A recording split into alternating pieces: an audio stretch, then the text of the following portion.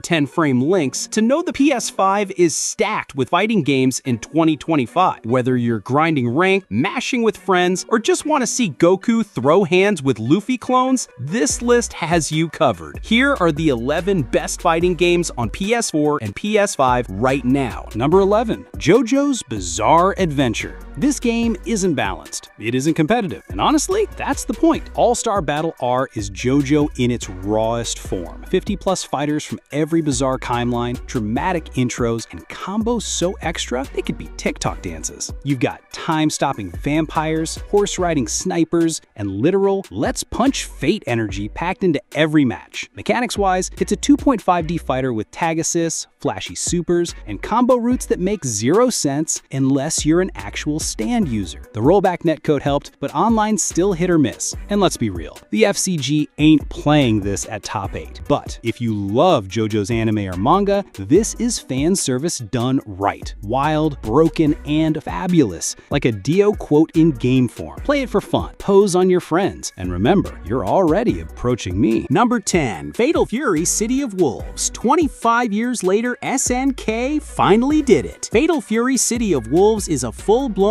resurrection of a fighting game dynasty, and it slaps harder than a power dunk to the jaw. Terry Bogard still got the cap, Rock Howard still got daddy issues, but the gameplay, brand new. You've got two control styles, Smart Style for newcomers and Legend Style for FGC purists. It's a genius move that makes the game more approachable without watering it down. The visuals are stylish, the animations are crispy, and that classic SNK flavor, it's alive and kicking. It's still early in its life, so turning meta is developing, but make no mistake, this isn't just nostalgia bait. City of Wolves proves SNK still knows how to bring the heat in 2025. Number 9. Under Night in Birth 2. If anime fighters had a hidden boss, it would be Under Night in Birth 2 Ciscellus. This isn't a button masher. This is a game for lab gremlins who count frames in their sleep. Ciscellus refines everything from the previous UNist entries, crisper visuals, rollback netcode, new characters, and the return of the GRD system, one of the sickest resource mechanics in any 2D fighter. It's like tug-of-war meets turn control. Win neutral, dominate the round. Every character feels unique, from whip-wielding zoners to sword-slinging pressure gods. And when two cracked players go head-to-head, it's like watching anime chess with combos. Not as flashy as Guilty Gear, not as famous as Tekken, but if you want pure mechanics with anime flair, this is your jam. Just don't expect mercy online. These players do not mash. Quick break from the beatdowns. If you're feeling the picks, hit like and sub. We drop new fighting game vids every week. No patches required. 8. DNF Duel. DNF Duel shouldn't go this hard,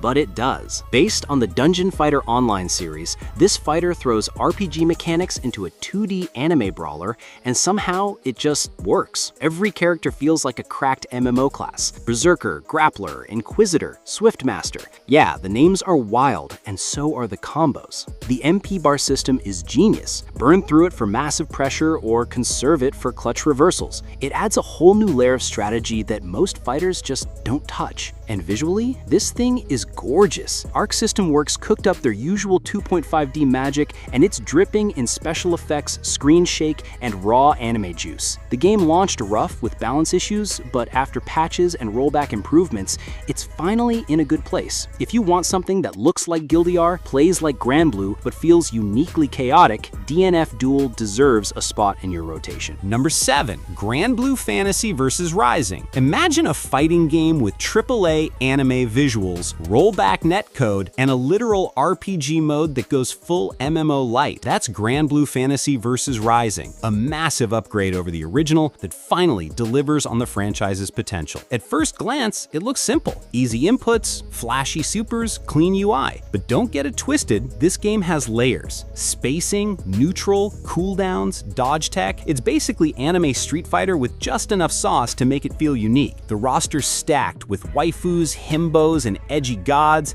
and everyone's got EX skills, skybound arts, and match-ending supers that look like summon animations in a JRPG. And the new party-based Grand Brews Legends mode, it's like Fall Guys meets Smash Bros. Pure chaos and low-key addicting. Whether you're a competitive grinder or just here for the drip, Grand Blue Rising is one of 2025's most complete fighting packages. Number 6. Dragon Ball FighterZ. Remember when this dropped and everyone lost their minds? Yeah, Dragon Ball FighterZ still hits just as hard in 2025. Arc System Works nailed the fantasy. 3v3 tag team chaos, anime-accurate visuals, and enough Kamehamehas to light up a continent. It's Goku versus Vegeta versus Cell versus Jiren versus Broly versus another Goku?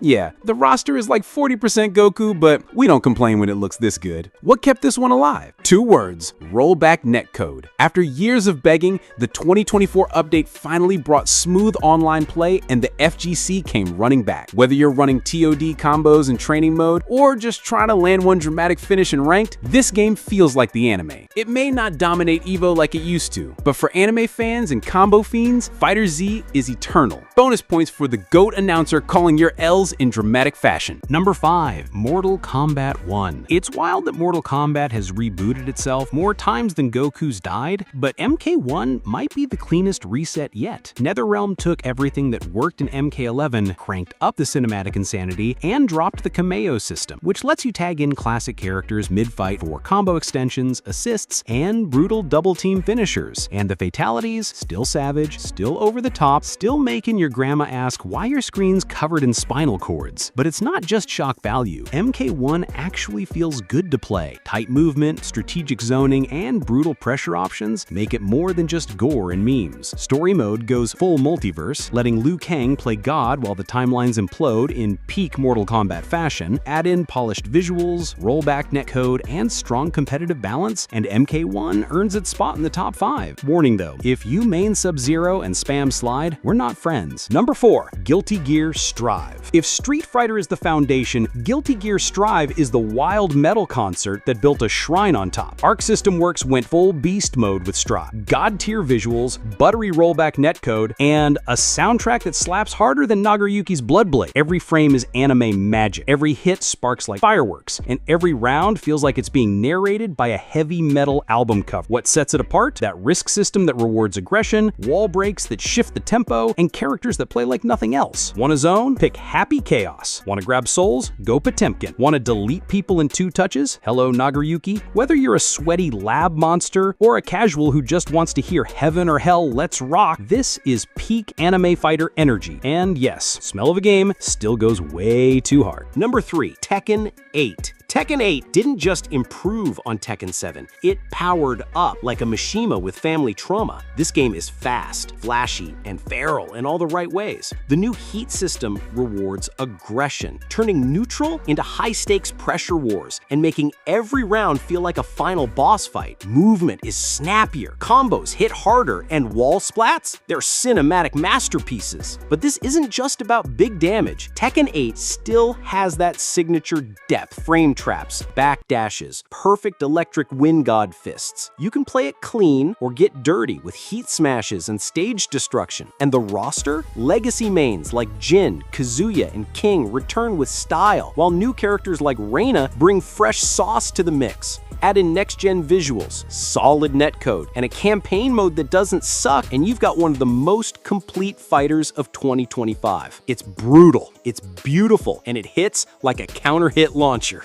Number 2. Dragon Ball Sparking Zero. Forget Kamehamehas, we're talking full-scale planet-destroying brawls. Dragon Ball Sparking Zero is the Budokai Tenkaichi revival we've begged for, and it goes plus ultra. Massive 3D arenas, destructible environments, and a leaked roster pushing 160+ characters. If it existed in Dragon Ball canon or filler, it's probably here. This isn't an arena fighter like Xenoverse or FighterZ, it's pure brawly-level chaos. You dash across continents, clash beams in the sky, and throw hands like it's 2007 again. And the visuals? Unreal Engine 5. This game looks better than most DBZ episodes. Whether you're rockin' Super Saiyan Blue or OG Piccolo with weighted gear, this game feels like playing the anime. If you grew up with Tenkaichi 3, you already know. Sparking Zero isn't just fan service, it's a full send into next-gen DBZ combat. Number 1. Street Fighter 6. Let's be real, Street Fighter 6 isn't just a great fighting game, it's the the fighting game. Capcom pulled off a miracle, a bold new art style, a banging hip-hop aesthetic, and gameplay that balances sweaty footsies with stylish sauce. 3 control schemes let everyone eat. Classic for purists, modern for newcomers, and dynamic if you just want to mash with flair. The drive system is genius. It gives you tools for pressure, defense, reversals, all tied to a single resource that forces smart decision-making every round. World Tour mode gives solo players something fun and weird, while Battle Hub brings the arcade spirit online. Add rollback netcode, constant updates, and one of the most active player bases in the world, and you've got a complete package. Whether you're climbing rank or just throwing fireballs in the hoodie, SF6 is the crown jewel of PS5 fighting games in 2025. And yes, let me know, still slaps. So, are you all about crispy footsies, anime combos,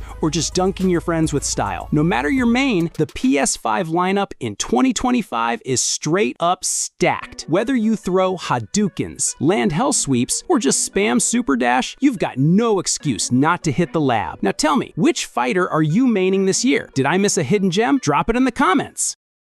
The PlayStation 1 gave us giants like Final Fantasy VII, Chrono Cross, and Suikoden 2, but what about the JRPGs that slipped through the cracks? Today, we're diving into 7 forgotten PS1 JRPGs that absolutely deserve a spot on your must playlist. Each one has something bold, a combat system you've never seen before, a story that rewrites the rules, or a genre mashup that just works.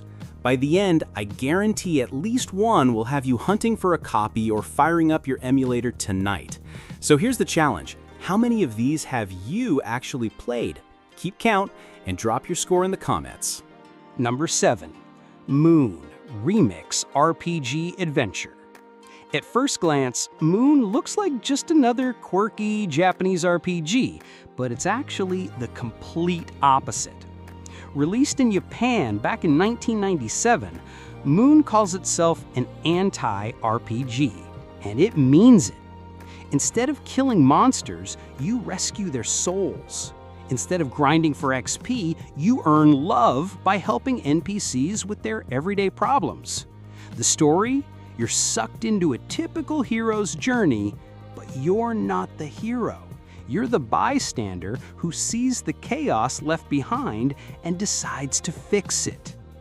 Moon flips every JRPG convention upside down. No random battles, no endless fighting, just exploration, puzzle solving, and a surprising emotional core. It was way ahead of its time, and for years it was stuck in Japan. In fact, it didn't even get an English release until 2020 on Switch. If you loved Undertale, this is basically its spiritual predecessor. Toby Fox has openly said Moon was one of his biggest inspirations. It's weird, it's warm-hearted, and it's nothing like the RPGs you grew up with, which is exactly why you should play it. Number 6. Legend of Legaia. Legend of Legaia is one of those games that quietly did something genius, but barely anyone noticed.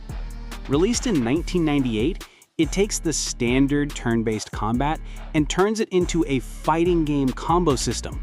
Instead of just selecting attack, you input directional commands, up, down, left, right, to chain together special moves called arts. The more you experiment, the more powerful and cinematic your combos become. The world itself is wrapped in a thick, toxic mist that turns living things into monsters. Your mission? Destroy the mist by awakening ancient magical creatures called Seru, which also merge with your characters to give them new powers. On the surface, it's classic late 90s JRPG, but the combat keeps you hooked. Every battle feels interactive and rewarding because you're always trying to discover that next devastating combo. It sold well enough to get a PS2 sequel, but for some reason, it never became a household name. If you're tired of mashing the same menu commands in JRPGs, Legend of Legaia will make every fight feel like a mini boss battle. Number 5. Threads of Fate. Threads of Fate might just be the most charming PS1 JRPG you've never played. Released by Square in 2000, it's an action RPG with 2 completely separate storylines. One for Rue, a shape-shifting warrior searching for a way to bring someone he loves back to life, and one for Mint, a spoiled princess with a serious attitude problem and a hunger for world domination. Same world, same events, but told from totally different perspectives. You'll see plot twists from angles you didn't expect, and it makes replaying the game feel fresh instead of repetitive. Combat is fast and simple, with Rue morphing into monsters he's defeated and Mint unleashing wild magic spells. The gameplay is accessible, but the storytelling is what really sticks with you. Despite coming from Square in their golden age, it got buried under bigger releases and was quietly forgotten. If you want something lighthearted but still full of personality, Threads of Fate is an underrated gem that deserves the second life. Number 4. Vagrant Story. If Threads of Fate is lighthearted, Vagrant Story is the complete opposite.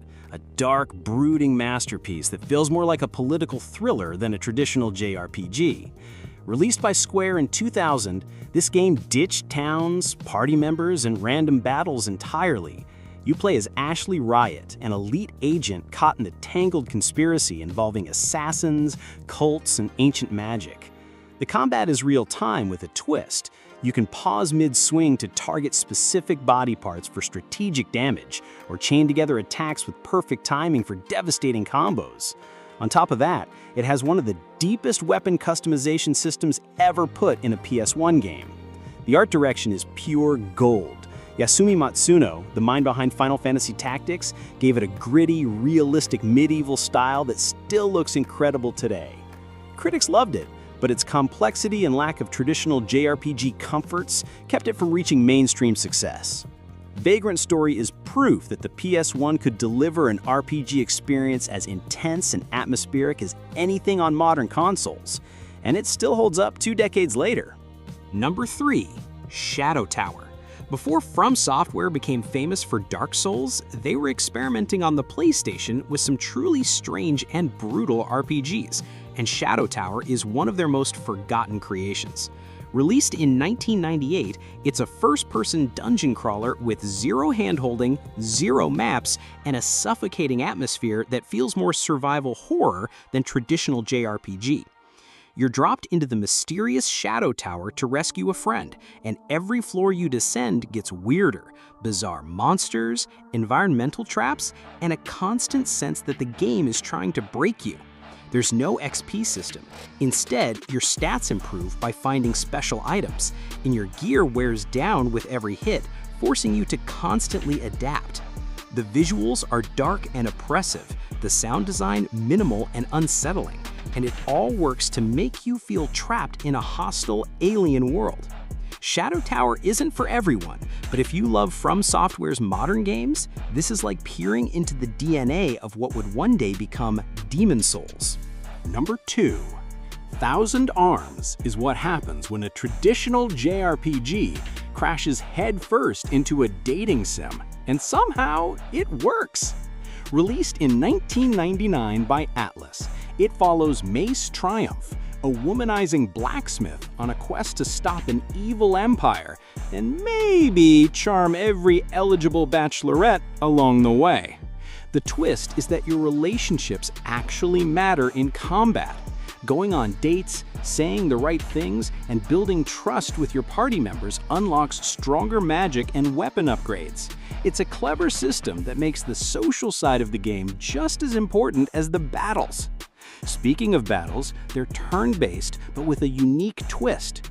Only one character fights at a time, while others cheer and support from the sidelines, adding strategic layers to every encounter.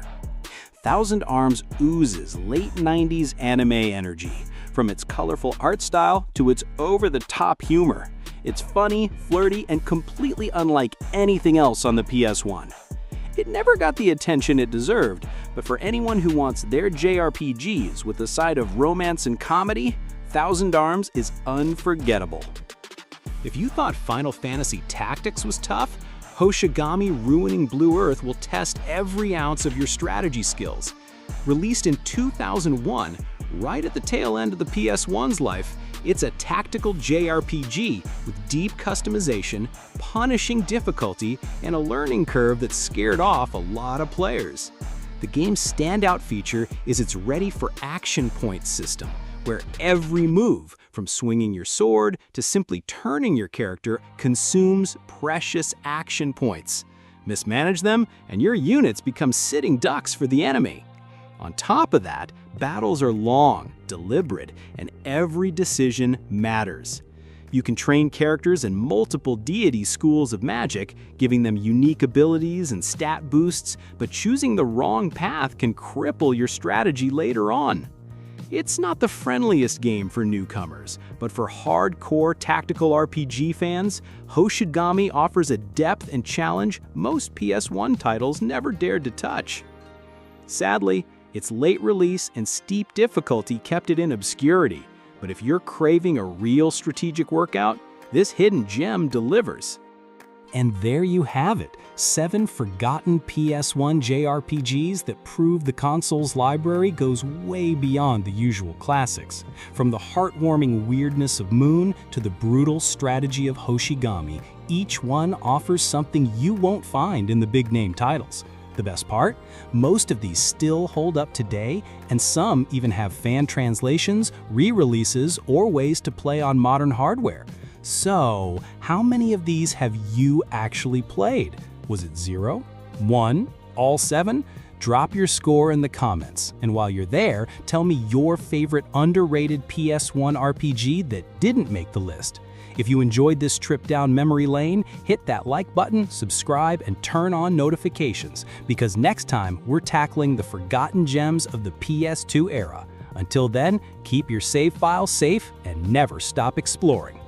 Not all Musou titles are created equal. Some are straight-up button-mashing copia. Others, glorious chaos with style, soul, and stupidly satisfying gameplay. So we did the grinding for you. No reskins, no spin-off slop, just the 15 most fire Musou games you can actually play on PS4 and PS5. Each one a certified crowd clearer. Ready to swing that oversized sword like you're auditioning for a Dynasty Warriors movie? Let's go. Number 1, Dynasty Warriors Origins. This is the comeback we didn't know we needed. After the disaster that was Dynasty Warriors 9, Origins feels like a Megaforce finally listened. Gone is the bloated open world, replaced with focused cinematic missions and the most polished combat the series has ever had. Instead of juggling dozens of characters, you follow one hero through a dynamic retelling of the Three Kingdoms era. It's tighter, more immersive, and honestly, way more fun. The new mechanics like parries, reactive combos, and actual battlefield tactics bring real depth to the classic 1 versus 1000 mayhem. And visually, it's a spectacle. The enemy count on screen is ridiculous, and it still runs at 60 frames per second. If you're on PS5 and want to see what modern Musou can really look like, this is it. Number 2, Samurai Warriors 4. This game is a masterclass in how to modernize a series without breaking what works. Samurai Warriors 4 took everything fans love: huge battles, historical drama, fast-paced action, and layered in fresh mechanics that completely changed the flow. Hyper attacks let you blaze across maps like lightning, while the 2-character system makes it feel like you're commanding an army solo. And it actually works. Switching characters mid-mission adds real strategy, especially on tougher stages. The campaign structure, focused on clans and regional arcs, gives you a much stronger sense of story progression than most Musou games. Plus, Chronicle Mode is a massive bonus for people who love building and bonding with their own custom warrior. If you're looking for peak Samurai Warriors, this is the one fans still go back to, for good reason. Number 3, Warriors Orochi 3 Ultimate, PS4. You want big? This is big. Warriors Orochi 3 Ultimate isn't just a crossover, it's the crossover.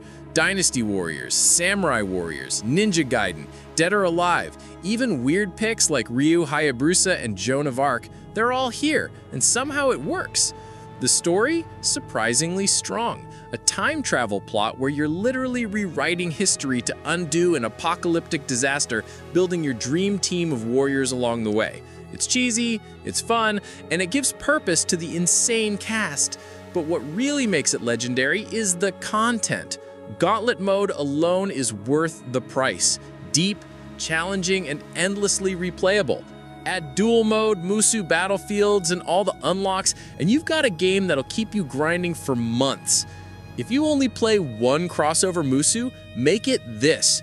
Warriors Orochi 4 looks flashier, but this one has soul. Number 4. One Piece Pirate Warriors 4. This is what happens when Musou goes full anime, and it absolutely works. Pirate Warriors 4 doesn't just adapt One Piece, it unleashes it. You're flinging enemies into the sky, juggling them midair, and then blasting them into a wall with a massive special. The aerial combat system is a game changer. Every character can fight in the air now, and it gives the whole game a vertical energy that no other Musou has. Then you've got the giants. Big Mom, Kaido, Whitebeard, they don't just look big, they feel like boss fights with legs. Story-wise, it covers major arcs like Alabasta, Enies Lobby, Dressrosa, and it even takes creative liberties with the Wano arc, which hadn't finished at the time. It's not the most complete One Piece game, that title probably still goes to Pirate Warriors 3, but from a gameplay standpoint, this is hands down the most fun. Number 5. Persona 5 Strikers. This shouldn't have worked, but it did. Persona 5 Strikers takes the flashy, turn-based magic of Persona and fuses it with Musou combat, and somehow ends up feeling like a real sequel, not a cheap spin-off. You still got the elemental weaknesses, the all-out attacks, the Persona switching, but now it's all happening in real time, mid-combo. It's strategic, it's fast, and it makes every fight feel like a dance of chaos and planning. Each Phantom Thief plays differently, so you're not just mashing, you're thinking. Outside of combat, there's cooking, bonding, side quests, even a mini Velvet Room system. It's a leaner Persona experience, but it captures the tone, music, and heart of the original perfectly. Even if you've never touched a Warriors game before, this is a phenomenal entry point. It respects both fan bases and somehow nails the balance. Number 6. Dragon Quest Heroes 2. This one's pure charm. Dragon Quest Heroes 2 is what happens when a classic JRPG meets full-on Musou action. And the result is one of the most lighthearted, fun-to-play games in the genre. Instead of just throwing you into stage-based battles, it gives you open zones to explore, towns to visit, and even a job system. You can switch classes mid-game, going from warrior to mage to monk, each with its own skills and playstyle. And it's not just you. You're rolling with a team of iconic Dragon Quest characters from across the series. It's fan service done right. The monster medal system is a blast too. Defeat enemies, summon them to fight alongside you, or even transform into them temporarily. And yes, there's online co-op. It's a feature most Musou games skip, but here it actually works, especially in the dimensional dungeons. If you want something that blends old school RPG vibes with slick, satisfying combat, this one's a hidden gem. Number 7. Berserk and the Band of the Hawk. This one hits different. Most Musou games are about stylish chaos. Berserk is about pure, brutal power. Swinging Guts' massive Dragon Slayer sword feels heavy. You're not slicing enemies, you're obliterating them.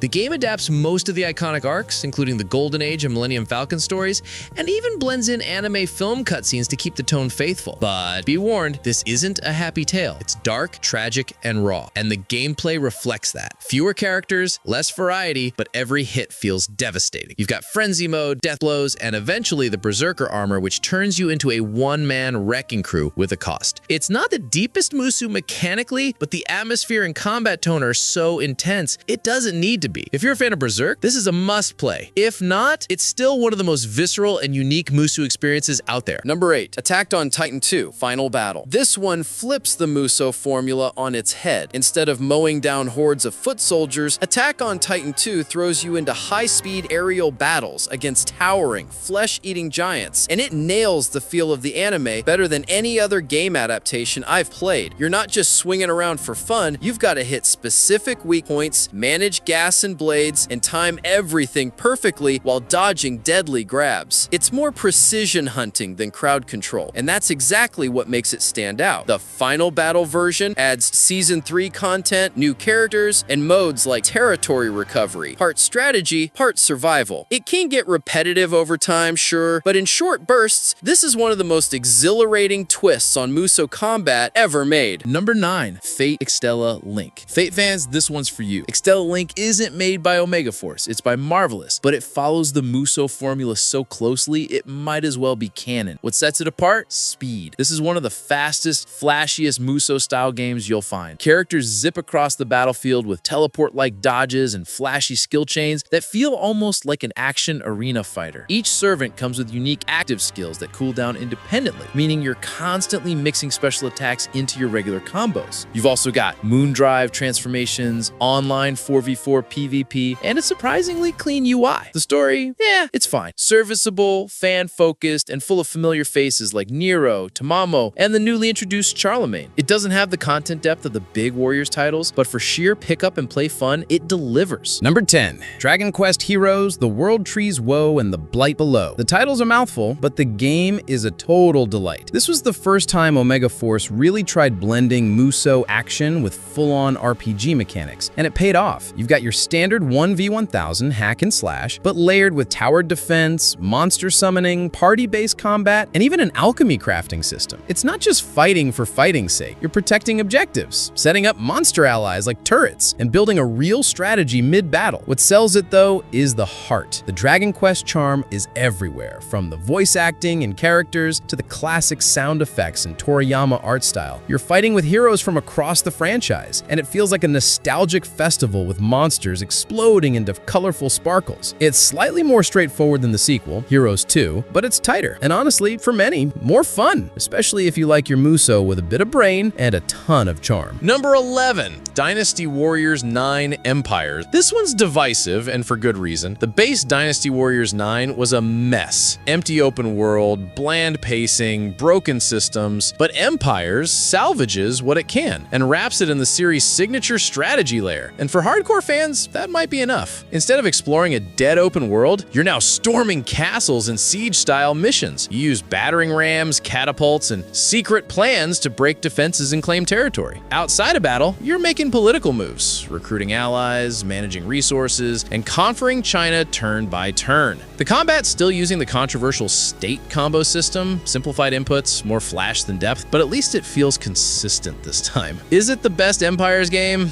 Not even close. But it's the only way to experience Dynasty Warriors 9's combat in a structure that actually works. For longtime Warriors fans who want to play General and Warlord at once, this scratches a very specific itch. Number 12. Warriors All-Stars. This one is weird, and that's exactly why it's here. Warriors All-Stars is Omega Force throwing all their IPs into a blender and saying, screw it, let's have fun. You've got Ryu Hayabusa from Ninja Gaiden, Honoka from Dead or Alive, William from Nioh, Opona, yeah really, and even a literal talking fox mascot. It's not trying to make narrative sense, it's just a party brawler with some surprisingly solid mechanics underneath. The game lets you build your own dream team and upgrade them using a friendship system that unlocks support abilities and tag combos. Each mission affects the flow of a branching campaign, so you're not just button mashing through disconnected stages. There's a light layer of choice and consequence here too. Is it deep? Not really, but it's flashy, fast, and different. If you're burned out on historical drama and want something colorful, self-aware, and fun, this is the palate cleanser you didn't know you needed. Number 13. Arslan, the Warriors of Legend. Here's one most people missed. Arslan, the Warriors of Legend is based on the anime adaptation of the classic Persian-inspired fantasy series, and it brings a rare narrative focus to the Musou formula. What sets it apart is its cinematic flair. Every mission flows straight from the anime, with stylish transitions and in-engine storytelling that keeps the momentum going. You play as Prince Arslan and his companions as they fight to reclaim a fallen kingdom, and the combat supports that theme with large-scale cavalry charges, formation tactics, and gorgeous cel-shaded visuals. The core mechanics are tighter than you'd expect, with smooth animations and polished movesets across the small, curated cast. It's not the biggest game on this list, and it's certainly not the flashiest, but if you're into story-driven Musou titles, this is a hidden gem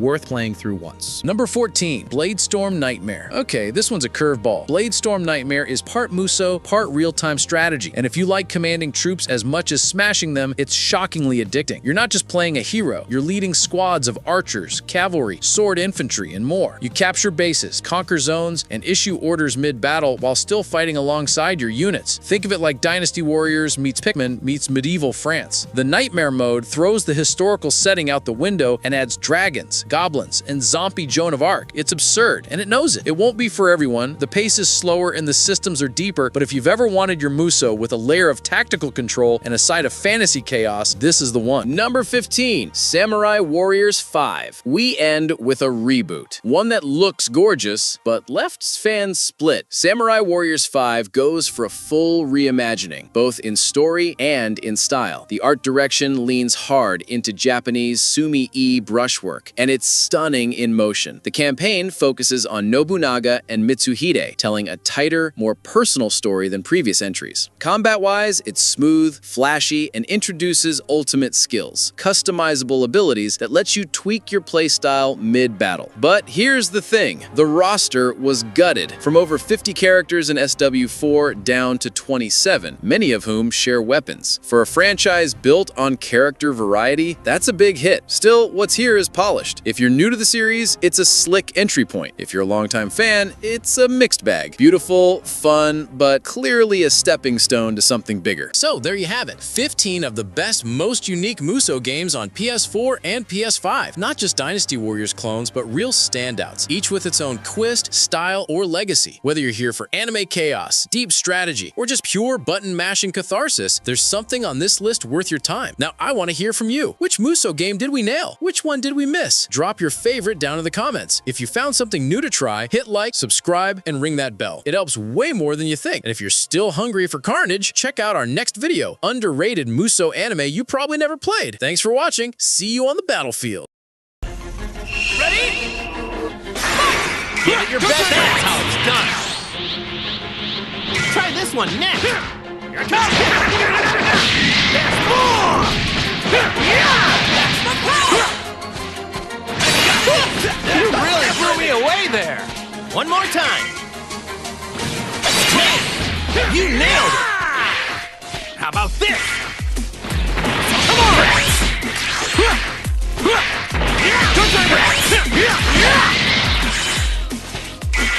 Good time. Good time.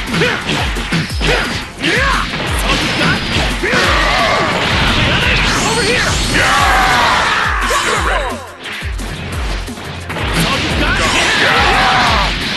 No problem.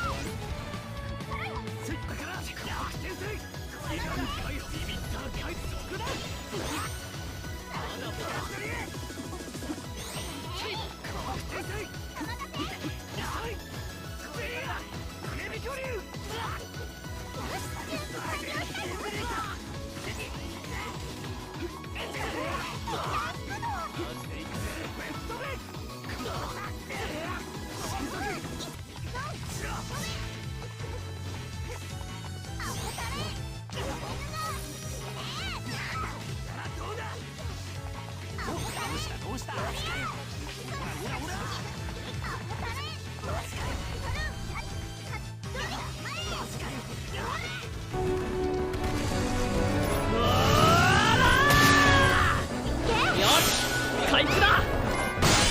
まだ戦える。やったぜ。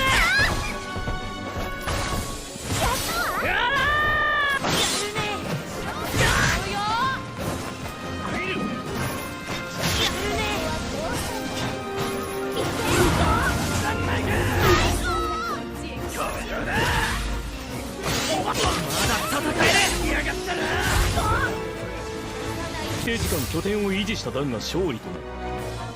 面白い。勝負だ。おお、ユナ、やる気すぎだろ。お手柔らかにお願いしますね。なんでこんなことに。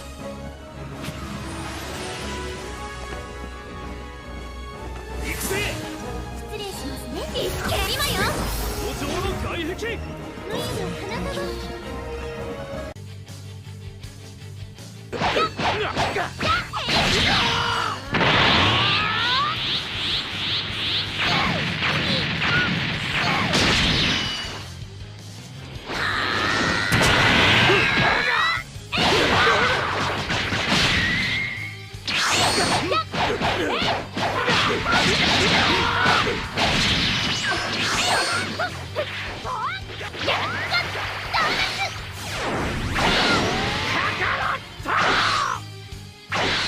やってくるがいい。い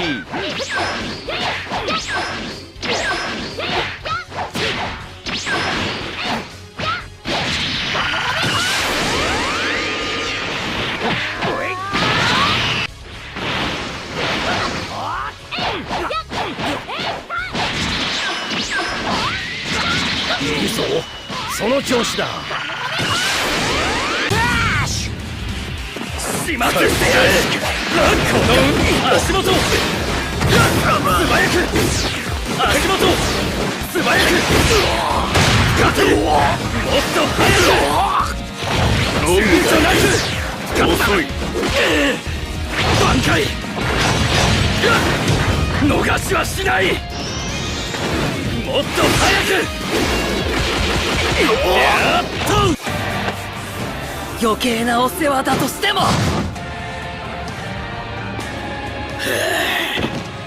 いい。レディークラッシュ。一気に懐。この勢いで直接届け。いける。甘くないな。まだだ。この勢いで突っ込め。つなぐ。助けるんだ。吹き飛べ。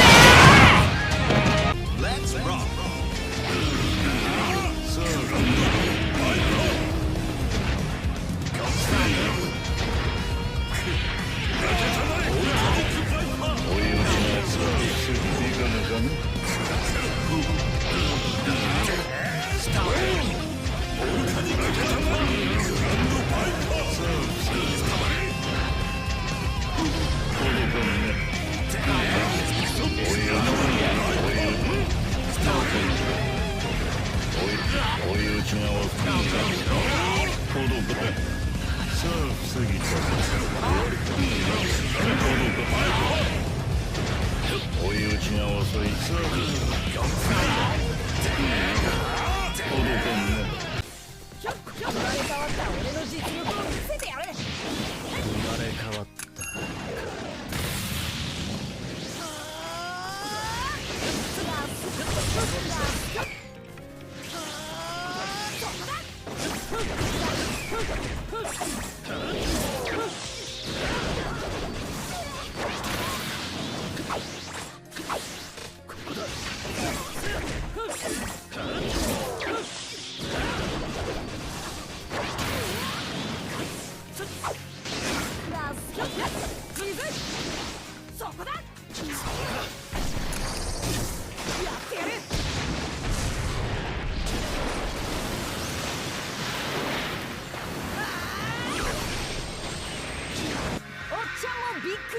ルト忍術炸裂だってばさ。 Paper, scissors! Rock! Try this! Rock, paper, scissors! Rock! Try this! This! Try this! This!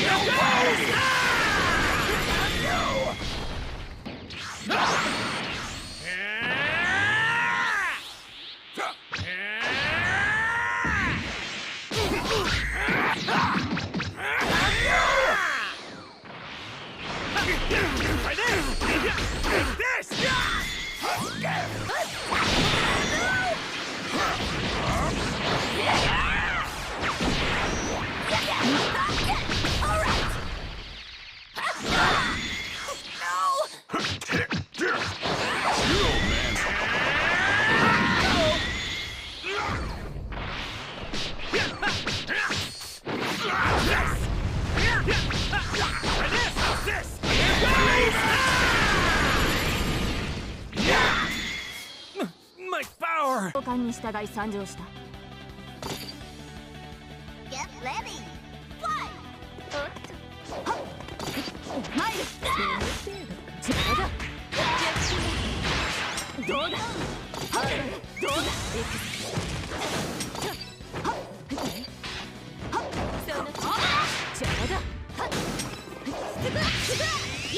真珠形態。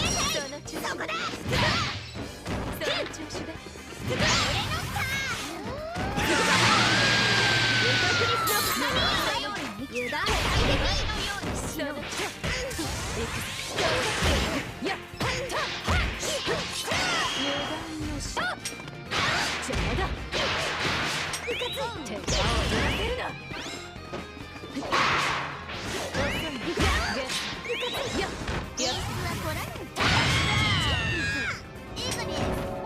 それ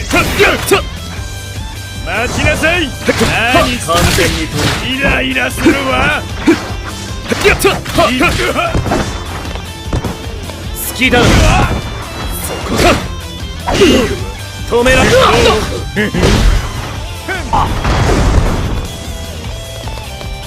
さて逃がさんぞ。軟弱な。調子に乗るんじゃないわ。潰すわよ。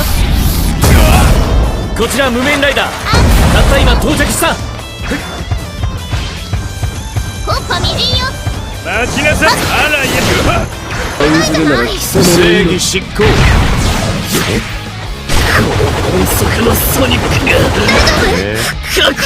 逃がさないわよ。連続普通のパンチ。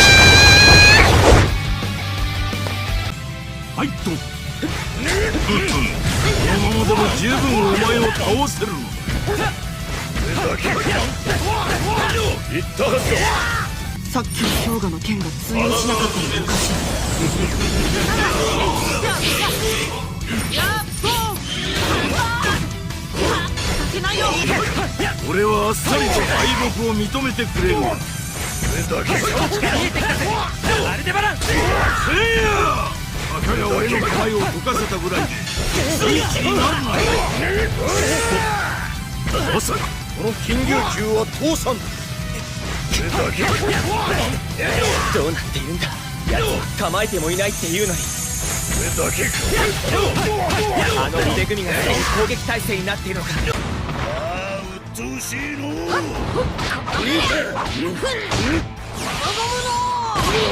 バズーカ。調子によってセカンド。絶対に逃さん。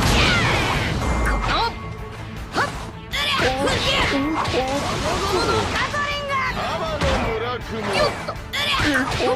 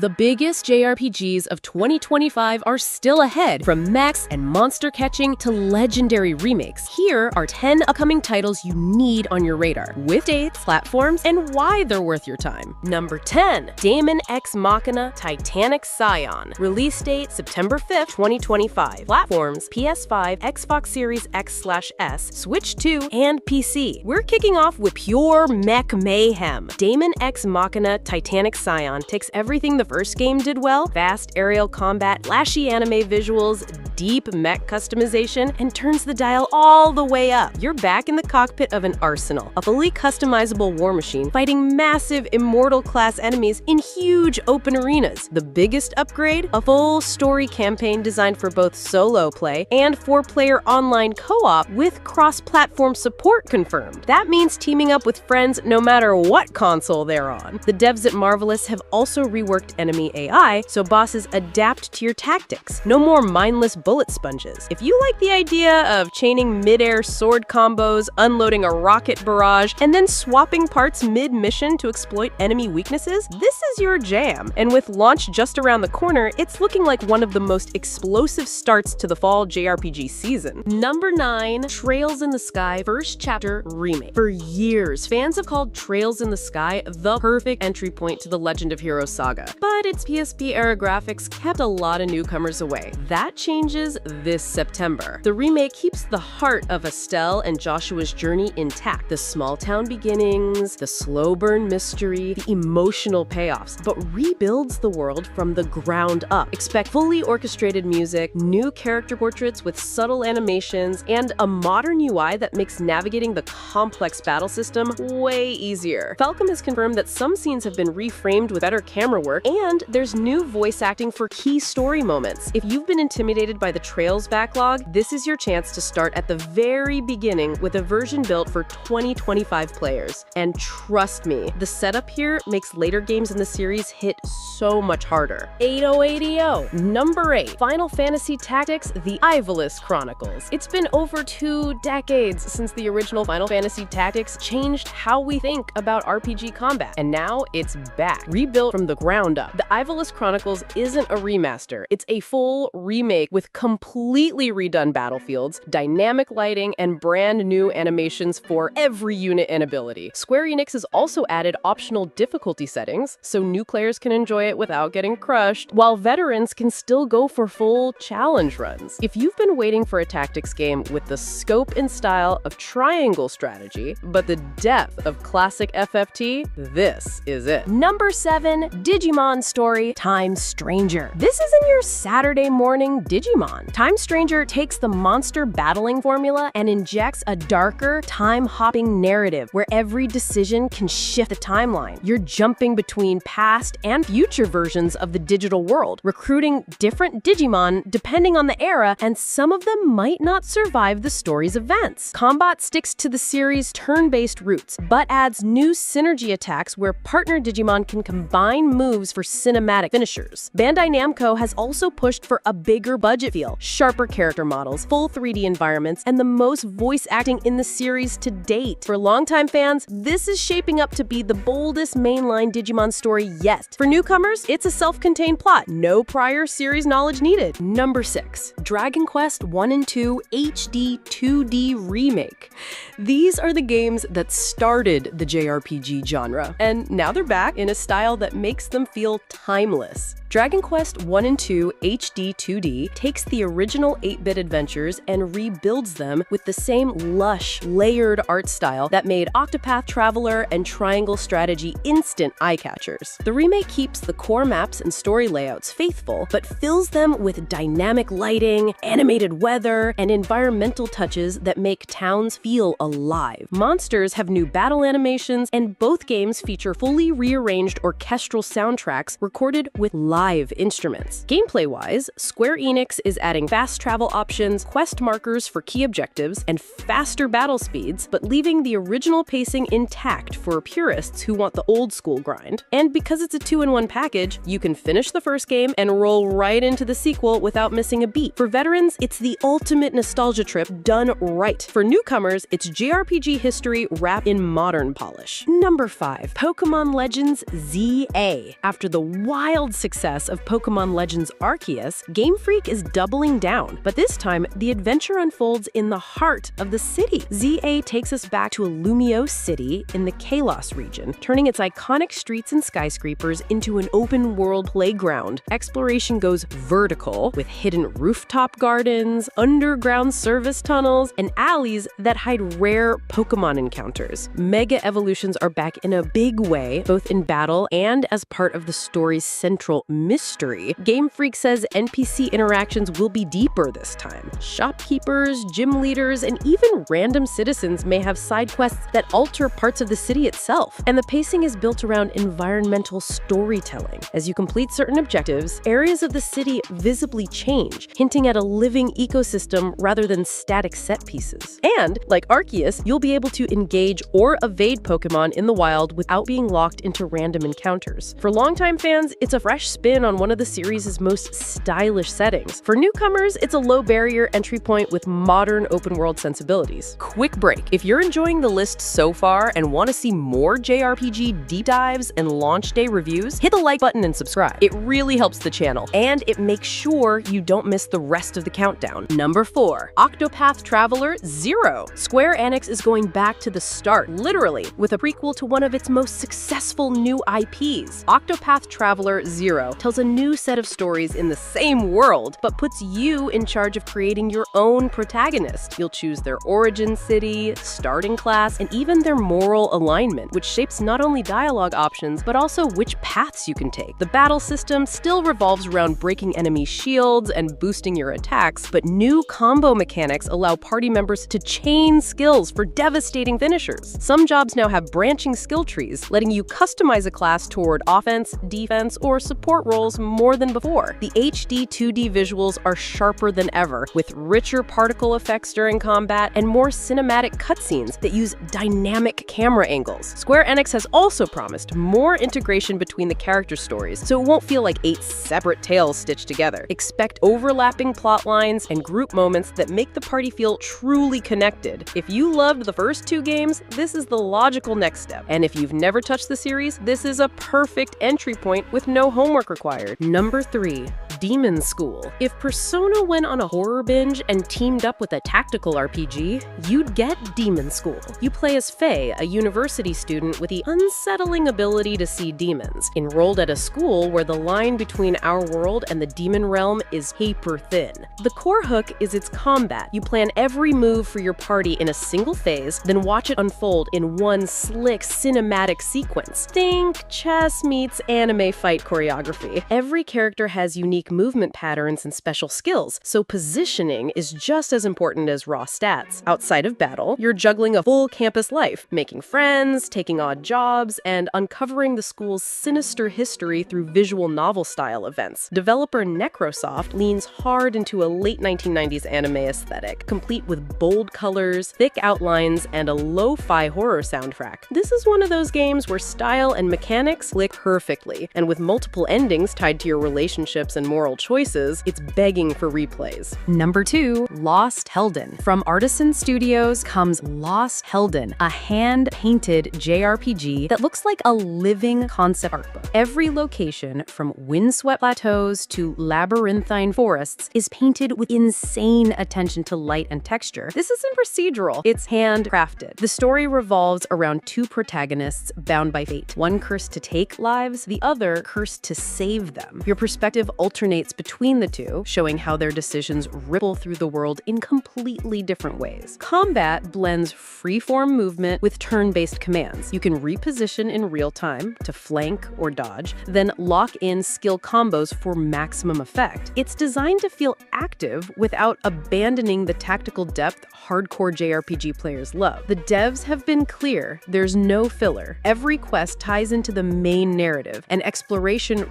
rewards you with lore and meaningful upgrades, not just busy work. If you're tired of bloated checklists, this could be the lean, story-rich experience you've been craving. Here's a game to come out next year, but Monster Hunter Stories 3 Twisted Reflection is already shaping up to be worth the early hype. Capcom is pushing the turn-based formula further than ever before, with a larger, interconnected world you can explore on the back of your Monstie without loading screens. The Twisted Reflection subtitle hints at a darker plot than the first two games, with multiple branching routes based on the alliances you form. Your bond with each monster isn't just a stat boost. It unlocks unique traversal skills, combat perks, and even story events. Battles feel more dynamic thanks to improved AI. Monsters will now react to your patterns and even fake you out, forcing you to read their tells before committing to an action. Capcom's also expanding the kinship attack system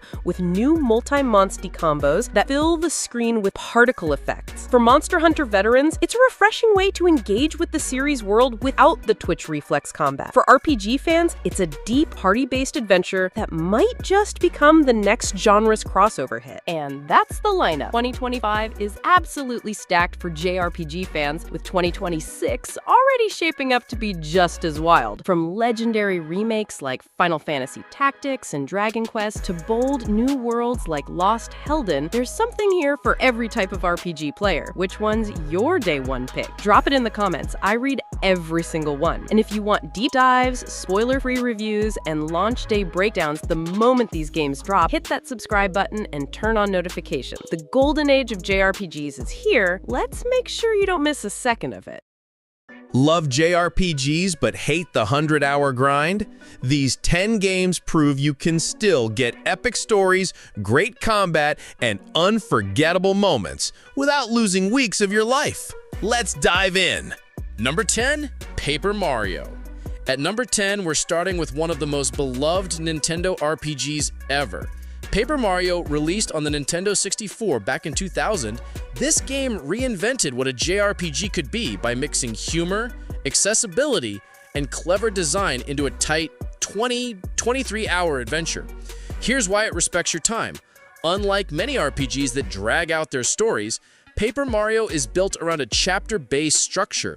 Each chapter drops you into a brand new environment, like a haunted forest, a desert town, or even inside a giant whale, and introduces a new party member. These companions aren't just filler, they each bring unique abilities in and out of combat, keeping the gameplay loop fresh. The battle system strips away bloat, but still gives you depth. Instead of huge stat menus, you get a badge customization system that lets you shape Mario's playstyle. Do you want to make him a heavy hitter, or focus on quirky support moves? The choices matter, but they're never overwhelming. On top of that, the action command system keeps you engaged by letting you deal more damage or block attacks through precise button timing. And then there's the writing. Witty, self-aware, and full of charm. Paper Mario doesn't waste your time with endless exposition. It's lighthearted, funny, and to the point. At around 23 hours, it feels like a complete adventure without overstaying its welcome. Even today, it's one of the easiest JRPGs to pick up and enjoy, whether on the original N64 or through Nintendo Switch Online. It's proof that a JRPG can be both breezy and memorable, even without a massive runtime. Coming in at number 9 is Live Alive, one of Square Enix's most inventive JRPGs, and one that finally got its due thanks to the 2022 HD 2D remake. This game is basically an anthology RPG, something almost unheard of in the genre. Instead of a single long narrative, it's split into 7 different stories, each set in a completely different era of human history. You've got a prehistoric chapter with no spoken dialogue, a Wild West shootout in feudal Japan, a ninja stealth mission, a near-future sci-fi tale, and more. Each scenario only lasts about 1 to 3 hours, meaning you're constantly experiencing new mechanics, new characters, and new settings without ever feeling bogged down. What makes Live Alive brilliant is how it balances variety with cohesion. On the surface, these stories feel disconnected, but by the end, everything ties together in an unforgettable finale that feels way bigger than the sum of its parts. It's a rare RPG that keeps surprising you right until the credits roll. The remake not only modernized the visuals with that gorgeous HD 2D art style, but also improved the soundtrack and quality of life features, making it one of the best ways to experience a short but epic JRPG today. At roughly 20 hours, Live Alive offers the variety of 7 different games in the time it normally takes to finish just one. It's efficient, creative, and perfectly built for players who don't want to sink months into a single RPG. At number 8 is a game that set the gold standard for pacing in JRPGs, Chrono Trigger. Released on the Super Nintendo in 1995, it's often hailed as one of the greatest games ever made, and a big reason is how tightly it's designed. Most RPGs of that era demanded 50+ hours, but Chrono Trigger manages to tell a sweeping time travel story in just 16 to 20 hours for a standard playthrough. There's virtually no padding. Every dungeon, every boss, every line of dialogue pushes the story forward. And what a story it is! Chrono and his friends journey through prehistoric times, medieval kingdoms, a ruined post-apocalypse, and even the end of time itself. Every era is distinct, yet they all connect into an unforgettable narrative about saving the future.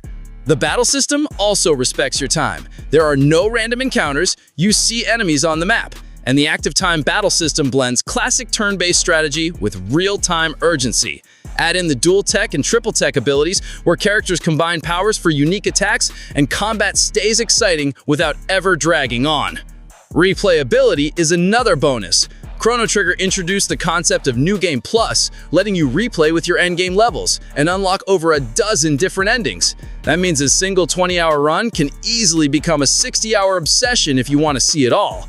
To this day, Chrono Trigger is proof that JRPGs don't need to be long to be legendary. It's a lean, perfectly paced experience that many still consider the pinnacle of the genre. At number 7, we're moving to something more modern and artistic, Child of Light. Released by Ubisoft in 2014, this game is a beautiful reminder that not all JRPGs come from Japan. In Child of Light, you play as Aurora, a young princess who wakes up in the mystical land of Lemuria. The story is short, just around 12 hours for the main quest, but it's told like a fairy tale. Every line of dialogue is written in rhyme, giving the whole experience a dreamlike storybook quality. What makes it stand out is the presentation. The game's art looks like a living watercolor painting, and the soundtrack by curated adds a haunting, emotional edge. It's one of those rare RPGs where visuals and music matter just as much as the gameplay. Speaking of gameplay, Child of Light uses a combat system inspired by Grandia. Battles revolve around a shared timeline bar. If you hit enemies right before their turn, you can interrupt them, forcing strategy around timing and party abilities. Exploration is also fast and fluid, with Aurora gaining the ability to fly early on, making traversal feel effortless. It's short, yes, but it doesn't waste a single moment. By the time you finish, you'll feel like you've read an entire fairy tale novel, but one you played through instead of just reading. For players short on time but craving something artistic and heartfelt, Child of Light is a perfect pick. Number 6 brings us a true classic, Super Mario RPG Legend of the Seven Stars. Released in 1996 as a collaboration between Nintendo and Square, this game blended Mario's lighthearted charm with Square's RPG expertise, creating one of the most accessible and fun JRPGs ever made. What makes it perfect for this list is the pacing. The main story runs about 12 hours, with a little extra if you chase hidden bosses like Kulex. That's enough time to deliver a full adventure, saving the Mushroom Kingdom from the Smithy Gang without the usual JRPG bloat. The combat system is simple but engaging. Instead of endless menu scrolling, you use timed button presses to boost attacks and block damage, keeping battles interactive. It's easy for newcomers to learn, but still satisfying for veterans. The cast is another highlight. You don't just team up with Peach and Bowser, you also get original characters like Mallow the Cloud Prince and Geno, a puppet possessed by a Star Warrior. For many fans, Geno remains one of the most requested Nintendo characters ever.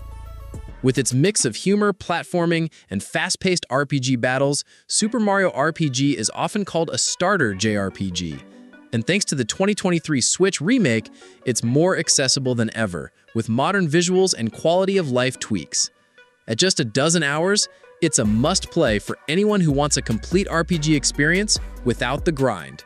Quick pause. If you're enjoying this list of short but epic JRPGs, make sure to hit that like button so more RPG fans can discover it.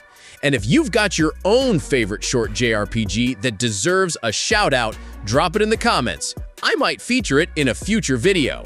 All right, let's jump back in.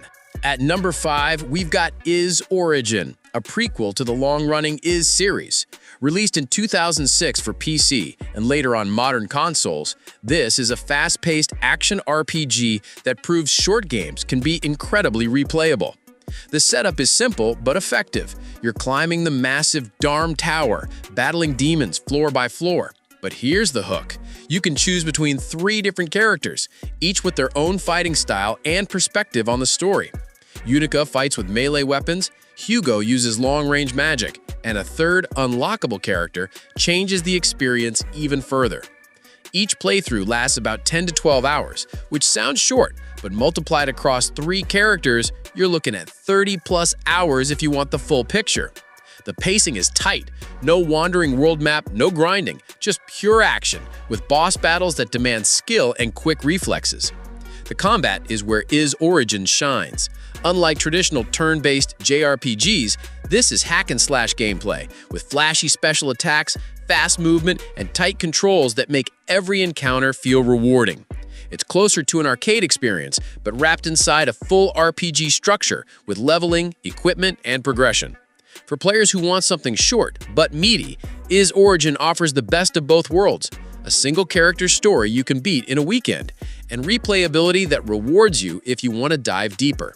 It's lean, exciting, and still one of the most approachable entries in the Is franchise. At number 4, we've got Cosmic Star Heroine, a modern indie gem that feels like a love letter to classic JRPGs. Released in 2017 by Zeboyd Games, this sci-fi adventure takes inspiration from legends like Chrono Trigger and Phantasy Star, but condenses the formula into a 10-12-hour experience that wastes no time.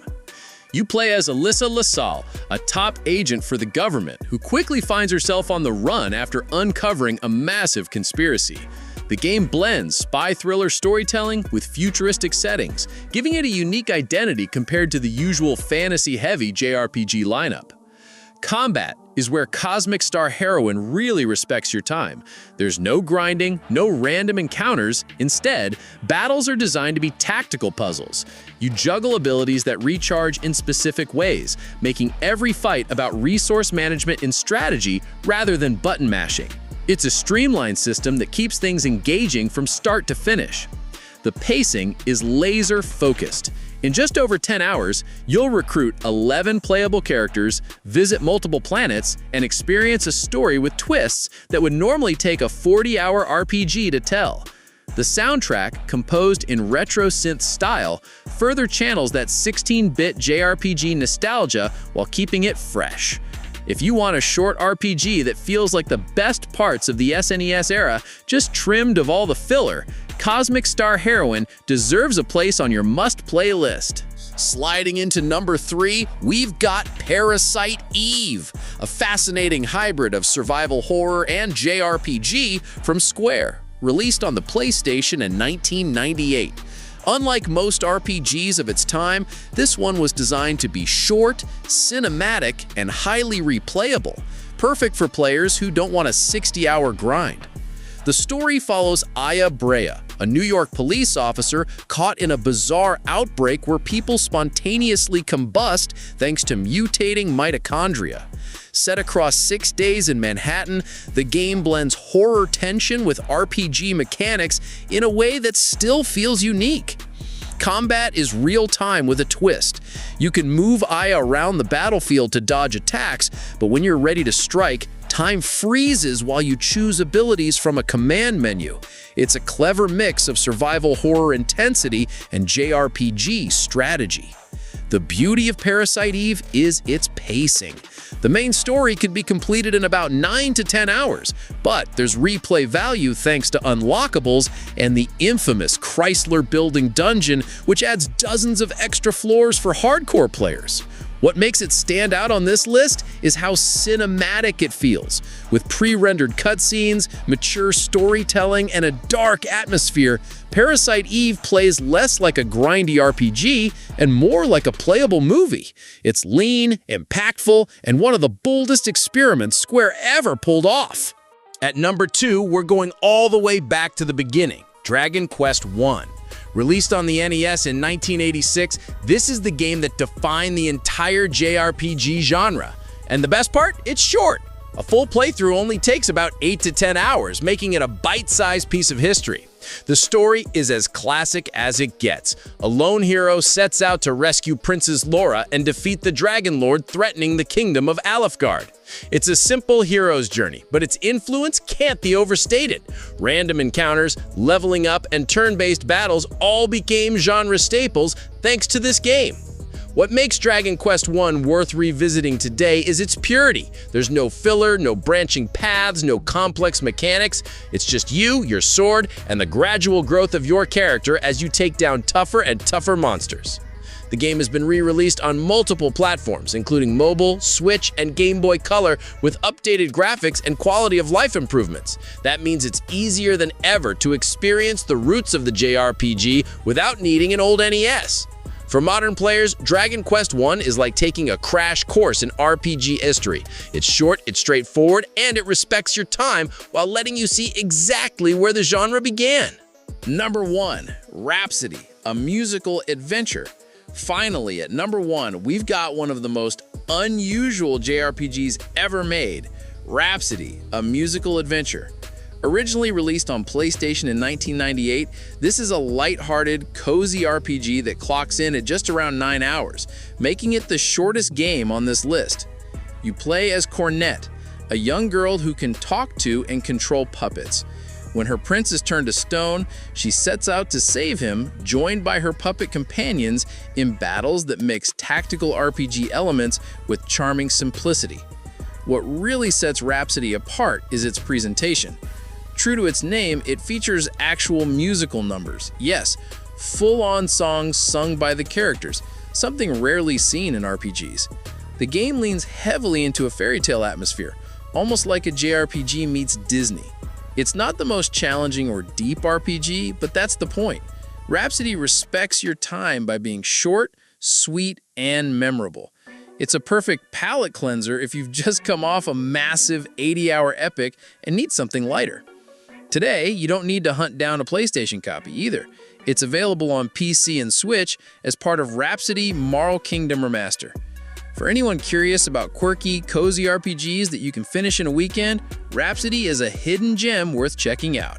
And that's our list. 10 JRPGs that respect your time while still delivering unforgettable adventures. These games prove you don't need a 100-hour grind to get great characters, stories, and battles. You just need smart design and heart. Now, I want to hear from you.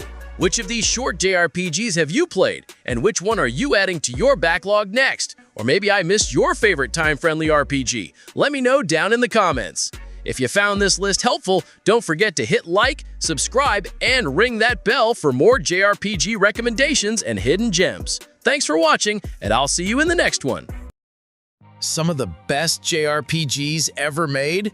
You've never played them because they never got an English release.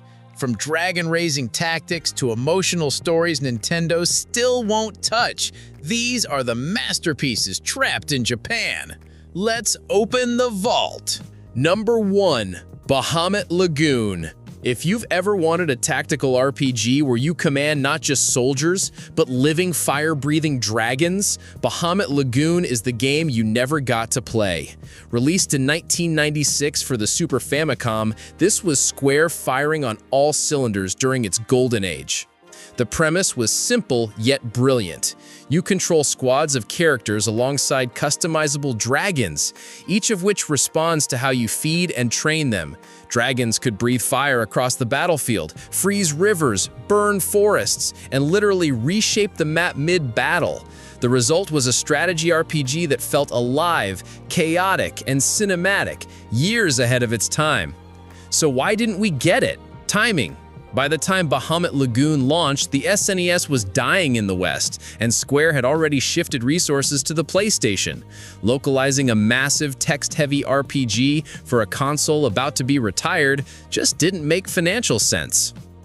Still, the tragedy is clear. Bahamut Lagoon wasn't just a late SNES experiment, it was one of the most ambitious tactical RPGs ever made. To this day, it's locked in Japan, playable only thanks to passionate fan translators who refuse to let it be forgotten. Number 2. Shining Force 3, Scenarios 2 and 3. Imagine reading a trilogy of novels, but only getting the first book in English. That's exactly what happened with Shining Force 3. Western players only got Scenario 1, while Scenarios 2 and 3, the ones that completed the epic story, stayed locked in Japan. What makes this especially painful is how interconnected the narrative was. Each scenario followed different protagonists with overlapping battles and political intrigue that tied everything together. Without the final 2 parts, Western players were left hanging in the middle of one of Sega's most ambitious stories. So, why the cutoff? The Sega Saturn was already on life support in the West, and Sega was shifting full focus to the Dreamcast. With the Saturn considered commercially dead outside Japan, localizing 2 massive tactical RPGs was deemed a waste of money. For strategy fans, it's one of the great unfinished tales of gaming history. Japanese players saw the grand finale. Western audiences were left forever wondering what happened next. Even now, Shining Force 3 stands as a painful reminder of how console wars and business decisions can kill great storytelling. Number 3. Front Mission 5, Scars of the War. When it comes to mecha RPGs, few series have the legacy of Front Mission, and many fans consider Front Mission 5 to be the pinnacle. Released in 2005 on the PS2, this game tied together the series' sprawling timeline, delivering a story about nationalism, globalization, and the personal cost of war. The gameplay was equally refined. Customizable mechs, known as Wanzers, returned, but with smoother mechanics and more tactical depth than ever before. It built upon everything the series had done before, and for many players, it was the perfect blend of strategy and narrative. So why was it never localized? The short answer: sales. Front Mission 4 had performed poorly in North America, and Square Enix wasn't willing to take the risk of localizing a massive text-heavy strategy game that relied heavily on knowledge of earlier entries, several of which were themselves never translated. It's a cruel irony. Front Mission 5 was the series at its absolute best, yet it's the entry Western players never officially got. Fans have since patched it into English, but officially, this mecha masterpiece is still locked away, a victim of corporate risk aversion. Number 4. Treasure of the Rudras. Treasure of the Rudras was Square's final RPG on the Super Famicom, and it went out with a bang. Released in 1996, this hidden gem pushed the limits of both storytelling and gameplay with a premise unlike anything else. The world has just 15 days left before humanity's destruction, and you play through 4 different intertwined storylines leading up to that apocalypse. But what really set Rudras apart was its magic system. Instead of learning spells in the usual way, you literally created them by combining syllables to form incantations. Players discovered thousands of possible combinations, experimenting to invent unique attacks or buffs. It was a system that rewarded creativity and gave you ownership over your arsenal in a way most RPGs never dared. The narrative was equally bold, drawing heavily from Hindu cosmology and religious themes about cycles of life, rebirth, and gods abandoning humanity. For 1996, this was as experimental and philosophical as JRPGs came. So why didn't we get it? 2 big reasons. text overload, and cultural sensitivity. The amount of script was massive, making localization a serious challenge, and Western publishers at the time were terrified of offending audiences with overt religious references. So, like many of Square's most innovative games, it stayed in Japan. Today, Treasure of the Rudras is remembered as one of the most ambitious SNES RPGs ever made. But unless you dive into a fan translation, it's still locked away as a what could have been masterpiece. Number 5. Sigma Harmonix. Released in 2008, Sigma Harmonix is one of the strangest and most fascinating RPGs Square Enix ever made. On the surface, it's a murder mystery set across multiple timelines, but in practice, it's a hybrid of visual novel-style deduction, JRPG battles, and music-driven mechanics. You play as Sigma Kuragami and his partner Neon, traveling through alternate histories to solve murders that ripple across time. The twist? Your deductions literally shape how hard the game becomes. If you accuse the wrong suspect or make flawed logic leaps, the next boss fights get tougher, punishing you for sloppy detective work. Combat itself was just as unusual. Instead of traditional attacks, Sigma Harmonix used a card-based system influenced by the soundtrack. Different pieces of background music determined how quickly your cards recharged, meaning the music itself became part of your strategy. With a haunting score composed by Masashi Hamauza, who also worked on Final Fantasy XIII, the audio wasn't just atmosphere, it was gameplay. So why didn't this gem make it west? Square Enix saw it as too niche, too text-heavy, and too culturally specific for the DS's international audience. Ironically, that same uniqueness is why it's remembered as one of the most ambitious experiments the company ever attempted on handhelds. For fans of time travel stories and experimental RPG mechanics, Sigma Harmonix is an unlocalized treasure that still feels ahead of its time. Number 6. Princess Crown. Before Odin's Sphere, A Dragon's Crown, there was Princess Crown, directed by George Kamitani, who would later found Vanillaware. This 1997 Sega Saturn title laid the foundation for everything that studio would become famous for. The game was a side-scrolling action RPG with gorgeous hand-drawn visuals that looked more like an animated film than a video game. You played as Princess Gradriel, a young warrior queen determined to protect her kingdom. Combat was real-time and fast, inspired by fighting games like Street Fighter, but layered with RPG mechanics like stamina management, item usage, and leveling. On top of that, Princess Crown was packed with side stories where you played as other characters, giving the world more depth and variety. It wasn't just a pretty game, it was ambitious in how it told its story across multiple perspectives. So why was it never localized? The Saturn's disastrous performance in the West sealed its fate. By 1997, publishers saw little point in investing in costly translations for a system already considered dead outside Japan. Still, Princess Crown remains a crucial missing link in RPG history. Without it, Vanillaware's later masterpieces wouldn't exist, and fans outside Japan missed out on one of the most beautiful 2D RPGs of the 90s. Number 7. Tales of Rebirth. The Tales franchise has always been a fan favorite in the West, but one of its strongest entries, Tales of Rebirth, never left Japan.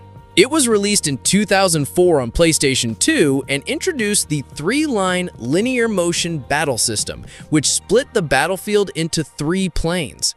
This added a new layer of tactical depth, forcing you to manage positioning and line switching during combat.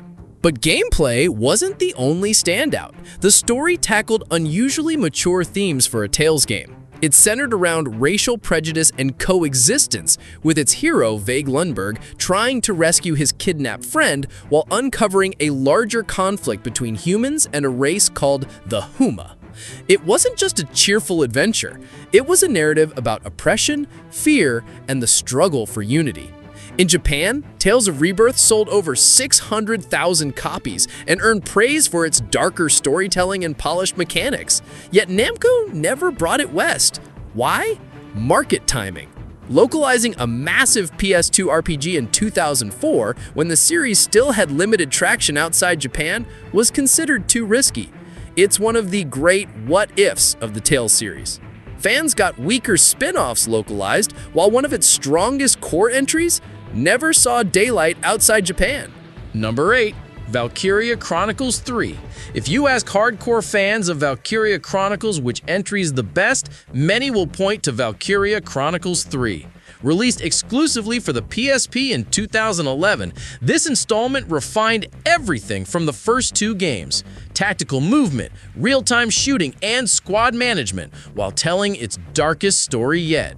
Instead of heroic main characters, you followed the Nameless, a penal military unit made up of deserters, criminals, and outcasts forced to take on the most dangerous Black Ops missions of the Second European War. It was a mature, morally great tale about sacrifice, redemption, and fighting in the shadows. The gameplay also hit its peak here. Missions had more variety, the balance between strategy and action was tighter, and the character customization was deeper than ever. In Japan, critics widely praised it as the franchise's best entry. So why didn't we get it? Sega had all but abandoned the PSP in the West after poor sales of Valkyria Chronicles 2. They assumed there was no market for a text-heavy strategy RPG on a dying handheld. The result? Western fans never got the game that perfected the Valkyria formula. Even now, Valkyria Chronicles 3 is considered the best entry we never got to play. By the way, if you're enjoying this trip through forgotten JRPG history, hit that like button so more fans can discover it too. And if you're new here, subscribe for more deep dives into RPGs you might have missed. Alright, back to the list, because the next game, you'll wonder how it never got localized. Number 9. Summon Night. When people think of Summon Night in the West, they usually remember the Swordcraft story spin-offs on Game Boy Advance. Fun little action RPGs, sure, but they weren't the main event. The true core of the franchise was the tactical RPG mainline series on PS1 and PS2. And here's the kicker: none of those ever got localized. The main entries delivered grid-based tactical combat, branching storylines, and a massive cast of characters you could summon, befriend, or recruit. Think of it as a mix between Fire Emblem and Final Fantasy Tactics, but with its own identity and flair. Each game had a deep narrative, often involving parallel worlds, magical creatures, and wars that forced unlikely heroes into impossible choices. So why skip them? Bandai, and later Namco Bandai, decided to localize only the smaller spin-offs, believing the complex, text-heavy tactical RPGs wouldn't sell well in the West. Ironically, tactical RPGs were gaining momentum here thanks to games like Disgaea and Advance Wars. To this day, it's baffling. Fans got the side dishes, but never the main course. And that leaves Summon Night as one of the most frustrating examples of a series that deserved international recognition, but never got its chance. Number 10. Terranigma. If there's one game that symbolizes how cruel localization decisions can be, it's Terranigma. Developed by Quintet, the same team behind Illusion of Gaia and Soul Blazer, this 1995 SNES action RPG was nothing short of extraordinary. You play as Ark, a mischievous boy who accidentally sets off a chain of events that requires him to resurrect the Earth itself. From raising continents out of the ocean, to restoring plant and animal life, to guiding the rise of human civilization, Terranigma isn't just a quest, it's the story of life, death, and rebirth on a cosmic scale. The gameplay blended real-time combat, puzzle solving, and light platforming, but what truly made Terranigma unforgettable was its philosophical narrative. It asked heavy questions about creation, destruction, and the meaning of progress. It was the kind of story that stayed with you long after the credits rolled. So why didn't it reach North America?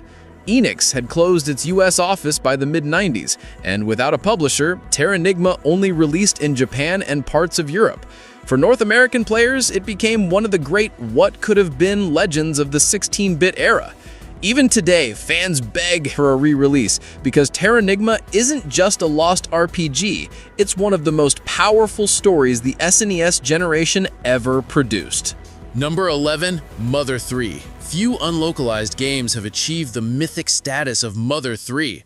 Released in 2006 for the Game Boy Advance, it's the long-awaited sequel to Earthbound, Mother 2, and it delivered one of the most emotional journeys in all of gaming. You follow Lucas and his family in a rural village that slowly succumbs to industrialization, greed, and tragedy. What starts as a quirky, funny RPG soon spirals into a heartbreaking exploration of loss, grief, and the destruction of innocence. Mother 3 is famous for scenes that left players in tears, moments that rival the most dramatic storytelling in the genre. So why didn't Nintendo bring it west? Theories abound. Its dark themes, its satire of capitalism, even its handling of sensitive topics like death and identity may have made Nintendo nervous about backlash. Whatever the reason, the decision turned Mother 3 into the most famous missing RPG in history. Fans eventually released a polished English translation in 2008, keeping the game alive internationally. But to this day, despite endless petitions and fan campaigns, Nintendo has never given Mother 3 an official release outside Japan. It remains the white whale of JRPG localization, a masterpiece everyone's heard of, but only the most determined fans have played. Number 12, Dragon Quest X. It's almost unbelievable. Every mainline Dragon Quest game has been localized, except Dragon Quest X. Released in 2012 for the Wii, this was Square Enix's bold leap into the MMORPG space. Imagine a full-fledged Dragon Quest adventure, but online, with players forming parties, exploring dungeons, and tackling massive story arcs together. Over time, DQX expanded across Wii U, 3DS, PC, and even Switch, becoming a cultural phenomenon in Japan. It wasn't just an MMO, it was still a story-driven RPG in the traditional Dragon Quest style, with Akira Toriyama's art and Koichi Sugiyama's iconic music intact. So why no localization? Running an MMO overseas requires huge infrastructure, servers, and ongoing support. Square Enix didn't think the Western market would sustain a subscription-based Dragon Quest MMO, especially with Final Fantasy XIV already filling that niche. Fans held out hope when an offline version was announced in 2021, but even that remains Japan only. Which means, incredibly, Dragon Quest X is still the only numbered entry in the legendary series that global fans can't officially play. Number 13. Sakura Wars. Sega's Sakura Wars franchise is one of Japan's most beloved, blending strategy RPG combat with dating sim mechanics in a steampunk version of the Taisho era. The mix sounds bizarre, but in practice, it created one of the most unique RPG experiences ever made. You didn't just fight demons in giant steam-powered mechs. You also built relationships with your teammates, with dialogue choices affecting combat performance and branching storylines. It was half tactical RPG, half character-driven drama, wrapped in anime-style presentation that was ahead of its time. But despite critical acclaim and strong sales in Japan, almost none of the main entries were localized. Only Sakura Wars So Long My Love for PS2 and Wii made it west, leaving most of the saga locked away. Sega worried the series' heavy reliance on Japanese cultural themes, extensive text, and hybrid gameplay wouldn't resonate outside Japan. The result? A cornerstone RPG franchise remained hidden for decades, and Western fans only got a tiny taste of what made Sakura Wars special.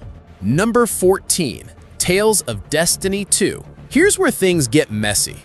In Japan, Tales of Destiny 2 was the true sequel to the PS1 original, set nearly 2 decades later and following Kyle, the son of Stan and Rudy. It built on everything the first game introduced, pushing the series' 2D combat to new heights with the trust and tactical linear motion battle system, a fast, combo-heavy real-time system that encouraged skillful spacing and team coordination. Many fans still rank it as one of the finest Tales entries ever made. So why didn't we get it? Ironically, we already had a Tales of Destiny 2 in the West, what Japan knew as Tales of Eternia. Bandai Namco didn't want the confusion of 2 completely different games with the same name, and localizing a massive script was considered too expensive for a franchise still seen as niche overseas. As a result, Both the PS2 original and the PSP port stayed locked in Japan. What makes this sting is that Tales of Destiny 2 wasn't a throwaway side story. It was one of the core Tales experiences with a direct connection to a fan-favorite protagonist. Instead, Western fans got fragments of the franchise while one of its best mainline titles remained untranslated. For Tales fans, it's still one of the biggest missing pieces. Number 15, Ys 5, Lost Kefin, Kingdom of Sand. Falcom's Ys series is known for fast-paced action, but Ys 5 broke tradition in bold ways. Released in 1995 on the Super Famicom, it slowed down the frantic bump combat of earlier games and introduced a more deliberate system. Manual sword swings, guarding, jumping, and a charge-based magic system that leveled separately from physical combat. For the first time, battles felt tactical, almost experimental, like Falcom was reimagining what Ys could be. The story took Adel into the desert city of Xandria, where he uncovered the mysteries of a lost sand-covered kingdom and its buried secrets. The setting gave the game a distinct tone, sun-soaked, mysterious, and unlike any other entry. So why is it missing? Timing. By 1995, the SNES era was ending in the West, and Falcom didn't have the publishing power to push it overseas. Even the PS2 remake in 2006 stayed Japan only.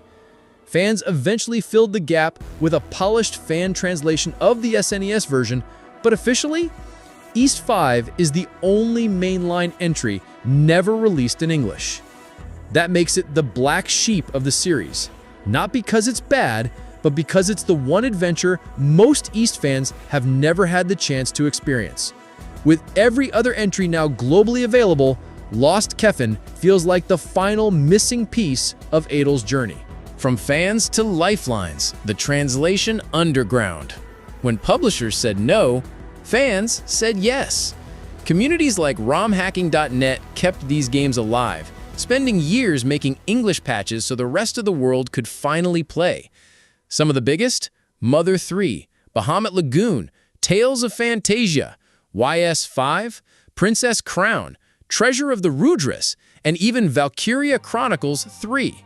Without fans, we'd never have touched these games. But here's the thing, fan translations aren't the answer. They can't preserve games on modern platforms, they can't guarantee quality, and they don't give developers credit. What they do prove? The demand is real, players care, and now it's up to publishers to stop ignoring that. The good news? Things are changing. Square Enix finally localized Live Alive after almost 30 years. The Front Mission remakes are bringing once Japan-only entries worldwide. And games like Persona and 13 Sentinels prove that Western audiences want deep, story-heavy JRPGs. But there's still work to do. Dragon Quest X Offline? Still Japan-only. Fans had to build their own mods just to play it. That shows the appetite is there. The only question is whether publishers like Bandai Namco and Falcom will finally answer it. So those are the JRPG masterpieces still trapped in Japan. Some rescued by fans, others still locked away. Which one do you want localized the most? Drop your pick in the comments. And if you love deep dives into JRPG history, make sure to hit like, subscribe, and ring the bell, because trust me, there are even more hidden gems we're gonna uncover. Tired of lazy anime cash grab games? These 15 titles actually go hard. From over-the-top arena brawlers to emotional JRPGs that'll ruin your sleep schedule. If you've ever wanted to play your favorite anime, this is the list. Let's jump in. Number 15, Bleach, Rebirth of Souls. Bleach is finally back in the game scene, and Rebirth of Souls might be its best shot yet. It's a 3D anime fighter with cinematic flair, slick swordplay, and a dark, stylized look that fits the 1000-year Blood War energy perfectly. The roster's still limited, and gameplay details are under wraps, but from what we've seen, it's aiming for impactful strikes, no button mash nonsense. And yes, you can go full Bankai. If this one sticks the landing, Bleach fans finally get the justice they've been waiting on since Brave Souls went mobile only. Number 14, Hunter x Hunter. Hunter x Hunter finally got a proper console game, and it's looking like pure anime chaos. Nan X Impact is a 3v3 tag fighter that mixes stylish supers, high-speed high-speed movement and an arena brawler vibe that feels like Dragon Ball FighterZ crossed with My Hero. Gon, Killua, Hisoka, Kurapika, they all hit like actual Nen beasts. And the visuals? Sharp, colorful, full-on shonen energy. The roster's still growing and balance needs tuning, but if you've ever wanted to throw hands with Nen abilities in a real fighter, this is the game we never thought we'd get. And somehow, it slaps. Number 13 is Naruto Shippuden Ultimate Ninja Storm 4 Road to Boruto. This one's a classic and still holds up in 2025. Ultimate Ninja Storm 4 takes the final chapters of Naruto's journey and turns them into a playable anime movie. You've got over 100 characters, chakra dashes, wall running, cinematic jutsus, and team switching mid-battle. Every fight feels like it came straight out of Studio Pierrot, and the Road to Boruto expansion adds the next gen. Boruto, Sarada, Mitsuki, and a glimpse into the post-Shippuden world. The gameplay might be flashy over finesse, but as a fan experience, it's still undefeated. Number 12, Demon Slayer, The Hinokami Chronicles. If you've seen the anime, you know how good it looks. Hinokami Chronicles lets you play through it, and yes, it's just as stunning. This is a 1v1 arena fighter with insane visuals, faithful recreations of the show's biggest moments, and ultimate attacks that look straight out of Ufotable's animation reel. The story mode covers Season 1 and the Mugen Train arc, complete with QTE boss fights and tearjerker scenes that still hit hard. It's not the deepest fighter, but for Demon Slayer fans, it's a visual love letter with just enough gameplay spice to keep things hype. Loving the list so far? Smash that like button and sub for more anime picks every week, because next time we're diving into Switch exclusives that actually slap. Number 11, Code Vein. Imagine Dark Souls, but everyone's in a JRPG boy band and the plot is peak anime drama. That's Code Vein. You play as a revenant cursed with immortality and a thirst for blood, fighting through a ruined world full of monstrous horrors and tragic backstories. The combat is slow and weighty, but customizable. Tons of weapons, blood codes, and anime-styled gear to make your build your own. Plus, you've got an AI companion system that actually helps, so it makes this one of the more accessible Souls-likes out there. If you like your anime games dark, stylish, and brutally punishing, Code Vein has teeth. Number 10, One Piece Odyssey. Odyssey isn't just another anime cash-in, it's a full-blown JRPG with heart. Ichiro Oda helped write the story, and it shows. The Straw Hats land on a mysterious island, lose their powers, and have to relive iconic arcs from the anime to get them back. The turn-based combat is clean and party-focused, with zone-based mechanics and character synergy that actually makes your crew feel like a team. You can explore with any Straw Hat, solve puzzles, fight monsters, and dig deep into a brand new One Piece story that feels like a lost arc from the anime. It's not perfect, but if you love Luffy and the gang, Odyssey is the One Piece game fans have waited years. Number 9, Scarlet Nexus. Psychic powers, twisted monsters, cyberpunk Japan. Scarlet Nexus goes hard with its own original anime world, and it doesn't miss. You play as either Yuito or Kasane, psionic soldiers who can hurl buses, rip vending machines off the street, and obliterate enemies with your mind. The combat's fluid, flashy, and built around combos, dodging, and brain-powered finishers. Story-wise, it's layered. Conspiracies, time loops, personal trauma, all with a cast that feels like a lost season of Tokyo ESP meets Akira. If you want a fast-paced action RPG with slick combat and a unique anime vibe, Scarlet Nexus deserves way more love than it got.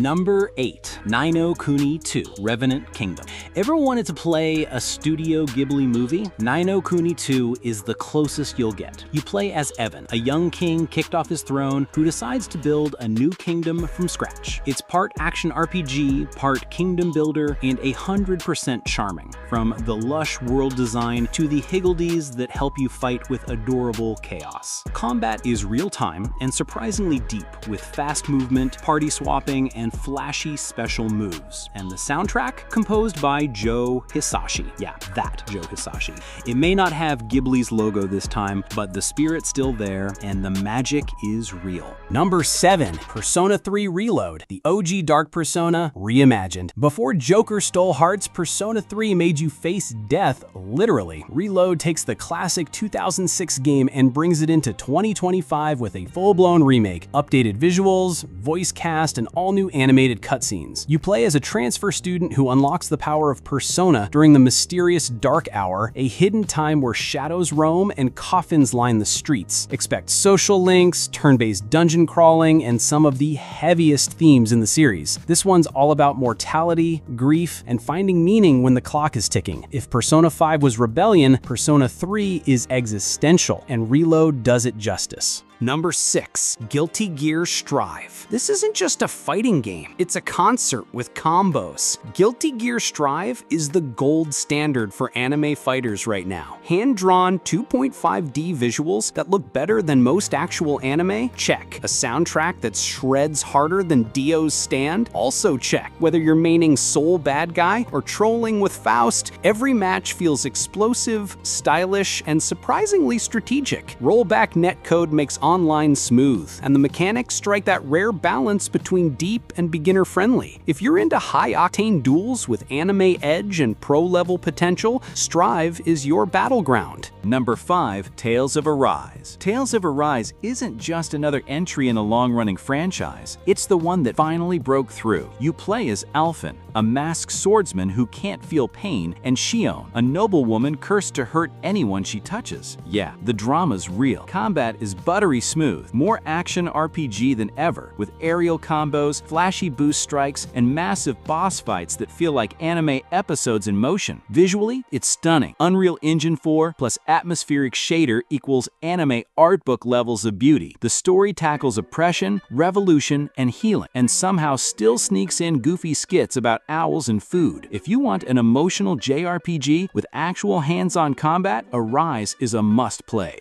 Number 4, Persona 5 Royal. This isn't just one of the best anime games on PS5, this is one of the best games, period. Persona 5 Royal takes everything that made the base game a modern classic and cranks it to 11. New characters, an extra semester, deeper dungeons, and refined mechanics. You're Joker, leader of the Phantom Thieves, stealing hearts in the metaverse while juggling exams, friendships, and part-time jobs. Combat's turn-based, but fast, strategic, and stylish as hell. The UI? Legendary. The music? Instant classics. The story? Surprisingly real. It's about rebellion, identity, and fighting against a broken system, with masks, personas, and all-out attacks. If you've never played a Persona game, start here. If you already have, Royal still gives you reasons to go back. Number 3, Attack on Titan 2 Final Battle. No anime game captures intensity like Attack on Titan 2 Final Battle. You're not just watching Titan fights, you're in them, zipping through the air with ODM gear, locking onto weak points, and slicing necks mid-flight. The movement system is buttery smooth, and once you master it, you'll be threading buildings and blitzing titans like Levi on a mission. The Final Battle expansion adds content from seasons 3 and 4, plus a custom character story that slots right into the main timeline. There's even a first-person ODM mode.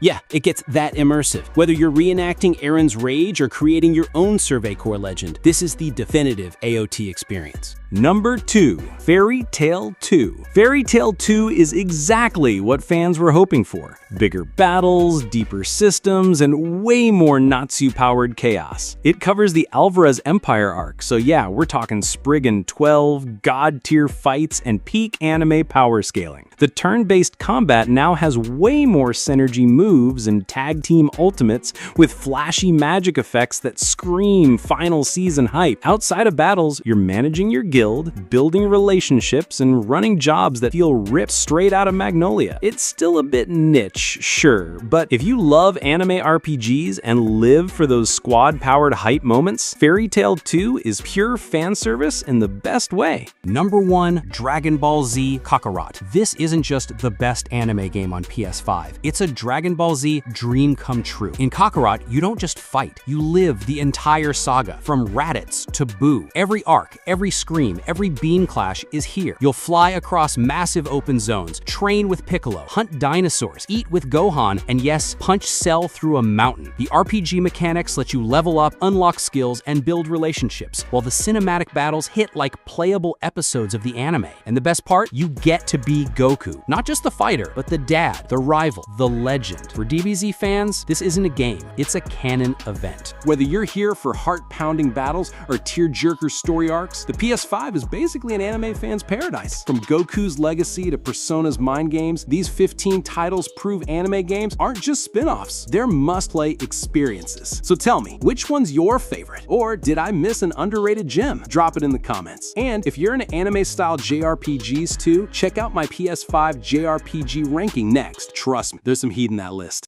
The 90s were the golden age of RPGs. Before open worlds and season passes, these games were raw, ambitious, and unforgettable. Whether you were grinding random encounters on the SNES, swapping discs on the PS1, or hunting down a rare Saturn gem, this was the decade where role-playing games hit their peak. From emotional stories that still break our hearts to battle systems that redefined the genre, the 90s gave us RPGs that weren't just games. They were canon events for an entire generation of players. So grab your memory cards, dust off those cartridges, and let's count down the 20 greatest RPGs of the 90s across the SNES, PS1, and Sega Saturn. Starting off at number 20 is a game that flew under the radar for most people. Albert Odyssey: Legend of Eldine on the Sega Saturn. Originally, Albert Odyssey wasn't even an RPG series. It started life as a strategy game on the Super Famicom in Japan. But when Sunsoft brought Legend of Eldine to the Saturn, they retooled it into a traditional turn-based JRPG to fill a huge gap in the console's lineup. And here's the thing, the Saturn desperately needed RPGs. PlayStation was getting Final Fantasy VII, Nintendo had Chrono Trigger and Earthbound in its past, but Saturn owners, they were starved. Albert Odyssey became their answer. It had gorgeous 2D sprites that pushed the Saturn's color palette, a surprisingly strong soundtrack, and English localization courtesy of Working Designs, the same team famous for witty, sometimes cheeky translations. It didn't reinvent the wheel, but for Saturn fans, it was like finding water in the desert, a classic fantasy RPG at a time when the console badly needed one. At number 19, we have a legendary remake that many RPG collectors still treasure. Lunar Silver Star Story Complete. This was originally a Sega CD title from 1992, but the Saturn remake in 1996, followed by the PlayStation release in 1999, turned it into a cult phenomenon. And a lot of that comes down to Working Designs' legendary localization. For the time, Lunar felt like you were playing an anime. It had fully animated cutscenes, voice acting, expressive character portraits, and a story that actually balanced humor, romance, and heartfelt drama. Alex and Luna's relationship felt authentic in a way RPG romances usually didn't. The PlayStation release in particular became iconic because it wasn't just a game. It came in a massive collector's box with art books, soundtracks, and extras. In the late 90s, that kind of premium packaging was unheard of, and it made owning Lunar feel like owning a piece of RPG history. For many Western players, Lunar was their first taste of a story-driven, anime-style RPG, and it set the stage for what would become the Persona era later on. Coming in at number 18 is Grandia, one of the most charming and optimistic RPGs of the 90s. Released first on the Saturn in Japan, then ported to the PlayStation in the West, Grandia stood out in a decade filled with darker, brooding RPGs. Instead of chosen heroes weighed down by destiny, you played as Justin, a kid who just wanted to explore the world and live out his dream of adventure. That sense of discovery is baked into every part of the game. The world feels alive, with NPCs that move around on schedules, dungeons full of clever puzzles, and towns that feel bustling instead of static. But the real showstopper was the battle system, built around a timeline mechanic. Every action, attacks, spells, abilities, moved along a visible bar. You could interrupt enemies, delay their actions, and string together combos. It was like mixing turn-based strategy with the tension of real-time combat, and it directly influenced future games like Final Fantasy X. To this day, fans talk about Grandia's hopeful tone. It wasn't about saving the world from apocalyptic doom, it was about adventure, growing up, and seeing the beauty of the unknown. That's why it's still remembered as one of the most uplifting RPGs of the 90s. At number 17, we've got a tactical masterpiece that most people outside Japan never got to fully experience: Shining Force 3 on the Sega Saturn. Now, this is where Sega did something bold. Instead of releasing one big game, Shining Force 3 was split into 3 interconnected scenarios. Each one told a different perspective of the same war, with overlapping events and characters. If you played them all, you'd piece together the entire story like a giant RPG puzzle. The catch, only the first scenario ever left Japan. Western Saturn owners got a taste of one of the greatest tactical RPGs of its era, but the full story remained locked overseas. Gameplay-wise, Shining Force 3 evolved the grid turn-based combat of its predecessors with more complex maps, better AI, and beautifully detailed battle scenes, for Saturn fans, it was the closest thing to a Final Fantasy Tactics rival. To this day, RPG collectors consider the full Shining Force 3 trilogy one of the holy grails of Saturn RPGs, and a painful reminder of what could have been if Sega hadn't stumbled in the late 90s. At number 16, we have a game that's become almost mythical, Panzer Dragoon Saga. Released in 1998, this was Sega's attempt to make a full-fledged RPG out of the Panzer Dragoon rail shooter series. What they delivered was 4 discs of pure magic, a cinematic JRPG that pushed the Saturn to its absolute limits. The game blended real-time movement with turn-based commands, letting you circle enemies mid-battle to find weak spots while charging up devastating attacks. It was fast, tactical, and unlike anything else on the market. The world was rich with lore, the story was surprisingly mature, and the production values were insane for the time. Fully voiced dialogue, massive cutscenes, and one of the most atmospheric soundtracks of the 90s. Here's the kicker: Sega only produced a limited number of copies before the Saturn was discontinued. That means today, Panzer Dragoon Saga is one of the rarest and most expensive RPGs in history, often going for over $1,000 on eBay. It's a tragic story because the game itself is a masterpiece, but very few ever got to play it. That rarity has only fueled its legend as one of the greatest RPGs of the 90s. At number 15, we've got Breath of Fire 3, Capcom's most beloved entry in their long-running RPG series. Released in 1997, this was the first Breath of Fire game to make the jump to 3D environments while still keeping its 2D sprite characters. That mix gave it a unique charm: detailed towns and dungeons with colorful, expressive heroes leading the way. The story follows Ryu, a boy who can transform into a dragon, and it's a true coming-of-age tale. You literally watch him grow from a child into an adult, with the journey covering the themes of friendship, responsibility, and destiny. Gameplay introduced the Master System, where characters could train under NPC mentors to gain different stat growths and abilities. It added a layer of customization that made your party feel unique to your playstyle. And of course, the dragon transformations were a highlight. Few things in a 90s JRPG felt as satisfying as turning Ryu into a massive beast and unleashing destruction on bosses. While it never reached the fame of Final Fantasy or Chrono Trigger, Breath of Fire 3 earned a loyal fanbase who still call it the series' peak. For many PS1 players, it was their first big JRPG adventure outside of Swear's Shadow. At number 14, we have a game that pushed boundaries in ways most RPGs of its time didn't. Star Ocean: The Second Story. Released on the PlayStation in 1998, this was Tri-Ace and Enix swinging for the fences. The premise alone was fresh, a mix of sci-fi and fantasy that let you see the story from 2 very different perspectives. You could choose to play as Claude, a young Earth Federation officer stranded on a mysterious underdeveloped planet, or as Rena, a local villager with mysterious powers. That choice completely altered dialogue, story beats, and even which party members you could recruit. And speaking of party members, this game had a whopping 87 different character epilogues and endings depending on how you developed relationships. With its private action system, you could break away from the main quest in towns and interact with characters individually, affecting friendships, romances, and even your ending. For 1998, that level of narrative branching was unheard of. Combat also stood out from the pack. While most RPGs stuck to menu-driven, turn-based battles, Star Ocean 2 delivered real-time combat on an open battlefield. You could freely move, cast flashy spells, and chain devastating combos. It was chaotic, flashy, and far more action-oriented than its peers. Add in an extensive crafting system where you could literally invent items, cook food, or even write novels, and you had a game bursting with depth. It wasn't just innovative, it was fun, and that's why it's still remembered today. So much so that Square Enix remade it in 2023 as Star Ocean: The Second Story R for modern platforms, showing that this PS1 gem wasn't just ahead of its time, it's timeless. At number 13 is a game that showed us just how dark and experimental JRPGs could get. Persona 2: Innocent Sin. Released in 1999 for the PS1, this was Atlus pushing the Persona series into bold new territory. Unlike the typical save-the-world plots of the era, Innocent Sin was about rumors becoming reality. Literally, if people started whispering that your teacher was dating a student or that Hitler was alive and leading an army, those rumors would manifest into truth. It was surreal, unnerving, and unlike anything else in the genre. You played as Tatsuya and his group of classmates, caught up in a nightmare where the lines between fantasy and reality collapsed. The game tackled themes like mass paranoia, trauma, sexuality, and an identity, subjects that most RPGs in the 90s would never touch. Mechanically, it was a dungeon crawler at heart, with the demon negotiation system inherited from Shin Megami Tensei, but layered with the unique Persona card fusion system. You could summon powerful personas to fight, but you had to earn them by talking, bribing, or scaring demons into submission. It was clunky by modern standards, but incredibly ambitious. And here's the kicker. Innocent Sin never officially released outside Japan until a PSP remake a decade later. Western audiences originally only got its follow-up, Persona 2 Eternal Punishment. That made Innocent Sin almost mythical among RPG fans in the West, an underground game whispered about in magazines and forums until it finally became accessible. Today, fans look back at Innocent Sin as the point where Persona truly became its own beast, darker, bolder, and paving the way for the modern juggernaut that is Persona 5. At number 12, we've got a game that didn't get the mainstream spotlight, but carved out a cult following that still begs for a remake. Legend of Legaia. Released on the PS1 in 1998, Legaia grabbed attention immediately with its unique tactical art system. Instead of picking a generic attack command, you input sequences up, down, left, right to unleash martial arts combos. Discovering new arts was half the fun, and pulling off long strings of moves made battles feel more interactive than almost any other turn-based RPG at the time. It felt like a fighting game fused with a JRPG. The story was classic 90s dark fantasy. Humanity lives in a world plagued by a deadly mist, which corrupts magical creatures called Seru into monsters. Your heroes, Vaughn, Noah, and Gala, are chosen to revive Genesis trees that can drive back the mist. It's a familiar save-the-world structure, but the execution had weight. The mist wasn't just a background threat. It literally consumed towns and loved ones,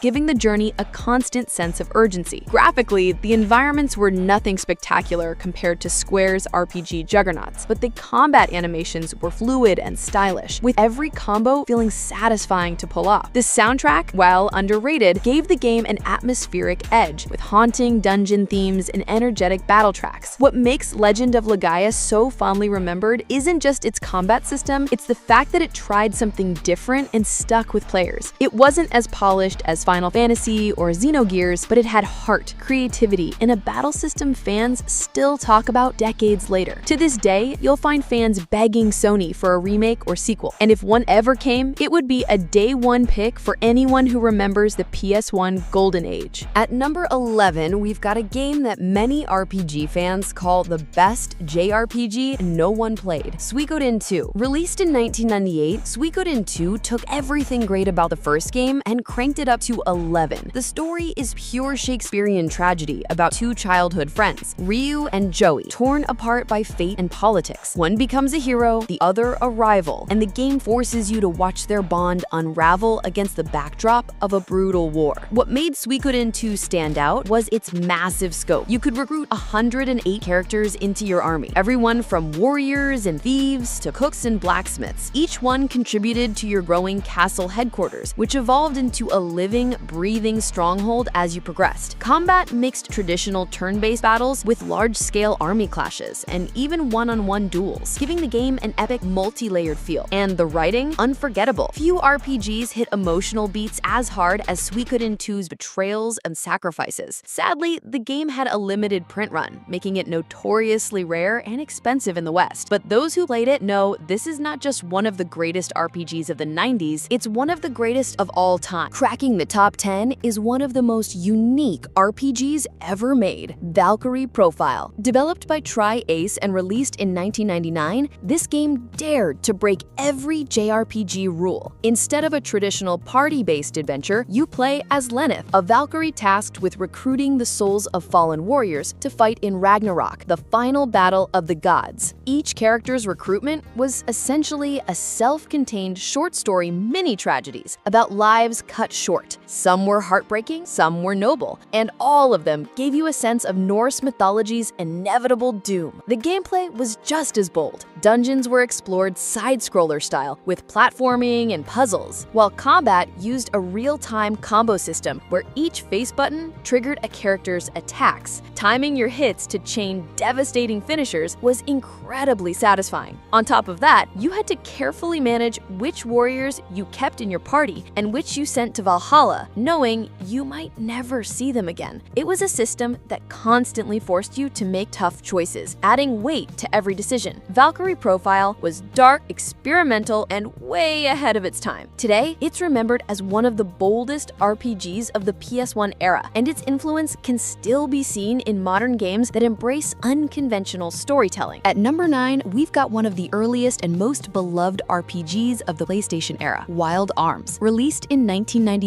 Wild Arms was one of the first big JRPGs on the PS1, hitting shelves even before Final Fantasy VII, and it made a statement. JRPGs weren't just for the SNES anymore. The PlayStation was ready to take over. The game's setting was a standout. Instead of pure medieval fantasy, Wild Arms blended JRPG tropes with a Wild West aesthetic. Guns, deserts, saloons, and ancient technology buried under the sands. It gave the game a unique flavor compared to its peers. You controlled Rudy, Jack, and Cecilia, 3 heroes who embodied classic RPG archetypes but were given just enough depth to stand out. Each character also had unique abilities used for puzzle solving in dungeons, adding variety to exploration. The soundtrack is still legendary. Haunting, whistling themes, and sweeping Western-inspired tracks that perfectly captured the game's melancholy frontier vibe. For many fans, it's one of the most atmospheric RPG scores ever composed. While the series would continue with sequels, the original Wild Arms still stands as a landmark of the early PS1 RPG era. It may not have had the budget of Square's blockbusters, but it carved out an identity that fans will never forget. At number 8, we've got a game that most Western fans actually played before its direct prequel, Persona 2 Eternal Punishment. Released on the PS1 in 1999 in Japan and localized for North America in 2000, Eternal Punishment was Atlus doubling down on the darker, psychological style they'd pioneered in Innocent Sin. But instead of teenagers, this entry focused on older characters, reporters, detectives, and young adults, giving the story a more mature edge than most RPGs of its era. The premise was wild. In this world, rumors become reality, just like in Innocent Sin, but the focus here was unraveling a massive conspiracy tied to mass media, urban legends, and the dark side of human belief. It blended supernatural horror with social commentary in a way that made it feel years ahead of its time. Gameplay kept the demon negotiation and fusion systems, but layered in deep persona customization, allowing characters to equip multiple personas and adapt to different strategies. The writing was sharp, the atmosphere was heavy, and the game's sheer length, spanning dozens of hours, made it one of the densest PS1 RPGs available. For Western players, this was the first real taste of what Persona could be. It didn't explode like Persona 5 decades later, but it laid the foundation. Fans who played it back then often say they felt like they'd discovered a secret series only insiders knew about. At number 7, we have one of the most ambitious, bizarre, and unforgettable RPGs ever made, Xenogears. Released in 1998, Xenogears was Square at its most experimental. On the surface, it looks like a classic JRPG. Heroes, villains, and giant robots. But the story? It went deep. We're talking Jungian psychology, Gnosticism, reincarnation, and religious symbolism packed into a 70-hour epic. You play as Fei Fong Wang, a young martial artist with a mysterious past who gets swept up in a conflict between nations and eventually a cosmic battle between humanity and godlike forces. Along the way, you pilot massive mechs called gears in combat that alternates between martial arts combo systems and mechanized duels. What makes Xenogears legendary is its scope and its flaws. The first disc is a near-perfect JRPG masterpiece with incredible pacing, character arcs, and world building. The second disc famously rushed. Entire sections are delivered as narrated text over static backgrounds because Square ran out of time and budget. And yet, even in that incomplete state, the game's story hit harder than almost anything else of its generation. The soundtrack by Yasunori Mitsuda of Chrono Trigger fame is an all-timer, with tracks like Small of Two Pieces becoming RPG legend. Xenogears is messy, it's overwhelming, and it's unforgettable. It's the kind of game that leaves you with more questions than answers, but that's why fans still call it one of the boldest RPGs of the 90s. At number 6, we've got what many fans call the love letter to the genre, Final Fantasy IX. Technically released in 2000, development was firmly rooted in the 90s, and its spirit is pure retro. After the futuristic vibes of FF7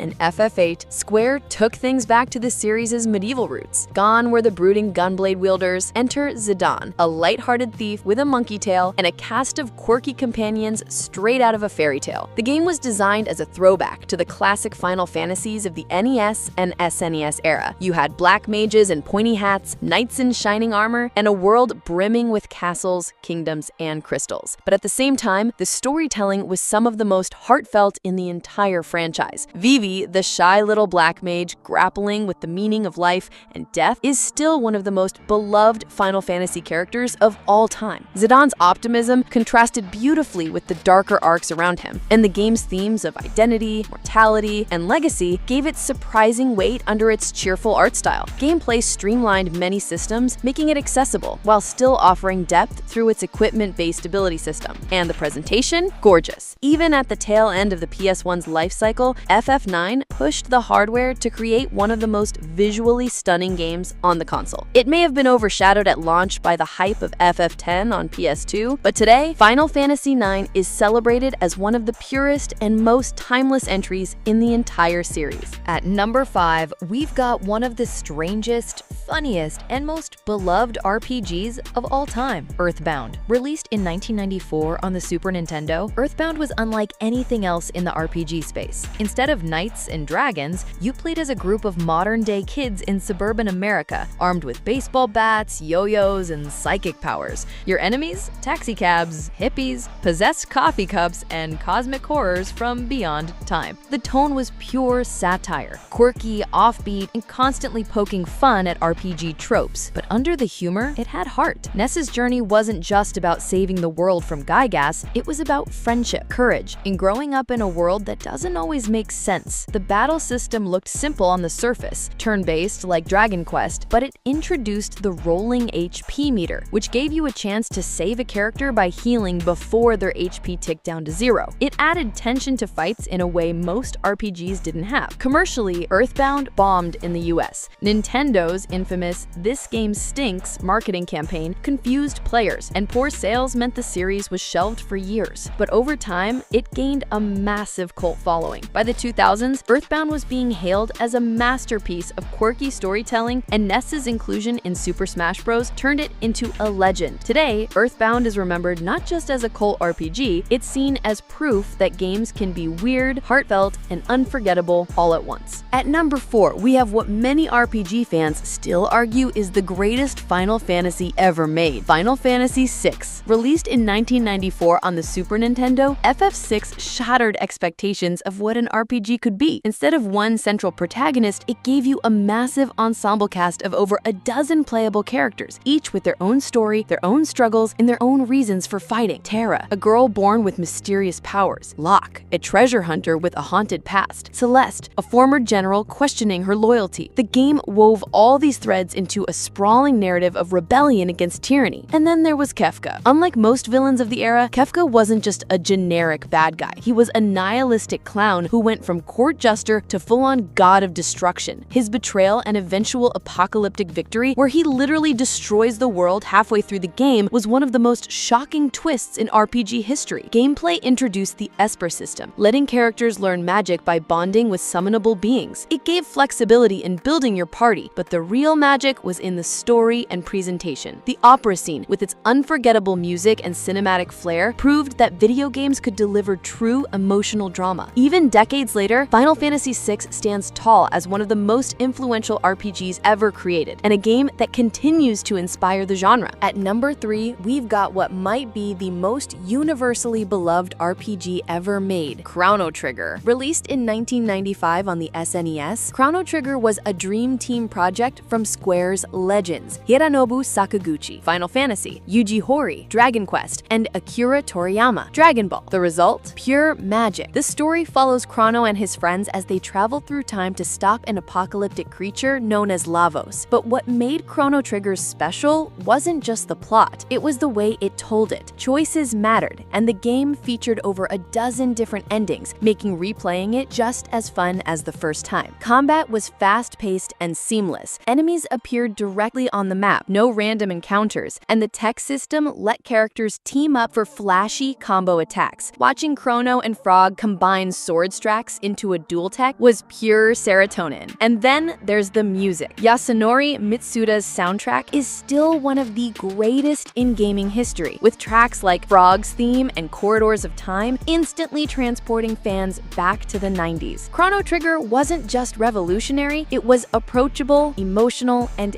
endlessly replayable. It's one of the few games that people still describe as perfect. And even today, when RPG fans debate the greatest of all time, Chrono Trigger is always in the conversation. At number 2 is the RPG that changed everything, Final Fantasy VII. Released in 1997, this wasn't just a game, it was a cultural event. Final Fantasy VII brought JRPGs into the mainstream thanks to its cinematic cutscenes, massive 3D world, and a marketing blitz that made Cloud Strife and his oversized Buster Sword household names. The story followed Cloud and Avalanche in their fight against the mega corporation Shinra, but it quickly evolved into something bigger, a battle against Sephiroth, one of the most iconic villains in video game history. His descent into madness, his personal ties to Cloud, and of course, that one heartbreaking scene with Aerith became moments gamers still talk about decades later. Gameplay expanded the Final Fantasy formula with the Materia system, giving players near-endless customization options for magic, summons, and abilities. Combined with a sprawling world full of secrets, Knights of the Round, chocobo breeding, hidden weapons, it offered depth that could keep players busy for hundreds of hours. And the impact? Colossal. FF7 sold over 10 million copies, defined the PlayStation era, and turned JRPGs from niche titles into global blockbusters. Without it, the genre's golden age might have stayed in Japan.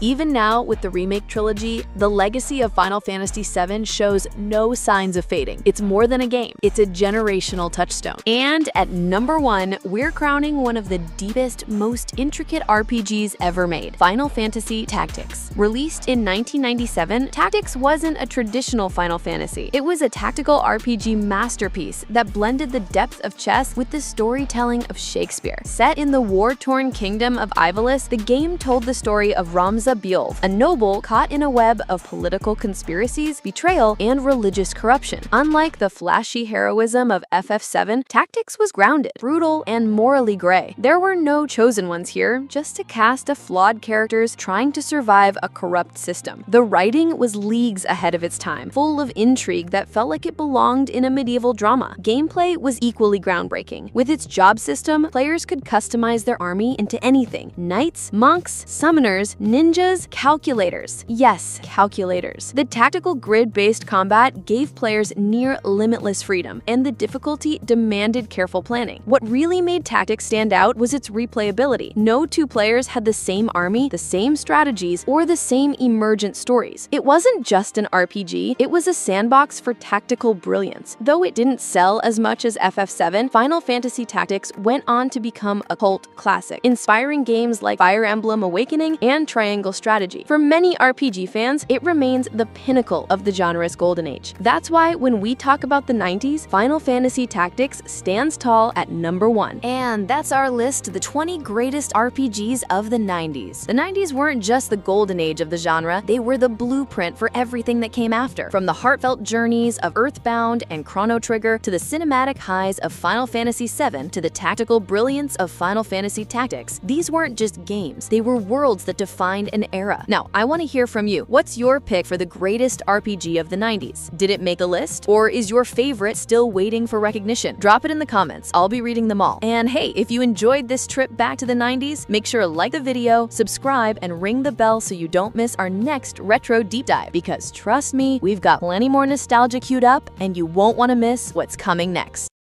Thinking about selling your Nintendo Switch? Yeah, don't. Not yet. Because before you even think about trading it in, there are 12 popcorn-ready JRPGs that prove this little hybrid console is still criminally good for role-playing fans. So, grab your Joy-Cons, load up your snack stash, and let's dive into 12 RPGs that make selling your Switch a crime. Coming in at number 12 is Ys 8, Lacrimosa of Dana, a game that proves the Switch can handle fast-paced action JRPGs without breaking a sweat. Here's the setup. Series protagonist Adol Kristen gets shipwrecked on a cursed island. Instead of sulking, he does what Adol always does: grabs a sword, slays monsters, and rallies survivors to build a new life. But this isn't just about fighting for survival. As you explore, Adol begins experiencing visions of a mysterious woman named Dana, whose story slowly intertwines with his in ways you don't see coming. The real star here is the combat system. Forget slow, clunky JRPG battles. Ys 8 is all about lightning-fast action perfection. You can swap characters on the fly, chain combos, and exploit enemy weaknesses in real time. It's tight, satisfying, and honestly addictive. Pair that with a killer soundtrack, Falcom's music team never misses, and you've got an RPG that keeps your blood pumping while still delivering emotional gut punches. And here's the thing, Ys has always been a bit of a hidden gem series, but Ys 8 is the entry that finally broke into the mainstream, and on Switch, it's the perfect way to experience it. If you want an action JRPG that balances heart and hype, this one's criminally underrated. At number 11, we've got a game that defines the word classic, Dragon Quest XI-S. This is the gold standard for turn-based JRPGs, the blueprint so many others follow. If you grew up with Dragon Quest, you already know what to expect. A silent hero destined to save the world, a lovable band of companions, and an epic quest against overwhelming evil. But the execution here, pure perfection. The Switch version, known as the Definitive Edition, isn't just a port. It's stacked with extras, new side stories, full voice acting, a fully orchestrated soundtrack, and even the ability to switch between HD 3D graphics and a retro 16-bit mode that feels like a love letter to the SNES era. It's basically 2 Dragon Quests in one. The characters are unforgettable. From Eric, your loyal thief with a heart of gold, to Sylvando, the flamboyant performer who somehow steals every single scene he's in. This cast is peak JRPG writing, and the game itself, it's cozy, comforting, but still massive in scope. Clocking in at 100+ hours, Dragon Quest XI is a reminder of why this franchise has been the backbone of the genre for decades. On Switch, it's portable, polished, and perfect. If you call yourself a JRPG fan and you haven't played this yet, that's the real crime. Sliding in at number 10 is a true cult classic that finally got the love it deserves. Baten Kaitos I and II HD Remaster. If you never owned a GameCube back in the day, chances are this gem passed you by. But trust me, this is one of those JRPGs that sticks with you for life. The hook? Instead of traditional turn-based commands, Baten Kaitos uses a card-based battle system where every attack, spell, and even healing item is tied to collectible cards called Magnus. At first it sounds weird, but it quickly becomes one of the most strategic and satisfying systems out there. Every battle feels like building a mini deck on the fly, chaining combos together and pulling off flashy finishers that look way cooler than they have any right to. But it's not just the combat. The world building here is on another level. Floating continents in the sky, ancient gods, and story twists that blindside you harder than a Persona boss ambush. And don't even get me started on the voice acting in the original release. So bad, it was good. Luckily, the HD remaster lets you toggle voices off if you want to dodge the cheese, but honestly, some fans keep them on just for the nostalgia. This remaster bundles both Baten Kaitos Eternal Wings and the Lost Ocean and its prequel, Baten Kaitos Origins, adds quality of life updates like fast-forwarding battles, and gives the visuals a much-needed glow-up. If you're tired of samey JRPG battle systems, Baten Kaitos is proof that taking risks can pay off, and playing it on Switch, it finally feels like this series is getting the recognition it always deserved. At number 9, we're going back to where JRPG nostalgia hits hardest, Collection of Mana, featuring Final Fantasy Adventure, Secret of Mana, and Trials of Mana. This isn't just a retro bundle, it's JRPG history in your hands. Secret of Mana especially is legendary. It broke the mold back in the SNES era by offering real-time action combat instead of turn-based menus. You could swing swords, cast spells, and team up with friends in local co-op, something that made it one of the most magical multiplayer RPGs ever made. The atmosphere is pure fantasy comfort food. Colorful pixel worlds, one of the most iconic soundtracks of the 16-bit era, and a story that balances whimsy with surprisingly heavy themes. It's the kind of game where you'll be chilling in a cozy forest one minute and fighting ancient gods the next. Then there's Trials of Mana, a game that didn't even make it outside Japan until decades later. It's the unsung hero of the series, with branching story paths depending on which heroes you pick, and multiple endings that keep you coming back for more. On Switch, you finally get to play the original in English. No sketchy fan translations required. What makes this collection criminally good is how it captures the essence of JRPG evolution. You can literally see the genre experimenting, growing, and finding its voice. It's not just a trip down memory lane. It's like holding the DNA of modern JRPGs in your hands. If you're a JRPG fan, skipping this this would be like skipping the prologue of your favorite anime. You can do it, but why would you ever want to? At number 8, we've got a game that feels like it jumped straight out of a Saturday morning dream. Super Mario RPG, lovingly remade for the Switch in 2023. Back in 1996, this game was a wild experiment. Square and Nintendo teaming up to throw Mario into a full-blown JRPG, and somehow it worked perfectly. The remake keeps all the charm intact, but polishes it up with gorgeous visuals, new cinematic flourishes, and extra tweaks that make combat even smoother. The story is classic JRPG whimsy. Mario teams up with unlikely allies like Geno, the wooden doll possessed by a celestial spirit, and Bowser himself to take down a villain who isn't even from the Mushroom Kingdom. The combat is turn-based but with a twist. Timed button presses that lets you boost attacks or block incoming hits. It keeps battles interactive and fun, especially for newcomers who might find traditional menus a bit too slow. But what really makes this game timeless is the tone. It's funny, quirky, and surprisingly heartfelt. You'll laugh at the slapstick humor one moment and then feel genuine emotion in the next. And on Switch, it's the definitive way to experience this cult classic, with reorchestrated music that will absolutely wreck your nostalgia. Super Mario RPG isn't just a relic of the past, it's proof that JRPGs can be lighthearted, accessible, and still unforgettable. And now that it's finally back, you've got no excuse to skip it. At number 6, we're stepping into modern indie magic with Sea of Stars, a love letter to retro RPGs that somehow stands shoulder to shoulder with the classics it's inspired by. Made by the creators of The Messenger, this game looks like a SNES RPG that got a 2025 glow up. The pixel art, gorgeous. The soundtrack, legendary, featuring guest tracks from Yasunori Mitsuda, the composer of Chrono Trigger and Xenogears. The story follows two children of the solstice who harness the power of the sun and moon to fight back against cosmic horrors. On paper, it sounds like typical JRPG fare, but the execution is where it shines. The writing balances lighthearted adventure with real emotional weight, and every party member feels like they belong. Combat is turn-based, but adds interactive mechanics. Timing your button presses boosts attacks, reduces damage, and even powers up combo moves. It's a small change, but it keeps every battle engaging, especially during longer dungeon crawls. What makes Sea of Stars special is how it captures the feeling of classic JRPGs without drowning in outdated mechanics. There's no random encounter fatigue, exploration is fluid, and puzzles break up the grind beautifully. For many players, this was the game that finally scratched that Chrono Trigger itch, and on Switch, it feels right at home. It's proof that you don't need a big studio budget to make a JRPG masterpiece. You just need heart, style, and a lot of passion. Sea of Stars is indie JRPG perfection, and if you sell your Switch before playing it, that's straight up a crime against gaming. Quick pause before we dive into the top half of the list. If you're enjoying this countdown, make sure to hit that like button and subscribe. We've got more JRPG deep dives, hidden gems, and upcoming releases coming your way. And trust me, you don't want to miss what's next. Alright, now let's keep the hype rolling with number 6. At number 6, we've got Ni no Kuni Wrath of the White Witch,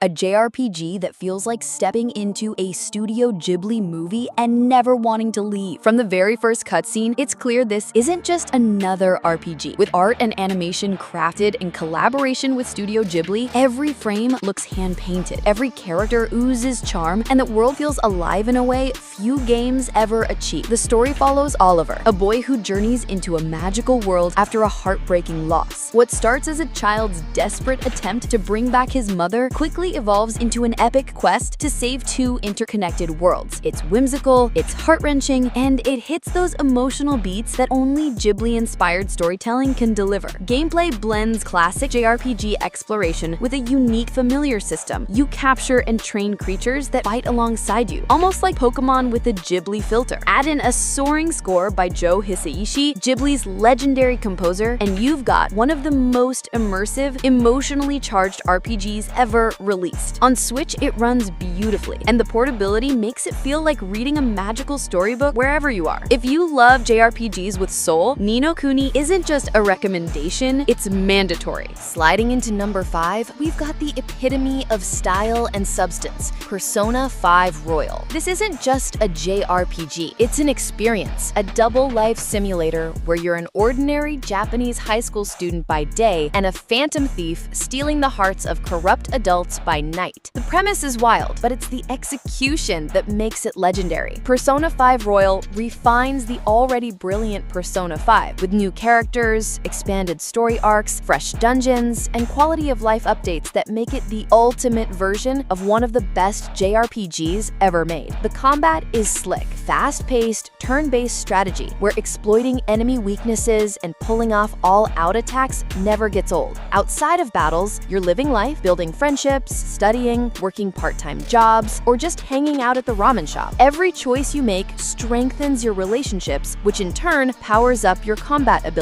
It's a perfect loop of daily life feeding into dungeon crawling. But what makes Persona 5 Royal unforgettable is its style. From the anime-level visuals to the acid jazz soundtrack that slaps harder than anything else in gaming, everything about it screams cool. Even navigating menus feels satisfying. On Switch, having a 100-hour JRPG this polished in handheld form feels almost unfair. If you sell your Switch without playing Persona 5 Royal, you're basically missing one of the defining JRPGs of the generation. At number 4, we've got a game that single-handedly birthed a whole new aesthetic, Octopath Traveler. When Square Enix dropped this in 2018, it wasn't just another JRPG, it was a revolution. The HD 2D art style turned heads instantly. Lush pixel characters layered over diorama-like environments with dynamic lighting and depth. It's nostalgic and modern at the same time, and it's become the studio's new signature look. But visuals are only half the magic. Octopath gives you 8 protagonists, each with their own story arcs, motivations, and starting town. You can tackle them in any order, weaving your own journey through the game's world. It's non-linear, refreshing, and makes you feel like you're shaping the narrative yourself. The combat system is deceptively deep, turn-based, but built around exploiting enemy weaknesses, breaking their defenses, and then unleashing boosted attacks for massive payoffs. It's a constant rhythm of strategy and satisfaction. The soundtrack deserves its own shrine. Yasunori Nishiki's score is pure fire, from pounding battle themes to emotional piano pieces that hit right in the chest. Octopath Traveler proved that JRPGs could innovate while staying true to their roots. And on Switch, it feels like a perfect fit, whether you're grinding on the go or diving into epic boss fights on the big screen. Cracking the top 3, we enter the world of Xenoblade Chronicles 3, the epic that brought Monolith Soft's sprawling saga to an emotional crescendo. This game doesn't just tell a story, it builds an entire living world that feels massive, overwhelming, and breathtaking all at once. You play as Noah and Mio, soldiers from opposing nations locked in endless war, who discover a truth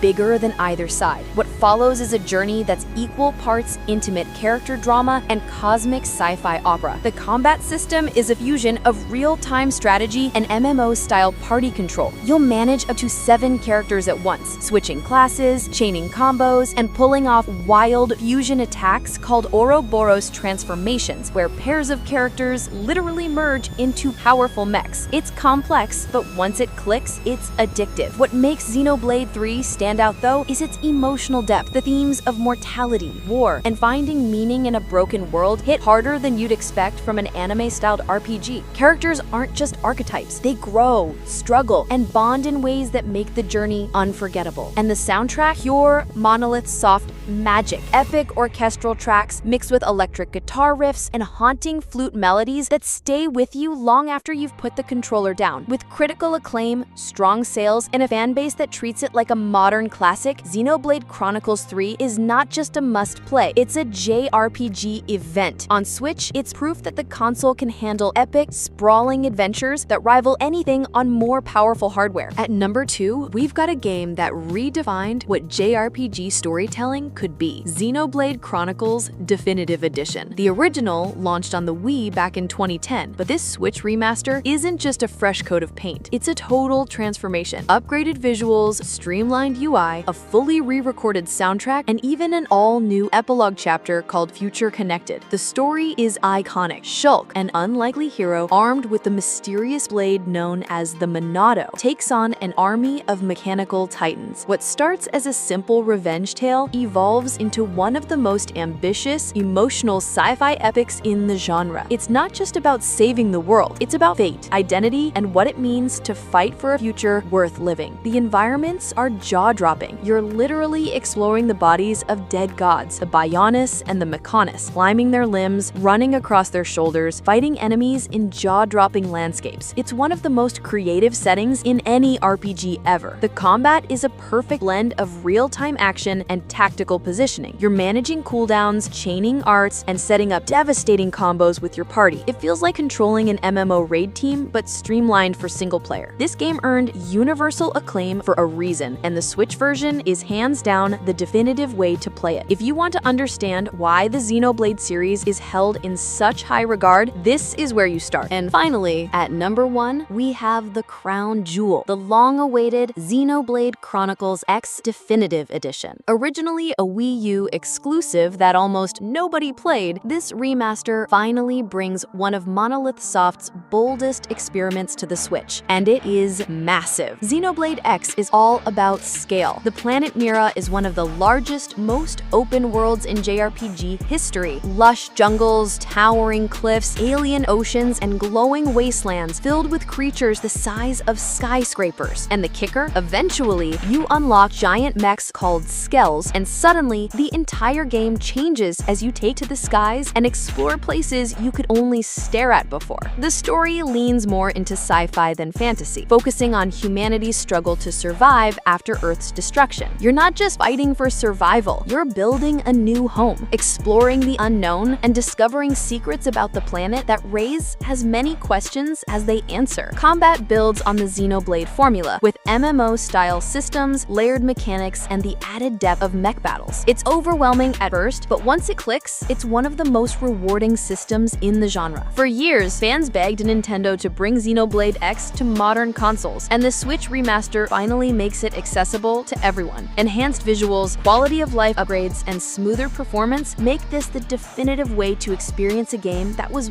way ahead of its time. Xenoblade X isn't just a JRPG, it's an odyssey. And if you sell your Switch without playing it, yeah, that's not just a crime, it's straight up unforgivable. And there you have it, 12 popcorn-ready JRPGs that make selling your Switch a crime. From timeless classics like Dragon Quest XI and Secret of Mana to emotional powerhouses like Ni no Kuni and Xenoblade 3, all the way up to the grand epics of Xenoblade Chronicles X and Definitive Edition. The Nintendo Switch is a JRPG paradise. This isn't just a list of good games, it's a showcase of why the genre continues to thrive. The Switch may not be the most powerful console, but when it comes to JRPGs, it punches way above its weight. Portable, polished, and stacked with masterpieces. Selling it before playing these would be the real crime. So now I've got to ask, which one of these JRPGs have you sunk the most hours into? And which one's still sitting in your backlog, staring at you from the shelf? Drop your answer in the comments. I want to know how guilty your collection really is. If you enjoyed this list, hit that like button, subscribe for more JRPG deep dives, and don't forget to ring the bell so you don't miss the next countdown. Thanks for watching, and remember, keep your Switch close, because the next great JRPG adventure is always just around the corner. Turn-based RPGs are back, and honestly, they never left. Whether you grew up grinding in classic JRPGs or you're just tired of open-world bloat and want actual strategy, the PS4 and PS5 have quietly built one of the best libraries out there. From iconic franchises to indie underdogs, this list has it all. No filler, no mobile ports, no nostalgia bait. Just 15 must-play turn-based RPGs that actually hold up. Some you know, and a few you probably don't. Let's get into it. Chained Echoes. Imagine if a single developer locked themselves in a room, studied every 16-bit classic, and then smashed all that nostalgia together with modern design muscle. That's Chained Echoes. You drop into Volandis, a continent clawing its way out of a disastrous three-way war, and within minutes the game starts asking bigger questions than who swings the biggest sword, political backstabbing, sky armors that handle like pocket mechs, and a plot that pivots from heroic road trip to cosmic horror. Everything's dialed up but never feels bloated. What really sells it is the overdrive meter. Each action nudges a little cursor across green, yellow, and red zones. Stay in the sweet spot and your skills hit harder for less cost. Slip into the red and enemies punish you for spamming the same moves. It turns even random trash mobs into mini puzzles, forcing you to mix healing, debuffs, and straight DPS in a rhythm that feels almost musical. No grinding either. Progress comes from boss kills and story beats, so every upgrade matters. The result? A brisk 30+ hour ride that respects your time but still delivers SNES era heart. It's not perfect. Some difficulty spikes will make you wish you could overlevel, but for anyone craving a fresh spin on the golden age JRPG, Chained Echoes is the perfect way to kick off this countdown. Unicorn Overlord. Vanillaware looked at the tactical RPG label and basically said, why not make the chessboard an entire country? Unicorn Overlord swaps out the cramped square grids of Fire Emblem-style battles for sweeping real-time marches across Fevrith, then pauses the clock the moment steel meets steel so your pre-programmed tactics can flex. Here's the hook. Before each clash, you script if-then behaviors for every unit. If HP is less than 50%, then heal. If enemy is airborne, switch to archer, and so on. Once the skirmish starts, you're less field general and more mad scientist, watching layered conditionals snap into place like dominoes. When you've nailed a perfect counter combo and your ragtag spearmen wipe out an elite cavalry charge without you lifting a finger, chef's kiss. Add in 60+ recruitable characters, each with their own class quirks and side quests, and that signature Vanillaware storybook art, paper doll sprites that somehow look hand-painted and alive, and you've got a tactics sandbox that rewards obsessives without drowning newcomers. Fair warning, the main plot is Prince reclaims throne, boilerplate, and the sheer volume of optional bond conversations can feel like speed reading a phone book. But if you're here for crunchy, build-your-own army strategy wrapped in the prettiest 2.5D on PlayStation, Unicorn Overlord is the sleeper hit you didn't know your tactics brain needed. Marvel's Midnight Suns. Picture this. Blade punts a demon into an exploding barrel, Ghost Rider whips the next one straight through a portal, and Doctor Strange seals the deal with a screen-wide beam, all because the 3 cards you drew lined up perfectly. That's Marvel's Midnight Suns in a nutshell. The brains of XCOM grafted onto the bombast of the MCU. What makes it tick? First, there's zero whiff chance rage. If the card says it lands, it lands. That lets you focus on the real puzzle, squeezing every inch of damage out of the arena. Kick a Hydra Grunt into a power line to refund a card. Shove another into Captain America's shield ricochet for an instant KO. Every turn feels like you're speedrunning a physics sandbox. Between missions, you crash at the Abbey, part Gothic Mansion, part superhero dorm. Yeah, the gift a candle to Captain Marvel friendship grind is cheesy, but those affinity bonuses unlock duo ultimates that melt boss health bars in one animation. Worth it. Downsides? Play on Heroic 2 or higher. Normal difficulty sleepwalks. Embrace yourself for a ton of dialogue. Some of it heartfelt, some of it Saturday morning corny. Still, if you've ever wanted Iron Man, Magic, and Nico Minoru executing a triple synergy wipe like they rehearsed it for TikTok, Midnight Suns is that fantasy come to life. Metaphor ReFantasio. From the creators of Persona 5 comes something way more than just another JRPG. Metaphor ReFantasio is like stepping into a royal hallucination wrapped in velvet, then getting smacked by a boss fight straight out of your nightmares. Same stylish DNA as Persona? Absolutely. But this isn't a school sim. You're in a full-on fantasy kingdom, navigating politics, prophecy, and monsters that look like they crawled out of your subconscious. What makes it different? The turn-based combat is brutal but elegant. You still plan your team's every move, but now you've got weapon switching, stagger mechanics, and formations that actually matter. No press X to win here. You'll need real strategy to survive. Visually, it's insane. We're talking oil painting aesthetics, surreal creature design, menus so crisp they could cut glass, and music that sounds like your soul ascending. But here's what really sells it. You can actually shape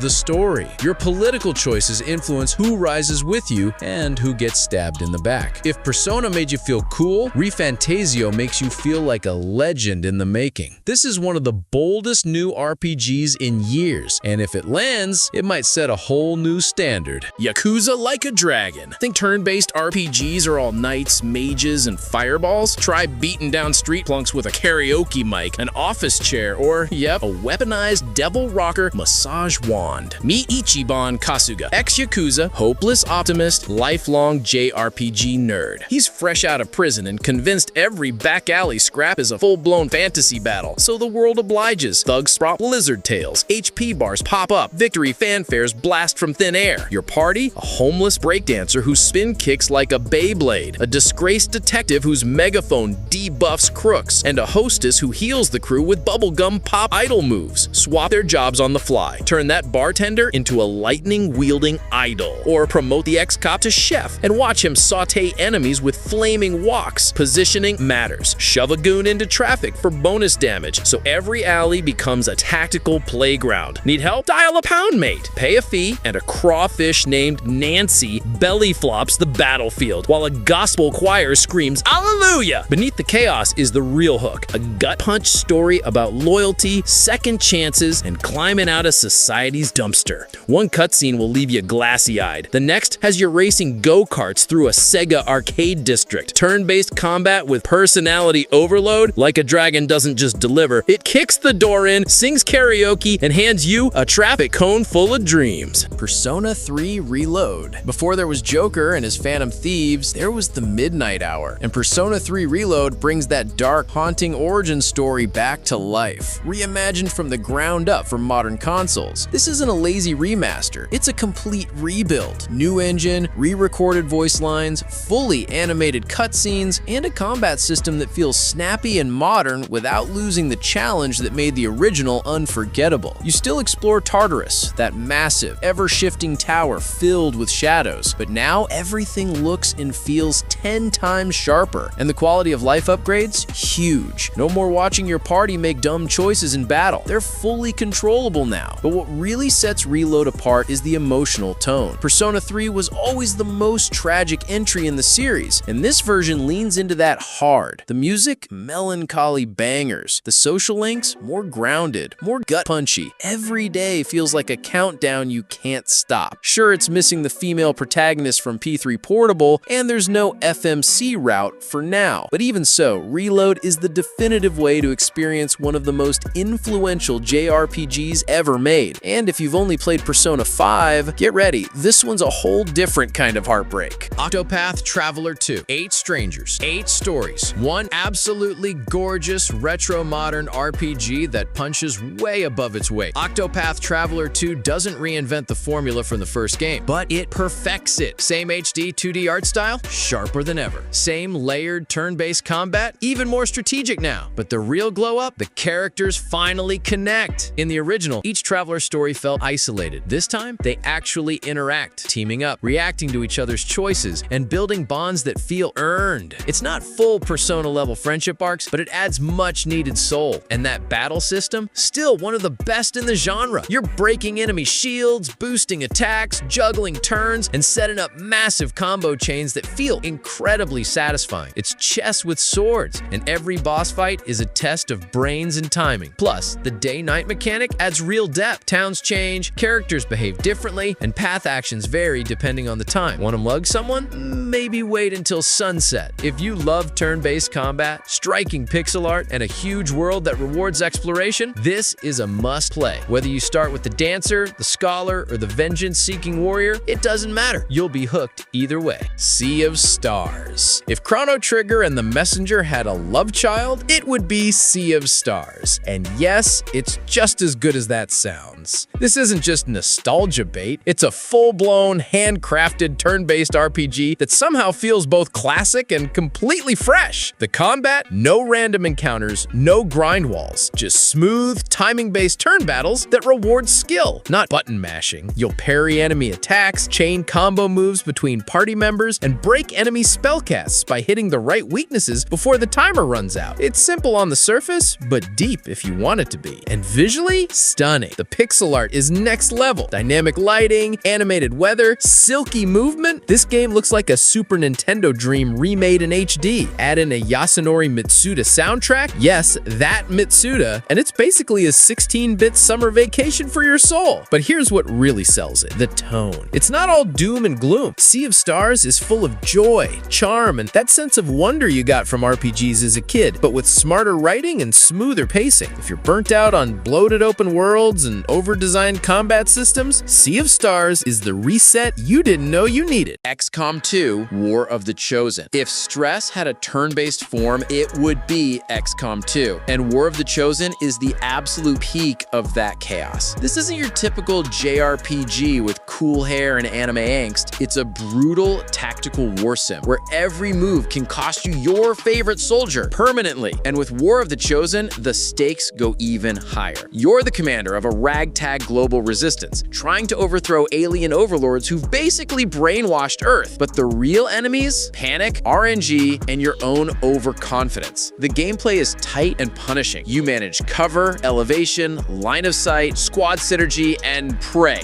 One misstep and boom, your best sniper just got vaporized because you pushed too far forward. What War of the Chosen adds is wild. 3 elite enemy bosses who adapt to your tactics, special faction units like Reapers and Templars, and a fatigue system that forces you to rotate squads. It's deeper, nastier, and somehow even more addictive. But the best part? The stories you make. The rookie who panic crits a sectoid. The sniper who avenges 5 fallen teammates in one mission. Every run is different, and no one forgets their first full wipe. If you like your turn-based games with tension, punishment, and tactical high, XCOM 2 War of the Chosen is the gold standard. Like a Dragon, Infinite Wealth. If Yakuza Like a Dragon was the genre flip we didn't see coming, Infinite Wealth is the proof that it wasn't a fluke. It's a full-blown evolution. Kasuga is back. This time, he's in Hawaii, and somehow things are even more unhinged. You've got beach brawls, side quests that spiral into absurdity, and a storyline that somehow juggles deep drama with absolute chaos. Oh, and Kiryu joins the party. Enough said. Combat-wise, Infinite Wealth doubles down on what made the last game click, but tighter, faster, and flashier. The job system returns with new over-the-top classes, Shark Trainer, anyone? The environments are more interactive, and now you can actually move characters around the battlefield. Positioning becomes key for AoE attacks, backstabs, or using a bike rack as a tactical nuke. And it's not just goofy. Beneath the weirdness, there's real emotional weight, especially with Kiryu's arc. It hits harder than expected, and the story pulls 0 punches. You'll laugh, you'll cry, you'll throw a pineapple at a guy in a dolphin suit. Infinite Wealth doesn't just continue the turn-based Yakuza formula, it cements it. If you liked Like a Dragon, this is bigger, weirder, and somehow even better. Divinity Original Sin 2. This isn't just a turn-based RPG. It's a freedom simulator disguised as fantasy. Divinity Original Sin 2 lets you break every rule in the book and then rewards you for doing it. Want to teleport a boss off a cliff? Sure. Talk to a squirrel ghost? Go ahead. Poison your own party, then heal them with necromancy? Totally valid strat. It starts simple. You're a sorcerer marked for execution in a world that fears magic. But quickly, you're leading a squad of undead lizards, demonic elves, and sassy undead clerics across one of the most reactive worlds ever created in an RPG. The combat system is gridless, tactical, and brutally creative. Terrain matters. Elevation changes percentages. Every spell leaves behind a surface, oil, fire, poison, and you can combine them to devastating effect. The game doesn't hand you wins. You earn every fight with smart positioning, crowd control, and sometimes just pure chaos. But it's not just gameplay. The story branches constantly based on your race, background, and decisions. Play it once as a noble knight, again as an undead rogue hiding your face. Each run feels like a different game. If you love turn-based combat and open-ended problem solving, this is the gold standard, period. Final Fantasy VII Rebirth. Let's be real. Few RPGs carry as much emotional weight as Final Fantasy VII, and Rebirth proves Square Enix isn't just remaking a classic, they're reimagining it with teeth. Picking up right after Remake, Rebirth takes Cloud and the gang out of Midgar and into a lush, semi-open world full of nostalgia bombs and fresh surprises. But here's the kicker. This isn't just fan service. It's a bold, sometimes wild remakes of the original storyline, with new scenes, deeper side quests, and choices that actually matter. The combat system walks a brilliant line between real-time action and turn-based tactics. You're swapping between characters mid-fight, queuing up abilities via tactical mode, and unleashing limit breaks that look like full-on boss cinematics. The synergy attacks? Chef's kiss. They make team combos feel strategic, not just flashy. What really hits, though, is the character work. Everyone, from Red 13 to Barrett, gets more screen time, more backstory, more emotional nuance. And yes, the game still breaks your heart in all the right places. Is it traditional turn-based? Not quite, but the ATB hybrid system gives you the same tactical rush with way more style and spectacle. If you've ever cared about Cloud, Tifa, or Sephiroth, or just want a JRPG that feels massive, Rebirth is everything you hope for and more. Dragon Quest XI's Echoes of an Elusive Age. If Final Fantasy is the flashy younger sibling, then Dragon Quest is the wise, old-school master, and 11S is its finest spell yet. This is classic turn-based JRPG comfort food, but polished to near perfection. From its vibrant cel-shaded visuals to its heartwarming story, everything about Dragon Quest XI's feels handcrafted, timeless, and just plain joyful. You play as the Luminary, a chosen hero with a mysterious past, setting off across a sprawling world filled with quirky towns, lovable party members, and monsters that are more goofy than grim. And yet, when the plot turns dark, it hits. What makes this edition definitive? Besides the full orchestra soundtrack and quality of life upgrades, you can switch between 3D and 16-bit 2D tool mode, a brilliant nod to the series' roots. It's 2 games in 1, really. And if you're the kind of player who likes to grind, tinker with builds, or just soak in wholesome dialogue and side quests, you'll get dozens of hours out of this. Combat is turn-based and straightforward, but never dull. You'll stack buffs, combo attacks, and even tag in backup party members mid-battle. It's deep enough to strategize, but light enough for anyone to jump in.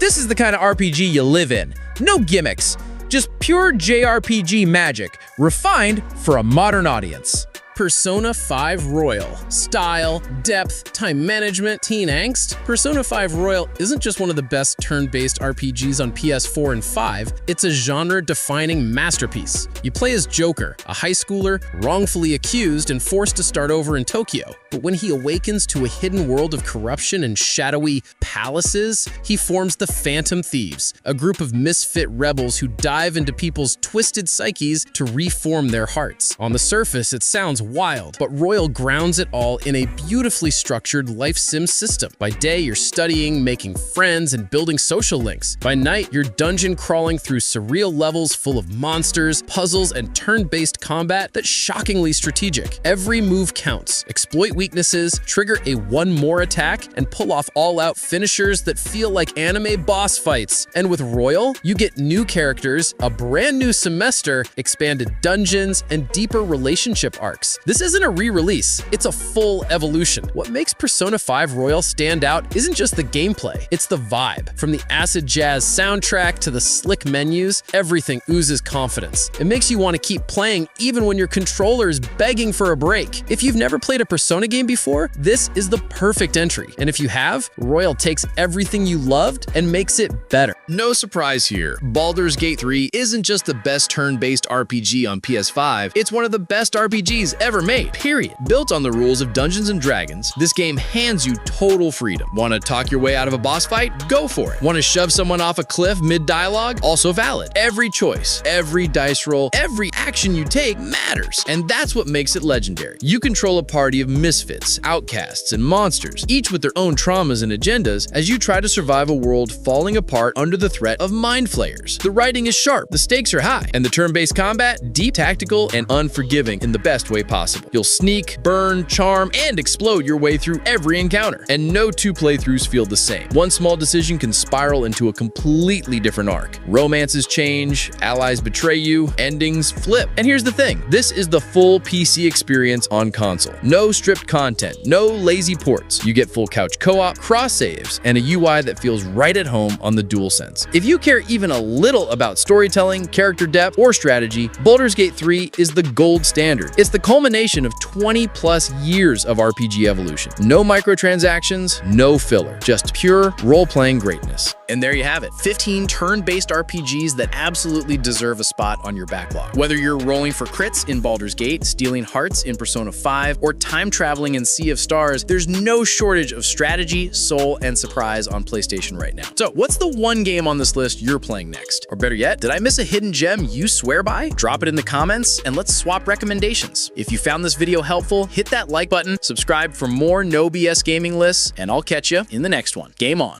You don't need 50 fireballs or 10 frame links to know the PS5 is stacked with fighting games in 2025. Whether you're grinding rank, mashing with friends, or just want to see Goku throw hands with Luffy clones, this list has you covered. Here are the 11 best fighting games on PS4 and PS5 right now. Number 11, JoJo's Bizarre Adventure. This game isn't balanced, it isn't competitive, and honestly, that's the point. All-Star Battle R is JoJo in its rawest form. 50+ fighters from every bizarre timeline, dramatic intros, and combos so extra they could be TikTok dances. You've got time-stopping vampires, horse-riding snipers, and literal let's punch fate energy packed into every match. Mechanics-wise, it's a 2.5D fighter with tag assists, flashy supers, and combo routes that make zero sense unless you're an actual stand user. The rollback netcode helped, but online still hit or miss. And let's be real, the FCG ain't playing this at top 8. But if you love JoJo's anime or manga, this is fan service done right. Wild, broken, and fabulous. Like a Dio quote in game form. Play it for fun, pose on your friends, and remember, you're already approaching me. Number 10. Fatal Fury City of Wolves. 25 years later, SNK finally did it. Fatal Fury City of Wolves is a full-blown resurrection of a fighting game dynasty, and it slaps harder than a power dunk to the jaw. Terry Bogard still got the cap, Rock Howard still got daddy issues, but the gameplay, brand new. You've got 2 control styles, Smart Style for newcomers and Legend Style for FGC purists. It's a genius move that makes the game more approachable without watering it down. The visuals are stylish, the animations are crispy, and that classic SNK flavor, it's alive and kicking. It's still early in its life, so tourney meta's developing, but make no mistake, this isn't just nostalgia bait. City of Wolves proves SNK still knows how to bring the heat in 2025. Number 9. Under Night in Birth 2. If anime fighters had a hidden boss, it would be Under Night in Birth 2 Celis. This isn't a button masher. This is a game for lab gremlins who count frames in their sleep. Celis refines everything from the previous UNist entries: crisper visuals, rollback netcode, new characters, and the return of the GRD system, one of the sickest resource mechanics in any 2D fighter. It's like tug-of-war meets turn control. Win neutral, dominate the round. Every character feels unique, from whip-wielding zoners to sword-slinging pressure gods. And when 2 cracked players go head-to-head, it's like watching anime chess with combos. Not as flashy as Guilty Gear, not as famous as Tekken, but if you want pure mechanics with anime flair, this is your jam. Just don't expect mercy online. These players do not mash. Quick break from the beatdowns. If you're feeling the picks, hit like and sub. We drop new fighting game vids every week. No patches required. 8. DNF Duel. DNF Duel shouldn't go this hard,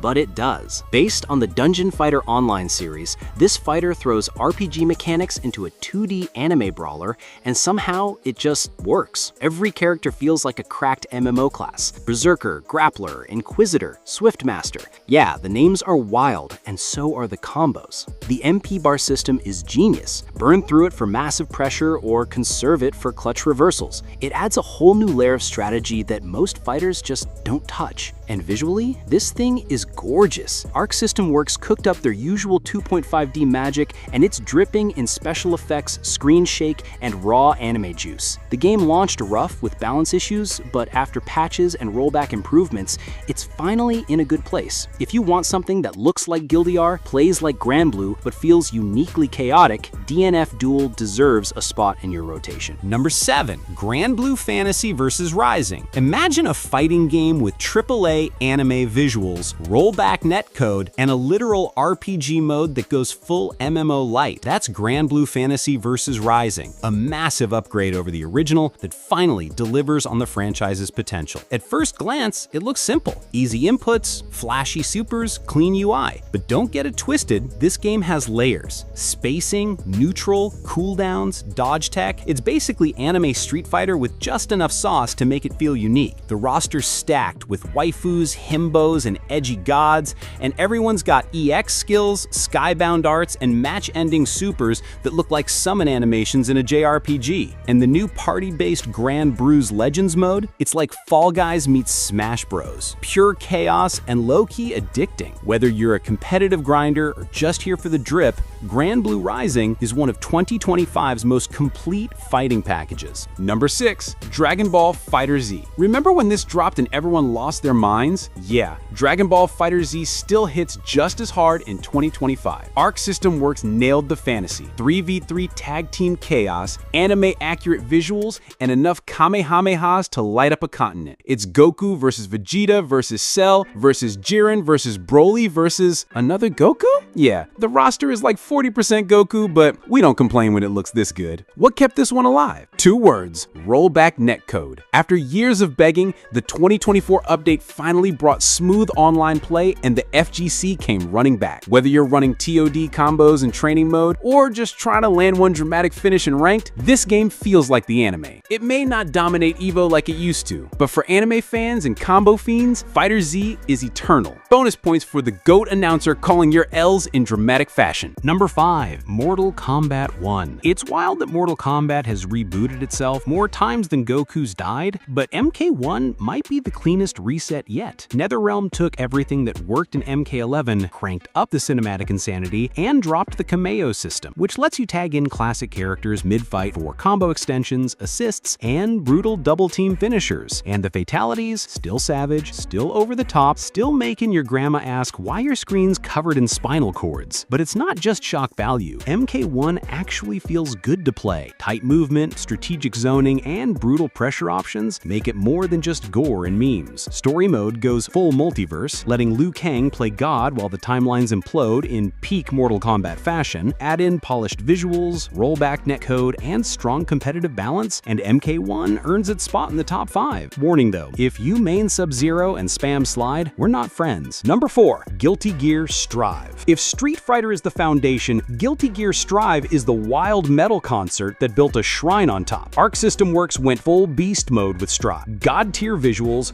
buttery rollback netcode, and a soundtrack that slaps harder than Nagoriyuki's Blood Blade. Every frame is anime magic. Every hit sparks like fireworks, and every round feels like it's being narrated by a heavy metal album cover. What sets it apart? That risk system that rewards aggression, wall breaks that shift the tempo, and characters that play like nothing else. Want a zone? Pick Happy Chaos. Want to grab souls? Go Potemkin. Want to delete people in 2 touches? Hello Nagoriyuki. Whether you're a sweaty lab monster or a casual who just wants to hear heaven or hell, let's rock, this is peak anime fighter energy. And yes, smell of a game still goes way too hard. Number 3. Tekken 8. Tekken 8 didn't just improve on Tekken 7, it powered up like a Mishima with family trauma. This game is fast, flashy, and feral in all the right ways. The new heat system rewards aggression, turning neutral into high-stakes pressure wars and making every round feel like a final boss fight. Movement is snappier, combos hit harder, and wall splats? They're cinematic masterpieces. But this isn't just about big damage. Tekken 8 still has that signature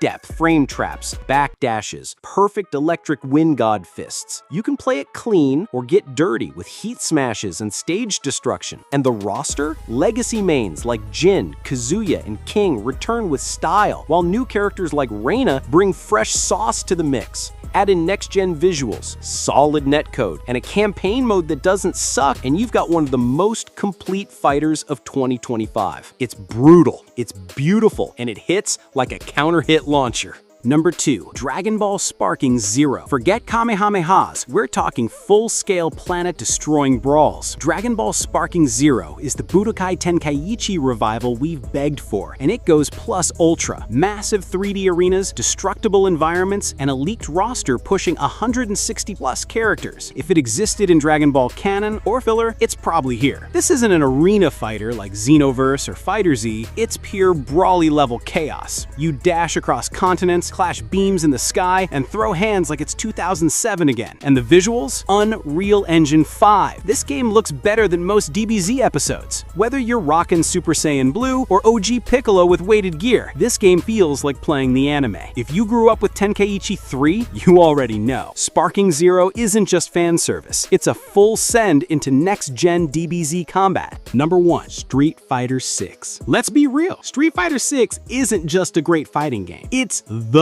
fighting game. Capcom pulled off a miracle, a bold new art style, a banging hip-hop aesthetic, and gameplay that balances sweaty footsies with stylish sauce. 3 control schemes let everyone eat. Classic for purists, modern for newcomers, and dynamic if you just want to mash with flair. The drive system is genius. It gives you tools for pressure, defense, reversals, all tied to a single resource that forces smart decision-making every round. World Tour mode gives solo players something fun and weird, while Battle Hub brings the arcade spirit online. Add rollback netcode, constant updates, and one of the most active player bases in the world, and you've got a complete package. Whether you're climbing rank or just throwing fireballs in the hoodie, SF6 is the crown jewel of PS5 fighting games in 2025. And yes, let me know, still slaps. So, are you all about crispy footsies, anime combos, or just dunking your friends with style? No matter your main, the PS5 lineup in 2025 is straight up stacked. Whether you throw Hadoukens, land hell sweeps, or just spam Super Dash, you've got no excuse not to hit the lab. Now tell me, which fighter are you maining this year? Did I miss a hidden gem? Drop it in the comments.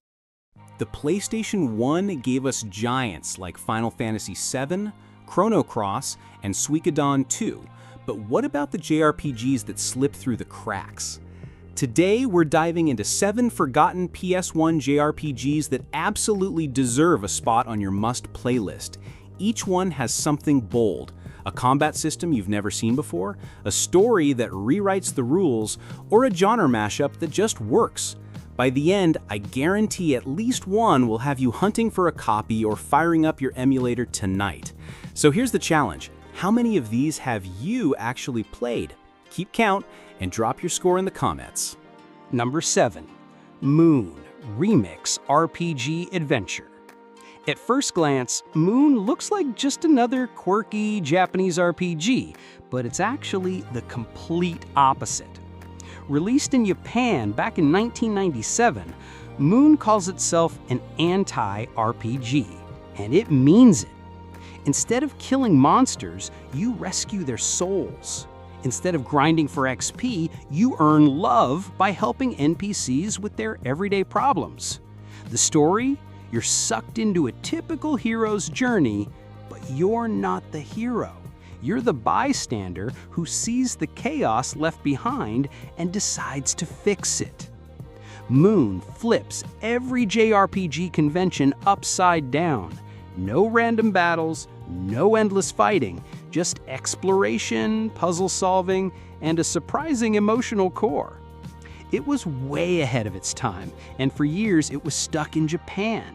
In fact, it didn't even get an English release until 2020 on Switch. If you loved Undertale, this is basically its spiritual predecessor.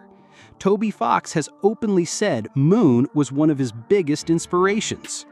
It's weird, it's warm-hearted, and it's nothing like the RPGs you grew up with, which is exactly why you should play it. Number 6. Legend of Legaia. Legend of Legaia is one of those games that quietly did something genius, but barely anyone noticed. Released in 1998, it takes the standard turn-based combat and turns it into a fighting game combo system.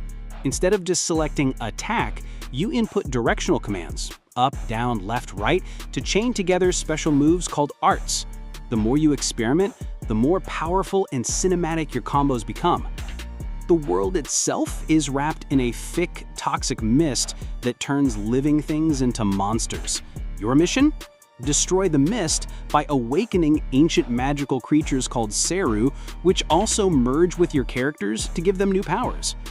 On the surface, it's classic late 90s JRPG, but the combat keeps you hooked. Every battle feels interactive and rewarding because you're always trying to discover that next devastating combo. It sold well enough to get a PS2 sequel, but for some reason, it never became a household name. If you're tired of mashing the same menu commands in JRPGs, Legend of Legaia will make every fight feel like a mini boss battle. Number 5. Threads of Fate. Threads of Fate might just be the most charming PS1 JRPG you've never played. Released by Square in 2000, it's an action RPG with 2 completely separate storylines. One for Rue, a shape-shifting warrior searching for a way to bring someone he loves back to life, and one for Mint, a spoiled princess with a serious attitude problem and a hunger for world domination. Same world, same events, but told from totally different perspectives. You'll see plot twists from angles you didn't expect, and it makes replaying the game feel fresh instead of repetitive. Combat is fast and simple, with Rue morphing into monsters he's defeated and Mint unleashing wild magic spells. The gameplay is accessible, but the storytelling is what really sticks with you. Despite coming from Square in their golden age, it got buried under bigger releases and was quietly forgotten. If you want something lighthearted but still full of personality, Threads of Fate is an underrated gem that deserves the second life. Number 4. Vagrant Story. If Threads of Fate is lighthearted, Vagrant Story is the complete opposite. A dark, brooding masterpiece that feels more like a political thriller than a traditional JRPG. Released by Square in 2000, this game ditched towns, party members, and random battles entirely. You play as Ashley Riot, an elite agent caught in the tangled conspiracy involving assassins, cults, and ancient magic. The combat is real-time with a twist. You can pause mid-swing to target specific body parts for strategic damage, or chain together attacks with perfect timing for devastating combos. On top of that, it has one of the deepest weapon customization systems ever put in a PS1 game. The art direction is pure gold. Yasumi Matsuno, the mind behind Final Fantasy Tactics, gave it a gritty, realistic medieval style that still looks incredible today. Critics loved it, but its complexity and lack of traditional JRPG comforts kept it from reaching mainstream success.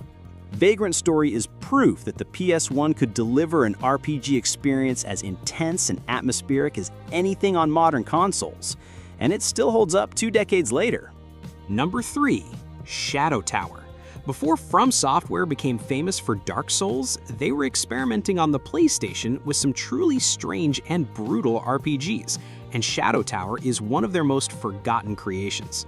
Released in 1998, it's a first-person dungeon crawler with zero handholding, zero maps, and a suffocating atmosphere that feels more survival horror than traditional JRPG. You're dropped into the mysterious Shadow Tower to rescue a friend, and every floor you descend gets weirder. Bizarre monsters, environmental traps, and a constant sense that the game is trying to break you. There's no XP system.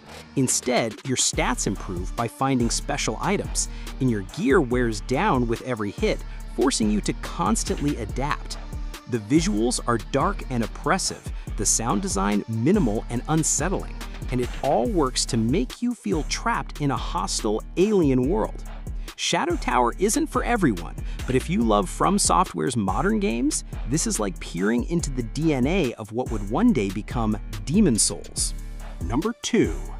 Thousand Arms is what happens when a traditional JRPG crashes headfirst into a dating sim, and somehow it works. Released in 1999 by Atlas, it follows Mace Triumph, a womanizing blacksmith on a quest to stop an evil empire and maybe charm every eligible bachelorette along the way. The twist is that your relationships actually matter in combat. Going on dates, saying the right things, and building trust with your party members unlocks stronger magic and weapon upgrades. It's a clever system that makes the social side of the game just as important as the battles. Speaking of battles, they're turn-based, but with a unique twist. Only one character fights at a time, while others cheer and support from the sidelines, adding strategic layers to every encounter. Thousand Arms oozes late 90s anime energy, from its colorful art style to its over-the-top humor. It's funny, flirty, and completely unlike anything else on the PS1. It never got the attention it deserved, but for anyone who wants their JRPGs with a side of romance and comedy, Thousand Arms is unforgettable. If you thought Final Fantasy Tactics was tough, Hoshigami Ruining Blue Earth will test every ounce of your strategy skills. Released in 2001, right at the tail end of the PS1's life, it's a tactical JRPG with deep customization, punishing difficulty, and a learning curve that scared off a lot of players. The game's standout feature is its Ready for Action Points system, where every move, from swinging your sword to simply turning your character, consumes precious action points. Mismanage them, and your units become sitting ducks for the enemy. On top of that, battles are long, deliberate, and every decision matters. You can train characters in multiple deity schools of magic, giving them unique abilities and stat boosts, but choosing the wrong path can cripple your strategy later on. It's not the friendliest game for newcomers, but for hardcore tactical RPG fans, Hoshigami offers a depth and challenge most PS1 titles never dared to touch. Sadly, its late release and steep difficulty kept it in obscurity, but if you're craving a real strategic workout, this hidden gem delivers. And there you have it, 7 forgotten PS1 JRPGs that prove the console's library goes way beyond the usual classics. From the heartwarming weirdness of Moon to the brutal strategy of Hoshigami, each one offers something you won't find in the big-name titles. The best part? Most of these still hold up today, and some even have fan translations, re-releases, or ways to play on modern hardware. So, how many of these have you actually played? Was it 0? 1? All 7? Drop your score in the comments, and while you're there, tell me your favorite underrated PS1 RPG that didn't make the list. If you enjoyed this trip down memory lane, hit that like button, subscribe, and turn on notifications, because next time we're tackling the forgotten gems of the PS2 era. Until then, keep your save files safe and never stop exploring. Not all Musou titles are created equal. Some are straight-up button-mashing copia. Others, glorious chaos with style, soul, and stupidly satisfying gameplay. So we did the grinding for you. No reskins, no spin-off slop, just the 15 most fire Musou games you can actually play on PS4 and PS5. Each one a certified crowd clearer. Ready to swing that oversized sword like you're auditioning for a Dynasty Warriors movie? Let's go. Number 1, Dynasty Warriors Origins. This is the comeback we didn't know we needed. After the disaster that was Dynasty Warriors 9, Origins feels like a megaforce finally listened. Gone is the bloated open world, replaced with focused cinematic missions and the most polished combat the series has ever had. Instead of juggling dozens of characters, you follow one hero through a dynamic retelling of the Three Kingdoms era. It's tighter, more immersive, and honestly, way more fun. The new mechanics like parries, reactive combos, and actual battlefield tactics bring real depth to the classic 1 versus 1000 mayhem. And visually, it's a spectacle. The enemy count on screen is ridiculous, and it still runs at 60 frames per second. If you're on PS5 and want to see what modern Musou can really look like, this is it. Number 2, Samurai Warriors 4. This game is a masterclass in how to modernize a series without breaking what works. Samurai Warriors 4 took everything fans love: huge battles, historical drama, fast-paced action, and layered in fresh mechanics that completely changed the flow. Hyper attacks let you blaze across maps like lightning, while the 2-character system makes it feel like you're commanding an army solo. And it actually works. Switching characters mid-mission adds real strategy, especially on tougher stages. The campaign structure, focused on clans and regional arcs, gives you a much stronger sense of story progression than most Musou games. Plus, Chronicle Mode is a massive bonus for people who love building and bonding with their own custom warrior. If you're looking for peak Samurai Warriors, this is the one fans still go back to, for good reason. Number 3, Warriors Orochi 3 Ultimate, PS4. You want big? This is big. Warriors Orochi 3 Ultimate isn't just a crossover, it's the crossover. Dynasty Warriors, Samurai Warriors, Ninja Gaiden, Dead or Alive, even weird picks like Ryu Hayabusa and Joan of Arc, they're all here, and somehow it works. The story? Surprisingly strong. A time travel plot where you're literally rewriting history to undo an apocalyptic disaster, building your dream team of warriors along the way. It's cheesy, it's fun, and it gives purpose to the insane cast. But what really makes it legendary is the content. Gauntlet mode alone is worth the price. Deep, challenging, and endlessly replayable. Add dual mode, Musou battlefields, and all the unlocks, and you've got a game that'll keep you grinding for months. If you only play one crossover Musou, make it this.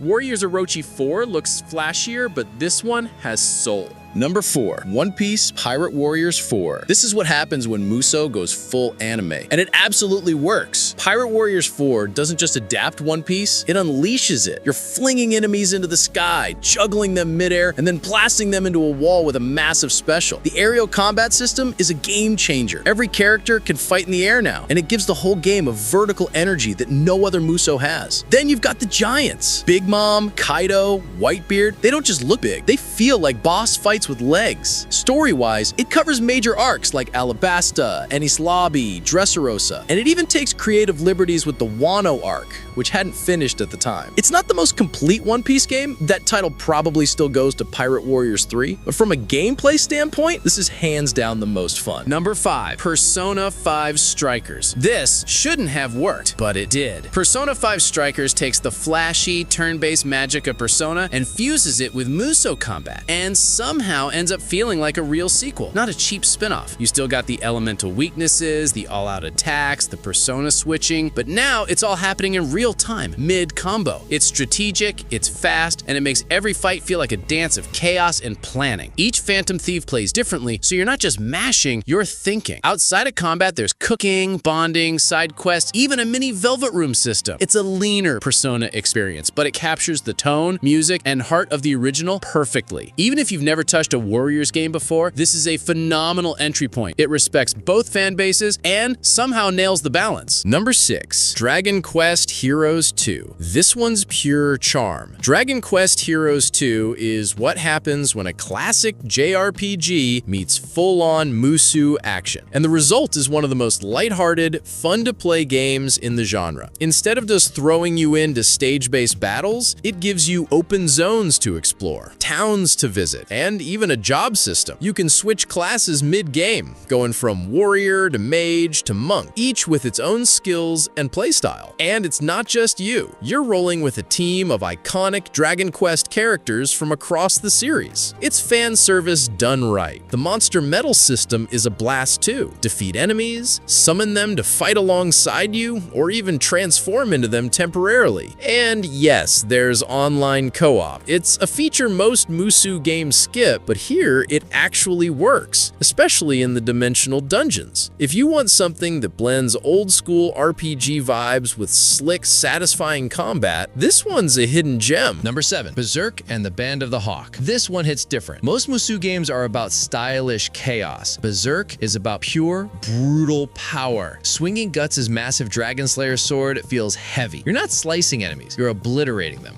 The game adapts most of the iconic arcs, including the Golden Age and Millennium Falcon stories, and even blends in anime film cutscenes to keep the tone faithful. But be warned, this isn't a happy tale. It's dark, tragic, and raw, and the gameplay reflects that. Fewer characters, less variety, but every hit feels devastating. You've got Frenzy Mode, Death Blows, and eventually the Berserker armor, which turns you into a one-man wrecking crew with a cost. It's not the deepest Musou mechanically, but the atmosphere and combat tone are so intense, it doesn't need to be. If you're a fan of Berserk, this is a must play. If not, it's still one of the most visceral and unique Musou experiences out there. Number 8. Attack on Titan 2 Final Battle. This one flips the Musou formula on its head. Instead of mowing down hordes of foot soldiers, Attack on Titan 2 throws you into high-speed aerial battles against towering, flesh-eating giants, and it nails the feel of the anime better than any other game adaptation I've played. You're not just swinging around for fun, you've got to hit specific weak points, manage gas and blades, and time everything perfectly while dodging deadly grabs. It's more precision hunting than crowd control, and that's exactly what makes it stand out. The Final Battle version adds Season 3 content, new characters, and modes like territory recovery, part strategy, part survival. It can get repetitive over time, sure, but in short bursts, this is one of the most exhilarating twists on Musou combat ever made. Number 9. Fate Extella Link. Fate fans, this one's for you. Extella Link isn't made by Omega Force, it's by Marvelous, but it follows the Musou formula so closely, it might as well be canon. What sets it apart? Speed. This is one of the fastest, flashiest Musou-style games you'll find. Characters zip across the battlefield with teleport-like dodges and flashy skill chains that feel almost like an action arena fighter. Each servant comes with unique active skills that cool down independently, meaning you're constantly mixing special attacks into your regular combos. You've also got Moondrive transformations, online 4v4 PvP, and a surprisingly clean UI. The story, it's fine. Serviceable, fan-focused, full of familiar faces like Nero, Tamamo, and the newly introduced Charlemagne. It doesn't have the content depth of the big Warriors titles, but for sheer pick-up and play fun, it delivers. Number 10. Dragon Quest Heroes, The World Tree's Woe, and The Blight Below. The title's a mouthful, but the game is a total delight. This was the first time Omega Force really tried blending Musou action with full-on RPG mechanics, and it paid off. You've got your standard 1v1000 hack and slash, but layered with towered defense, monster summoning, party-based combat, and even an alchemy crafting system. It's not just fighting for fighting's sake. You're protecting objectives, setting up monster allies like turrets, and building a real strategy mid-battle. What sells it, though, is the heart. The Dragon Quest charm is everywhere, from the voice acting and characters to the classic sound effects and Toriyama art style. You're fighting with heroes from across the franchise, and it feels like a nostalgic festival with monsters exploding into colorful sparkles. It's slightly more straightforward than the sequel, Heroes 2, but it's tighter, and honestly, for many, more fun, especially if you like your Musou with a bit of brain and a ton of charm. Number 11, Dynasty Warriors 9 Empires. This one's divisive, and for good reason. The base Dynasty Warriors 9 was a mess. Empty open world, bland pacing, broken systems, but Empires salvages what it can and wraps it in the series' signature strategy layer. And for hardcore fans, that might be enough. Instead of exploring a dead open world, you're now storming castles and siege-style missions. You use battering rams, catapults, and secret plans to break defenses and claim territory. Outside of battle, you're making political moves, recruiting allies, managing resources, and conquering China turn by turn. The combat's still using the controversial state combo system, simplified inputs, more flash than depth, but at least it feels consistent this time. Is it the best Empires game? Not even close. But it's the only way to experience Dynasty Warriors 9's combat in a structure that actually works. For longtime Warriors fans who want to play General and Warlord at once, this scratches a very specific itch. Number 12, Warriors All-Stars. This one is weird, and that's exactly why it's here. Warriors All-Stars is Omega Force throwing all their IPs into a blender and saying, screw it, let's have fun. You've got Ryu Hayabusa from Ninja Gaiden, Honoka from Dead or Alive, William from Neo, Opona, yeah really, and even a literal talking fox mascot. It's not trying to make narrative sense, it's just a party brawler with some surprisingly solid mechanics underneath. The game lets you build your own dream team and upgrade them using a friendship system that unlocks support abilities and tag combos. Each mission affects the flow of a branching campaign, so you're not just button mashing through disconnected stages. There's a light layer of choice and consequence here too. Is it deep? Not really, but it's flashy, fast, and different. If you're burned out on historical drama and want something colorful, self-aware, and fun, this is the palate cleanser you didn't know you needed. Number 13, Arslan, the Warriors of Legend. Here's one most people missed. Arslan, the Warriors of Legend is based on the anime adaptation of the classic Persian-inspired fantasy series, and it brings a rare narrative focus to the Musou formula. What sets it apart is its cinematic flair. Every mission flows straight from the anime, with stylish transitions and in-engine storytelling that keeps the momentum going. You play as Prince Arslan and his companions as they fight to reclaim a fallen kingdom, and the combat supports that theme with large-scale cavalry charges, formation tactics, and gorgeous cel-shaded visuals. The core mechanics are tighter than you'd expect, with smooth animations and polished movesets across the small, curated cast. It's not the biggest game on this list, and it's certainly not the flashiest, but if you're into story-driven Musou titles, this is a hidden gem worth playing through once. Number 14, Bladestorm Nightmare. Okay, this one's a curveball. Bladestorm Nightmare is part Musou, part real-time strategy, and if you like commanding troops as much as smashing them, it's shockingly addicting. You're not just playing a hero, you're leading squads of archers, cavalry, sword infantry, and more. You capture bases, conquer zones, and issue orders mid-battle while still fighting alongside your units. Think of it like Dynasty Warriors meets Pikmin meets medieval France. The Nightmare mode throws the historical setting out the window and adds dragons, goblins, and zombie Joan of Arc. It's absurd, and it knows it. It won't be for everyone. The pace is slower and the systems are deeper, but if you've ever wanted your Musou with a layer of tactical control and a side of fantasy chaos, this is the one. Number 15, Samurai Warriors 5. We end with a reboot. One that looks gorgeous, but left fans split. Samurai Warriors 5 goes for a full reimagining, both in story and in style. The art direction leans hard into Japanese sumi-e brushwork, and it's stunning in motion. The campaign focuses on Nobunaga and Mitsuhide, telling a tighter, more personal story than previous entries. Combat-wise, it's smooth, flashy, and introduces ultimate skills, customizable abilities that lets you tweak your playstyle mid-battle. But here's the thing, the roster was gutted. From over 50 characters in SW4 down to 27, many of whom share weapons. For a franchise built on character variety, that's a big hit. Still, what's here is polished. If you're new to the series, it's a slick entry point. If you're a longtime fan, it's a mixed bag. Beautiful, fun, but clearly a stepping stone to something bigger. So there you have it, 15 of the best, most unique Musou games on PS4 and PS5. Not just Dynasty Warriors clones, but real standouts, each with its own twist, style, or legacy. Whether you're here for anime chaos, deep strategy, or just pure button-mashing catharsis, there's something on this list worth your time. Now, I want to hear from you. Which Musou game did we nail? Which one did we miss? Drop your favorite down in the comments. If you found something new to try, hit like, subscribe, and ring that bell. It helps way more than you think. And if you're still hungry for carnage, carnage, check out our next video, underrated Muso anime you probably never played. Thanks for watching. See you on the battlefield.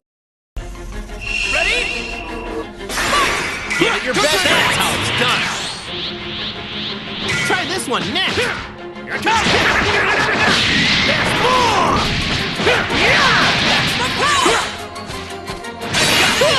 You really blew me away there. One more time. Hey, you nailed it. How about this? Come on.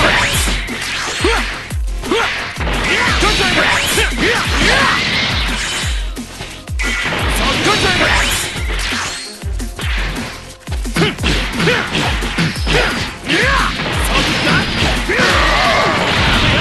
Over here.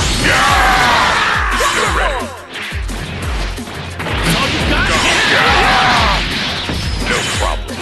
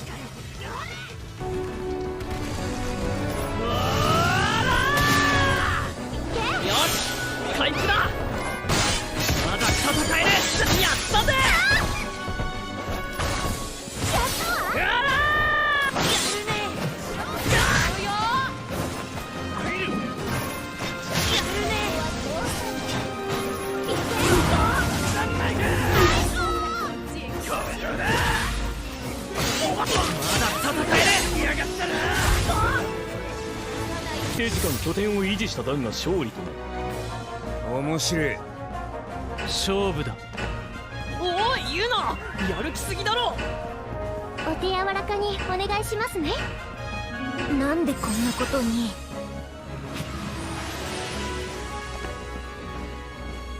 行くぜ。失礼しますね。今よ。補助の外壁。無理の花束。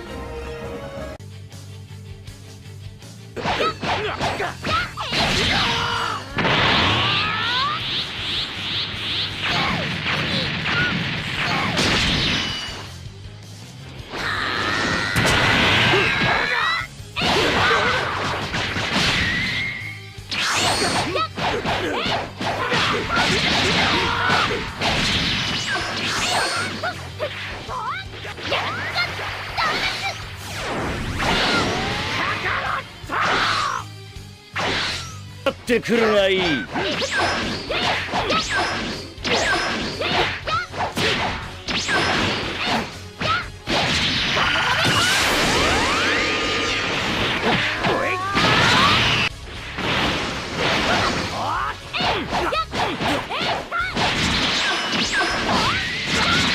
いぞ、その調子だ。しまくってやる。この足元、素早く足元、素早く勝てる。もっと速く。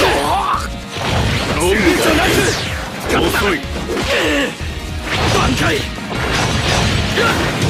逃しはしない。もっと早く。やっと。余計なお世話だとしても。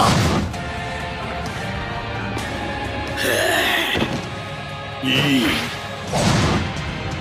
レディークラッシュ。一気に懐。この勢い。直接届け。さあ、いける。甘くないんだ。まだだ。この勢い。突っ込め。つなぐ。助けるんだ。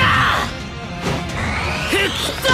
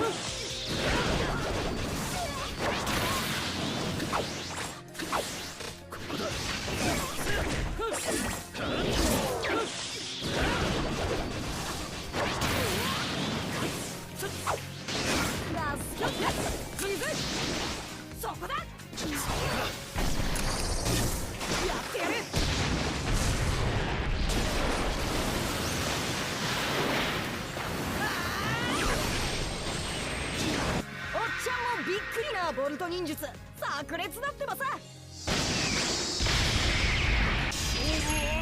Paper, scissors! Rock! Try this! Rock, paper, scissors! Rock! Try this! This! Try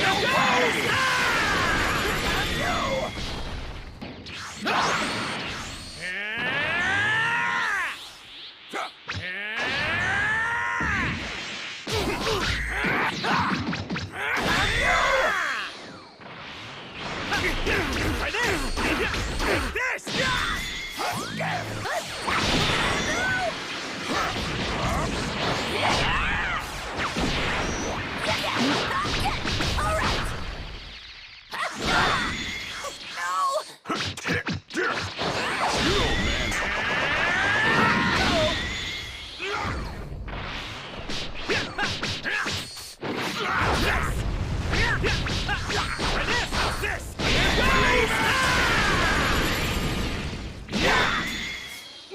My power! 交換に従い参上した。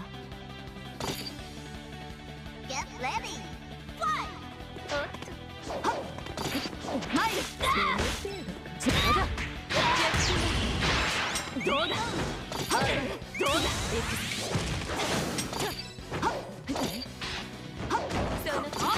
邪魔だ。いたか。真珠形態。そこだ。その調子だ。俺のさ。油断大敵のようにしよう。やっ油断のし邪魔だ。うかつ手を出せるな。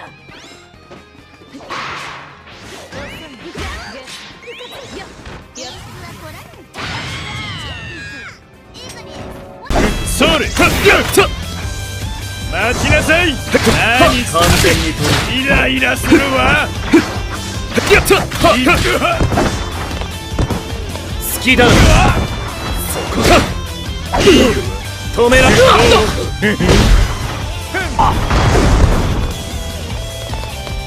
さて逃がさんぞ。威勢がいいじゃん。軟弱な。調子に乗るんじゃないわ。潰すわよ。こちら無面ライダー。たった今到着した。コッパみじんよ。待ちなさい。あらや。ないじゃない。正義執行。この音速のソニックが逃がさないわよ。連続普通のパンチ。はいと。このままでも十分お前を倒せる。言ったはずだ。さっきの氷河の剣が通用しなかったのかしら。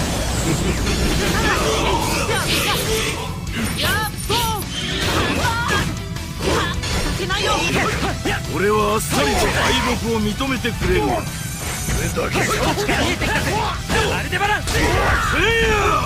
たかが俺の皮を溶かせたぐらいでいい気になるな。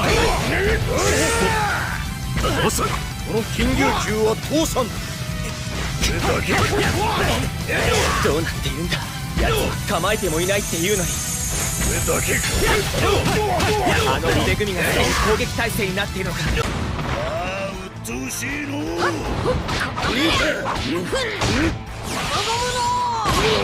バズーカ。調子に乗りよってセカンド。セット。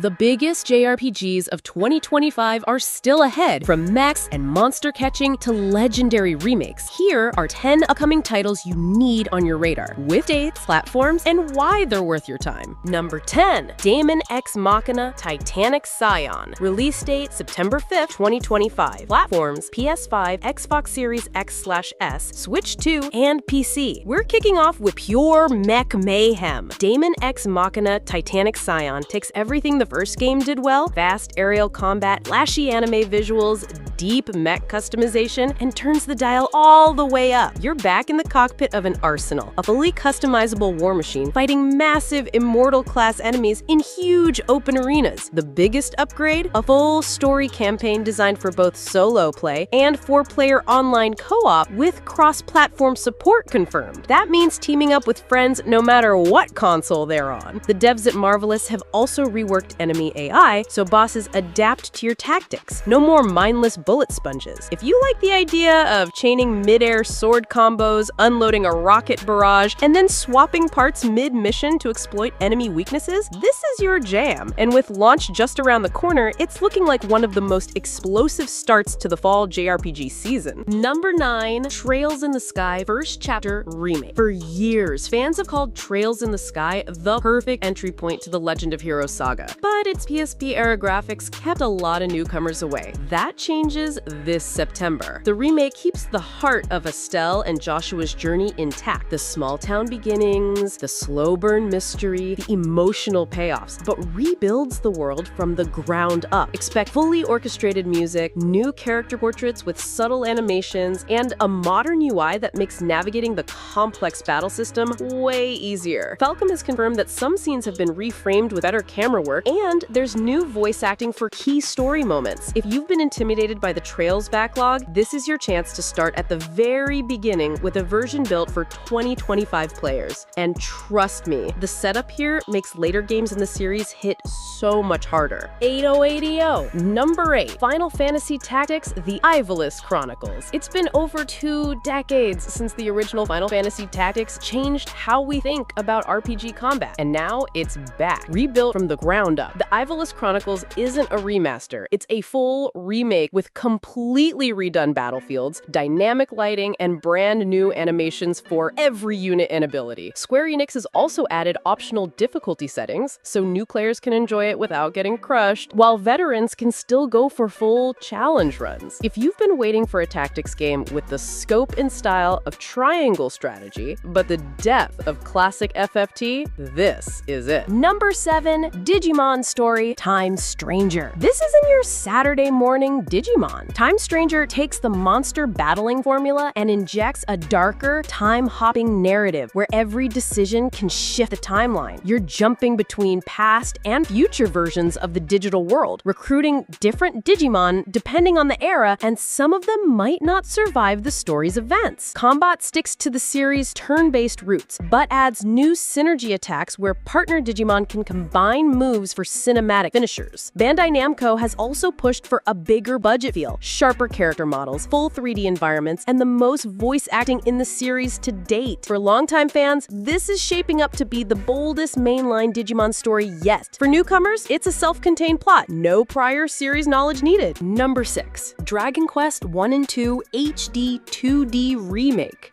These are the games that started the JRPG genre, and now they're back in a style that makes them feel timeless. Dragon Quest 1 and 2 HD 2D takes the original 8-bit adventures and rebuilds them with the same lush, layered art style that made Octopath Traveler and Triangle Strategy instant eye-catchers. The remake keeps the core maps and story layouts faithful, but fills them with dynamic lighting, animated weather, and environmental touches that make towns feel alive. Monsters have new battle animations, and both games feature fully rearranged orchestral soundtracks recorded with live live instruments. Gameplay-wise, Square Enix is adding fast travel options, quest markers for key objectives, and faster battle speeds, but leaving the original pacing intact for purists who want the old-school grind. And because it's a 2-in-1 package, you can finish the first game and roll right into the sequel without missing a beat. For veterans, it's the ultimate nostalgia trip done right. For newcomers, it's JRPG history wrapped in modern polish. Number 5. Pokémon Legends ZA. After the wild success of Pokémon Legends Arceus, Game Freak is doubling down, but this time, the adventure unfolds in the heart of the city. ZA takes us back to a Lumiose city in the Kalos region, turning its iconic streets and skyscrapers into an open-world playground. Exploration goes vertical, with hidden rooftop gardens, underground service tunnels, and alleys that hide rare Pokémon encounters. Mega evolutions are back in a big way, both in battle and as part of the story's central mystery. Game Freak says NPC interactions will be deeper this time. Shopkeepers, gym leaders, and even random citizens may have side quests that alter parts of the city itself. And the pacing is built around environmental storytelling. As you complete certain objectives, areas of the city visibly change, hinting at a living ecosystem rather than static set pieces. And, like Arceus, you'll be able to engage or evade Pokémon in the wild without being locked into random encounters. For longtime fans, it's a fresh spin on one of the series' most stylish settings. For newcomers, it's a low-barrier entry point with modern open-world sensibilities. Quick break. If you're enjoying the list so far and want to see more JRPG deep dives and launch day reviews, hit the like button and subscribe. It really helps the channel, and it makes sure you don't miss the rest of the countdown. Number 4. Octopath Traveler 0. Square Enix is going back to the start, literally, with a prequel to one of its most successful new IPs. Octopath Traveler 0 tells a new set of stories in the same world, but puts you in charge of creating your own protagonist. You'll choose their origin city, starting class, and even their moral alignment, which shapes not only dialogue options, but also which paths you can take. The battle system still revolves around breaking enemy shields and boosting your attacks, but new combo mechanics allow party members to chain skills for devastating finishers. Some jobs now have branching skill trees, letting you customize a class toward offense, defense, or support roles more than before. The HD 2D visuals are sharper than ever, with richer particle effects during combat and more cinematic cutscenes that use dynamic camera angles. Square Enix has also promised more integration between the character stories, so it won't feel like 8 separate tales stitched together. Expect overlapping plot lines and group moments that make the party feel truly connected. If you loved the first 2 games, this is the logical next step. And if you've never touched the series, this is a perfect entry point with no homework required. Number 3.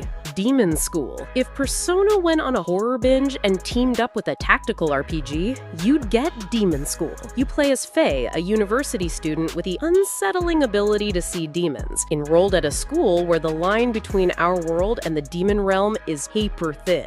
The core hook is its combat. You plan every move for your party in a single phase, then watch it unfold in one slick cinematic sequence. Think chess meets anime fight choreography. Every character has unique movement patterns and special skills, so positioning is just as important as raw stats. Outside of battle, you're juggling a full campus life, making friends, taking odd jobs, and uncovering the school's sinister history through visual novel-style events. Developer Necrosoft leans hard into a late 1990s anime aesthetic, complete with bold colors, thick outlines, and a lo-fi horror soundtrack. This is one of those games where style and mechanics click perfectly, and with multiple endings tied to your relationships and moral choices, it's begging for replays. Number 2. Lost Helden. From Artisan Studios comes Lost Helden, a hand-painted JRPG that looks like a living concept art book. Every location, from windswept plateaus to labyrinthine forests, is painted with insane attention to light and texture. This isn't procedural, it's handcrafted. The story revolves around 2 protagonists bound by fate, one cursed to take lives, the other cursed to save them. Your perspective alternates between the 2, showing how their decisions ripple through the world in completely different ways. Combat blends free-form movement with turn-based commands. You can reposition in real time to flank or dodge, then lock in skill combos for maximum effect. It's designed to feel active without abandoning the tactical depth hardcore JRPG players love. The devs have been clear, there's no filler. Every quest ties into the main narrative, and exploration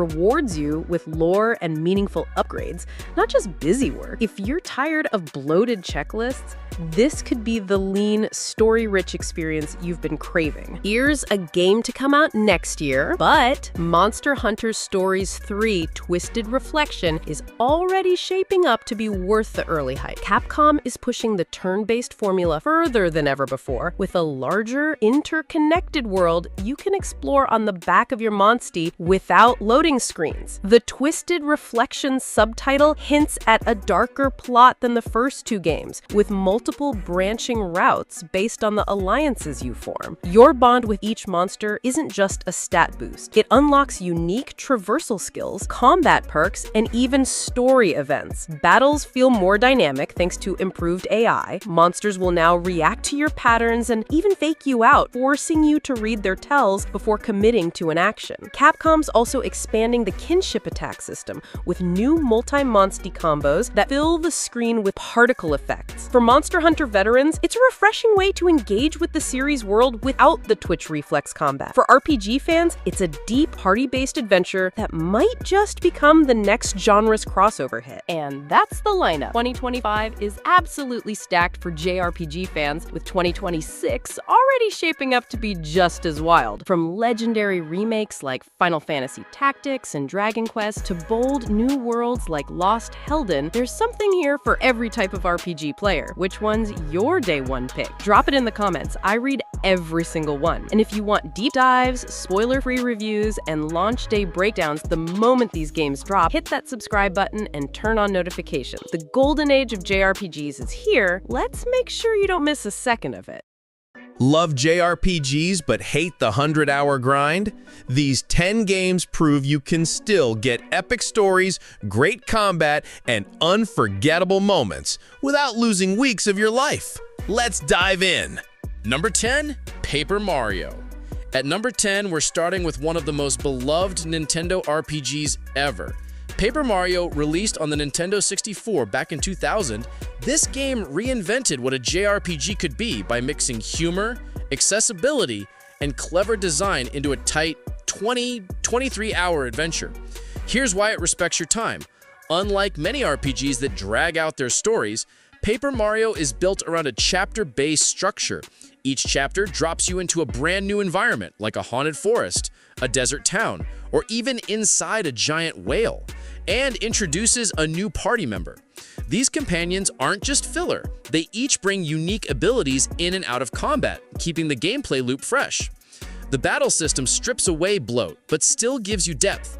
Instead of huge stat menus, you get a badge customization system that lets you shape Mario's playstyle. Do you want to make him a heavy hitter, or focus on quirky support moves? The choices matter, but they're never overwhelming. On top of that, the action command system keeps you engaged by letting you deal more damage or block attacks through precise button timing.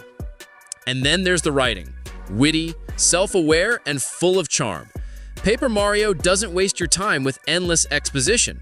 It's lighthearted, funny, and to the point. At around 23 hours, it feels like a complete adventure without overstaying its welcome. Even today, it's one of the easiest JRPGs to pick up and enjoy, whether on the original N64 or through Nintendo Switch Online. It's proof that a JRPG can be both breezy and memorable, even without a massive runtime. Coming in at number 9 is Live Alive, one of Square Enix's most inventive JRPGs, and one that finally got its due thanks to the 2022 HD 2D remake. This game is basically an anthology RPG, something almost unheard of in the genre. Instead of a single long narrative, it's split into 7 different stories, each set in a completely different era of human history. You've got a prehistoric chapter with no spoken dialogue, a Wild West shootout in feudal Japan, a ninja stealth mission, a near-future sci-fi tale, and more. Each scenario only lasts about 1 to 3 hours, meaning you're constantly experiencing new mechanics, new characters, and new settings without ever feeling bogged down. What makes Live Alive brilliant is how it balances variety with cohesion. On the surface, these stories feel disconnected, but by the end, everything ties together in an unforgettable finale that feels way bigger than the sum of its parts. It's a rare RPG that keeps surprising you right until the credits roll. The remake not only modernized the visuals with that gorgeous HD 2D art style, but also improved the soundtrack and quality of life features, making it one of the best ways to experience a short but epic JRPG today. At roughly 20 hours, Live Alive offers the variety of 7 different games in the time it normally takes to finish just one. It's efficient, creative, and perfectly built for players who don't want to sink months into a single RPG. At number 8 is a game that set the gold standard for pacing in JRPGs, Chrono Trigger. Released on the Super Nintendo in 1995, it's often hailed as one of the greatest games ever made, and a big reason is how tightly it's designed. Most RPGs of that era demanded 50+ hours, but Chrono Trigger manages to tell a sweeping time travel story in just 16 to 20 hours for a standard playthrough. There's virtually no padding. Every dungeon, every boss, every line of dialogue pushes the story forward. And what a story it is! Chrono and his friends journey through prehistoric times, medieval kingdoms, a ruined post-apocalypse, and even the end of time itself. Every era is distinct, yet they all connect into an unforgettable narrative about saving the future. The battle system also respects your time. There are no random encounters, you see enemies on the map, and the active time battle system blends classic turn-based strategy with real-time urgency. Add in the dual tech and triple tech abilities, where characters combine powers for unique attacks, and combat stays exciting without ever dragging on. Replayability is another bonus. Chrono Trigger introduced the concept of New Game Plus, letting you replay with your endgame levels and unlock over a dozen different endings. That means a single 20-hour run can easily become a 60-hour obsession if you want to see it all. To this day, Chrono Trigger is proof that JRPGs don't need to be long to be legendary. It's a lean, perfectly paced experience that many still consider the pinnacle of the genre. At number 7, we're moving to something more modern and artistic, Child of Light. Released by Ubisoft in 2014, this game is a beautiful reminder that not all JRPGs come from Japan. In Child of Light, you play as Aurora, a young princess who wakes up in the mystical land of Lemuria. The story is short, just around 12 hours for the main quest, but it's told like a fairy tale. Every line of dialogue is written in rhyme, giving the whole experience a dreamlike storybook quality. What makes it stand out is the presentation. The game's art looks like a living watercolor painting, and the soundtrack by curated adds a haunting, emotional edge. It's one of those rare RPGs where visuals and music matter just as much as the gameplay. Speaking of gameplay, Child of Light uses a combat system inspired by Grandia. Battles revolve around a shared timeline bar. If you hit enemies right before their turn, you can interrupt them, forcing strategy around timing and party abilities. Exploration is also fast and fluid, with Aurora gaining the ability to fly early on, making traversal feel effortless. It's short, yes, but it doesn't waste a single moment. By the time you finish, you'll feel like you've read an entire fairy tale novel, but one you played through instead of just reading. For players short on time but craving something artistic and heartfelt, Child of Light is a perfect pick. Number 6 brings us a true classic, Super Mario RPG Legend of the Seven Stars. Released in 1996 as a collaboration between Nintendo and Square, this game blended Mario's lighthearted charm with Square's RPG expertise, creating one of the most accessible and fun JRPGs ever made. What makes it perfect for this list is the pacing. The main story runs about 12 hours, with a little extra if you chase hidden bosses like Kulex. That's enough time to deliver a full adventure, saving the Mushroom Kingdom from the Smithy Gang without the usual JRPG bloat.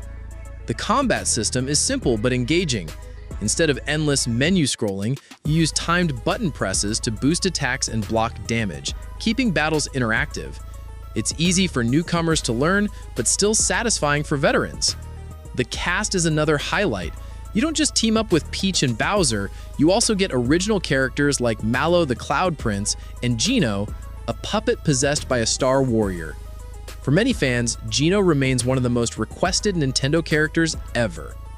With its mix of humor, platforming, and fast-paced RPG battles, Super Mario RPG is often called a starter JRPG.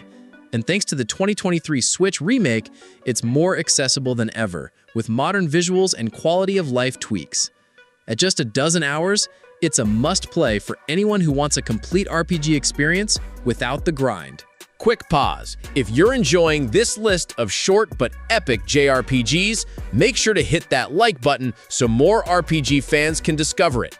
And if you've got your own favorite short JRPG that deserves a shout-out, drop it in the comments. I might feature it in a future video. All right, let's jump back in. At number 5, we've got Is Origin, a prequel to the long-running Is series. Released in 2006 for PC and later on modern consoles, this is a fast-paced action RPG that proves short games can be incredibly replayable. The setup is simple but effective. You're climbing the massive Dharm Tower, battling demons floor by floor. But here's the hook. You can choose between 3 different characters, each with their own fighting style and perspective on the story. Unica fights with melee weapons, Hugo uses long-range magic, and a third unlockable character changes the experience even further. Each playthrough lasts about 10 to 12 hours, which sounds short, but multiplied across 3 characters, you're looking at 30+ hours if you want the full picture. The pacing is tight, no wandering world map, no grinding, just pure action, with boss battles that demand skill and quick reflexes. The combat is where Is Origin shines. Unlike traditional turn-based JRPGs, this is hack-and-slash gameplay, with flashy special attacks, fast movement, and tight controls that make every encounter feel rewarding. It's closer to an arcade experience, but wrapped inside a full RPG structure with leveling, equipment, and progression. For players who want something short but meaty, Is Origin offers the best of both worlds: a single-character story you can beat in a weekend, and replayability that rewards you if you want to dive deeper. It's lean, exciting, and still one of the most approachable entries in the Is franchise. At number 4, we've got Cosmic Star Heroine, a modern indie gem that feels like a love letter to classic JRPGs. Released in 2017 by Z-Boyd Games, this sci-fi adventure takes inspiration from legends like Chrono Trigger and Phantasy Star, but condenses the formula into a 10-12-hour experience that wastes no time. You play as Alyssa LaSalle, a top agent for the government who quickly finds herself on the run after uncovering a massive conspiracy. The game blends spy thriller storytelling with futuristic settings, giving it a unique identity compared to the usual fantasy-heavy JRPG lineup. Combat is where Cosmic Star Heroine really respects your time. There's no grinding, no random encounters. Instead, battles are designed to be tactical puzzles. You juggle abilities that recharge in specific ways, making every fight about resource management and strategy rather than button mashing. It's a streamlined system that keeps things engaging from start to finish. The pacing is laser-focused. In just over 10 hours, you'll recruit 11 playable characters, visit multiple planets, and experience a story with twists that would normally take a 40-hour RPG to tell. The soundtrack, composed in retro synth style, further channels that 16-bit JRPG nostalgia while keeping it fresh. If you want a short RPG that feels like the best parts of the SNES era, just trimmed of all the filler, Cosmic Star Heroine deserves a place on your must-play list. Sliding into number 3, we've got Parasite Eve, a fascinating hybrid of survival horror and JRPG from Square, released on the PlayStation in 1998. Unlike most RPGs of its time, this one was designed to be short, cinematic, and highly replayable, perfect for players who don't want a 60-hour grind. The story follows Aya Brea, a New York police officer caught in a bizarre outbreak where people spontaneously combust thanks to mutating mitochondria. Set across 6 days in Manhattan, the game blends horror tension with RPG mechanics in a way that still feels unique. Combat is real-time with a twist. You can move Aya around the battlefield to dodge attacks, but when you're ready to strike, time freezes while you choose abilities from a command menu. It's a clever mix of survival horror intensity and JRPG strategy. The beauty of Parasite Eve is its pacing. The main story can be completed in about 9 to 10 hours, but there's replay value thanks to unlockables and the infamous Chrysler Building dungeon, which adds dozens of extra floors for hardcore players. What makes it stand out on this list is how cinematic it feels. With pre-rendered cutscenes, mature storytelling, and a dark atmosphere, Parasite Eve plays less like a grindy RPG and more like a playable movie. It's lean, impactful, and one of the boldest experiments Square ever pulled off. At number 2, we're going all the way back to the beginning, Dragon Quest I. Released on the NES in 1986, this is the game that defined the entire JRPG genre. And the best part? It's short. A full playthrough only takes about 8 to 10 hours, making it a bite-sized piece of history. The story is as classic as it gets. A lone hero sets out to rescue Princess Laura and defeat the Dragon Lord threatening the kingdom of Alefgard. It's a simple hero's journey, but its influence can't be overstated. Random encounters, leveling up, and turn-based battles all became genre staples thanks to this game. What makes Dragon Quest I worth revisiting today is its purity. There's no filler, no branching paths, no complex mechanics.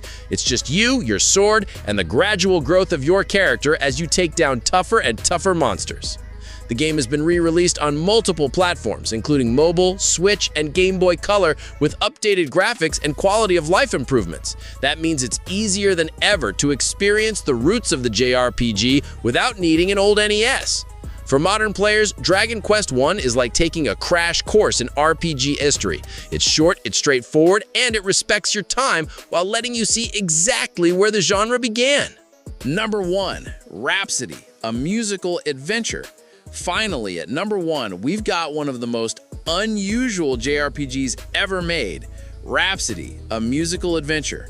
Originally released on PlayStation in 1998, this is a lighthearted, cozy RPG that clocks in at just around 9 hours, making it the shortest game on this list.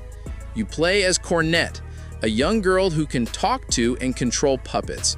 When her prince is turned to stone, she sets out to save him, joined by her puppet companions in battles that mix tactical RPG elements with charming simplicity. What really sets Rhapsody apart is its presentation. True to its name, it features actual musical numbers. Yes, full-on songs sung by the characters, something rarely seen in RPGs. The game leans heavily into a fairy tale atmosphere, almost like a JRPG meets Disney. It's not the most challenging or deep RPG, but that's the point. Rhapsody respects your time by being short, sweet, and memorable. It's a perfect palate cleanser if you've just come off a massive 80-hour epic and need something lighter. Today, you don't need to hunt down a PlayStation copy either. It's available on PC and Switch as part of Rhapsody Marl Kingdom Remaster. For anyone curious about quirky, cozy RPGs that you can finish in a weekend, Rhapsody is a hidden gem worth checking out. And that's our list. 10 JRPGs that respect your time while still delivering unforgettable adventures. These games prove you don't need a 100-hour grind to get great characters, stories, and battles. You just need smart design and heart. Now, I want to hear from you. Which of these short JRPGs have you played? And which one are you adding to your backlog next? Or maybe I missed your favorite time-friendly RPG. Let me know down in the comments. If you found this list helpful, don't forget to hit like, subscribe, and ring that bell for more JRPG recommendations and hidden gems. Thanks for watching, and I'll see you in the next one. Some of the best JRPGs ever made? You've never played them because they never got an English release.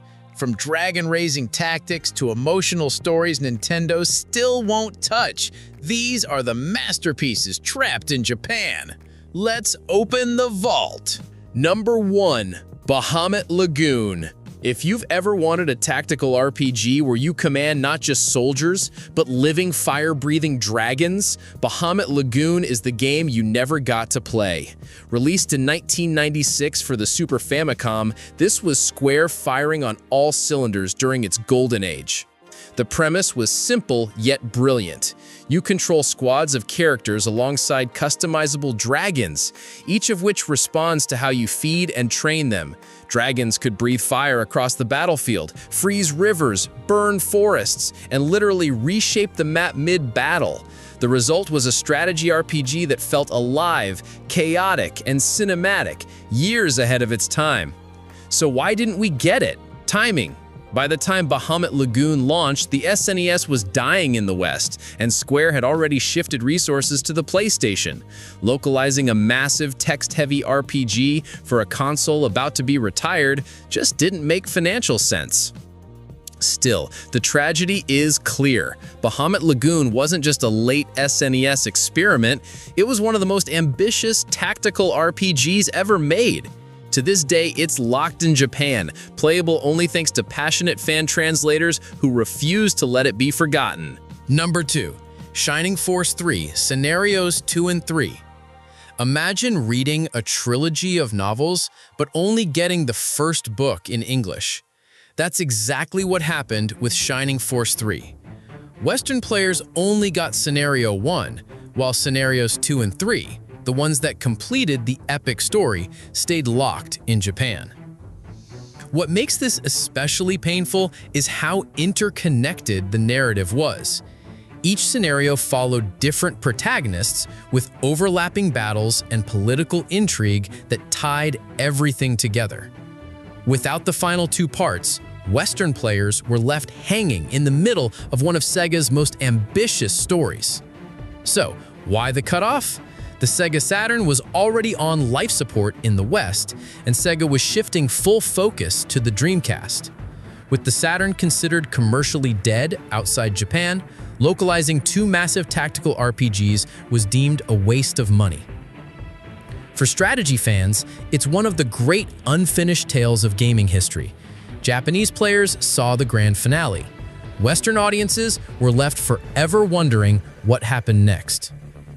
Even now, Shining Force 3 stands as a painful reminder of how console wars and business decisions can kill great storytelling.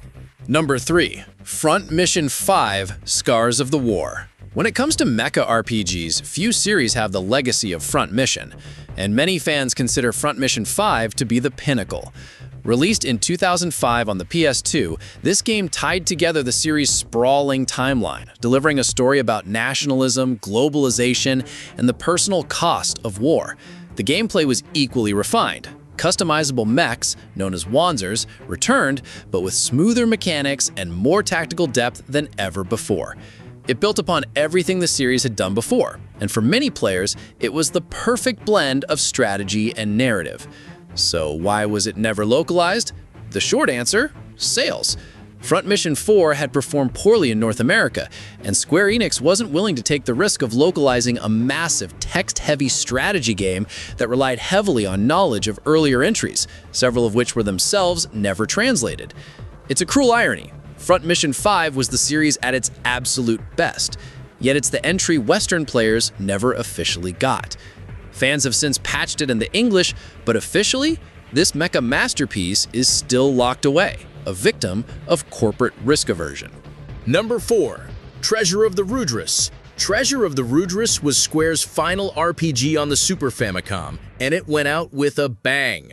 Released in 1996, this hidden gem pushed the limits of both storytelling and gameplay with a premise unlike anything else. The world has just 15 days left before humanity's destruction, and you play through 4 different intertwined storylines leading up to that apocalypse. But what really set Rudras apart was its magic system. Instead of learning spells in the usual way, you literally created them by combining syllables to form incantations. Players discovered thousands of possible combinations, experimenting to invent unique attacks or buffs. It was a system that rewarded creativity and gave you ownership over your arsenal in a way most RPGs never dared. The narrative was equally bold, drawing heavily from Hindu cosmology and religious themes about cycles of life, rebirth, and gods abandoning humanity. For 1996, this was as experimental and philosophical as JRPGs came. So why didn't we get it? 2 big reasons: text overload and cultural sensitivity. The amount of script was massive, making localization a serious challenge, and Western publishers at the time were terrified of offending audiences with overt religious references. So, like many of Square's most innovative games, it stayed in Japan. Today, Treasure of the Rudras is remembered as one of the most ambitious SNES RPGs ever made. But unless you dive into a fan translation, it's still locked away as a what could have been masterpiece. Number 5. Sigma Harmonix. Released in 2008, Sigma Harmonix is one of the strangest and most fascinating RPGs Square Enix ever made. On the surface, it's a murder mystery set across multiple timelines, but in practice, it's a hybrid of visual novel-style deduction, JRPG battles, and music-driven mechanics. You play as Sigma Kuragami and his partner Neon, traveling through alternate histories to solve murders that ripple across time. The twist? Your deductions literally shape how hard the game becomes. If you accuse the wrong suspect or make flawed logic leaps, the next boss fights get tougher, punishing you for sloppy detective work. Combat itself was just as unusual. Instead of traditional attacks, Sigma Harmonix used a card-based system influenced by the soundtrack. Different pieces of background music determined how quickly your cards recharged, meaning the music itself became part of your strategy. With a haunting score composed by Masashi Hamauza, who also worked on Final Fantasy XIII, the audio wasn't just atmosphere, it was gameplay. So why didn't this gem make it west? Square Enix saw it as too niche, too text-heavy, and too culturally specific for the DS's international audience.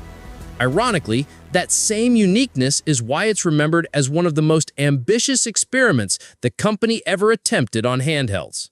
For fans of time travel stories and experimental RPG mechanics, Sigma Harmonix is an unlocalized treasure that still feels ahead of its time.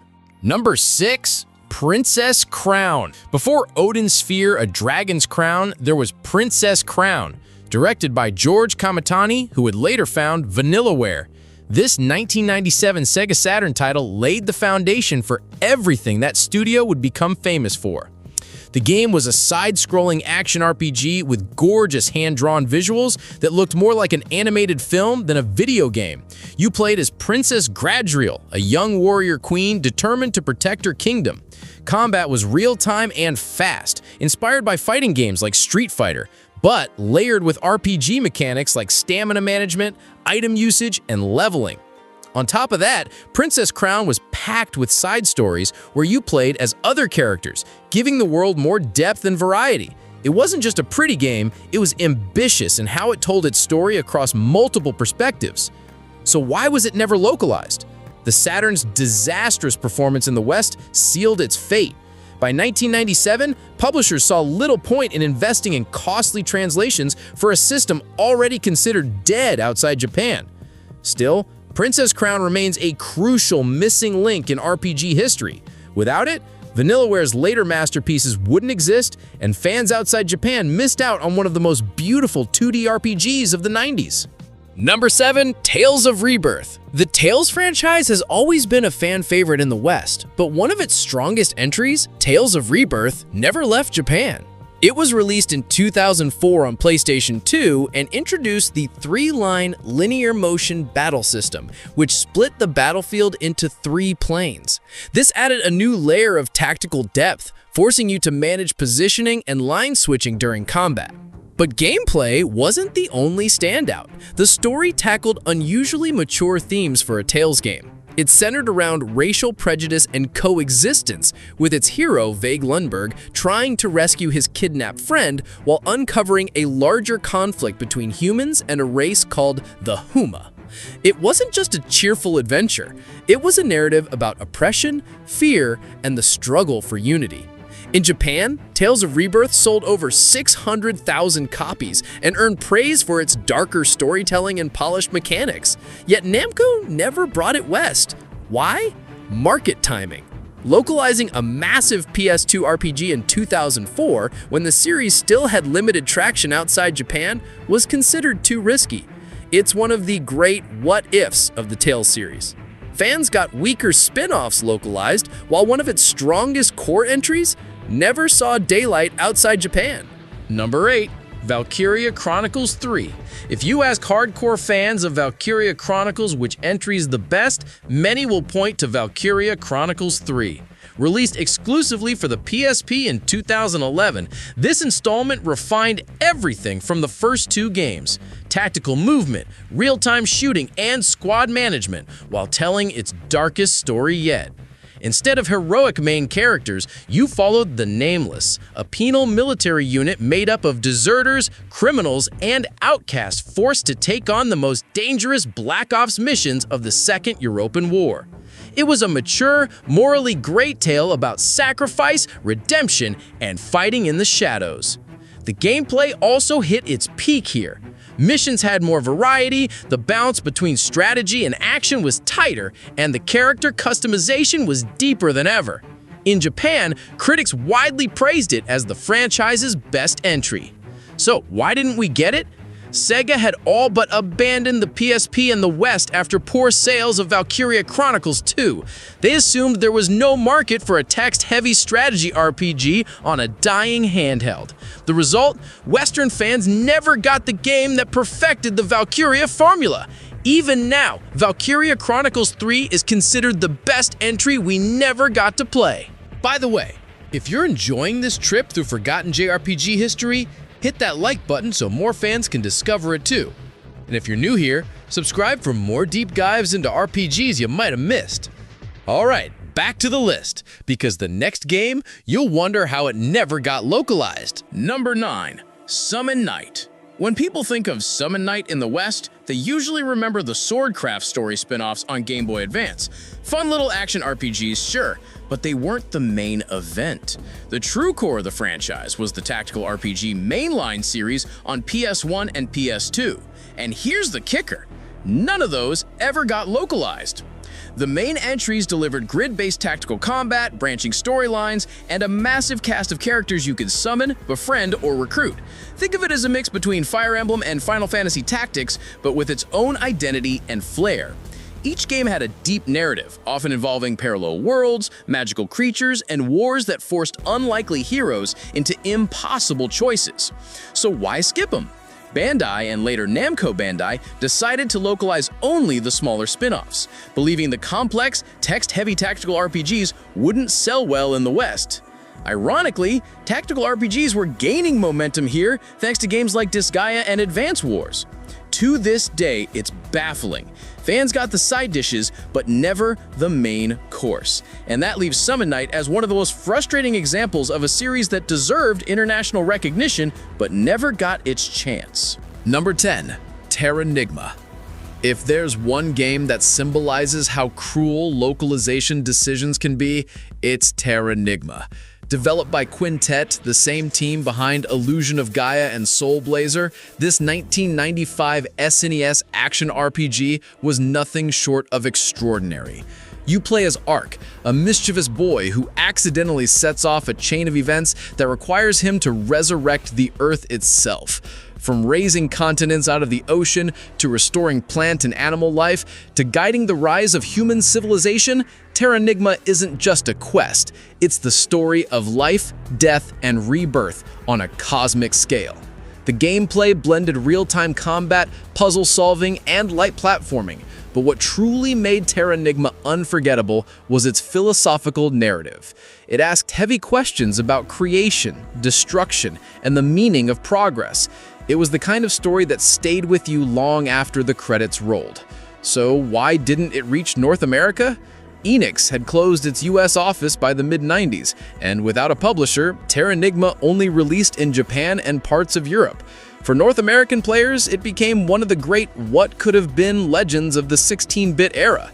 Even today, fans beg for a re-release because Terranigma isn't just a lost RPG, it's one of the most powerful stories the SNES generation ever produced. Number 11. Mother 3. Few unlocalized games have achieved the mythic status of Mother 3.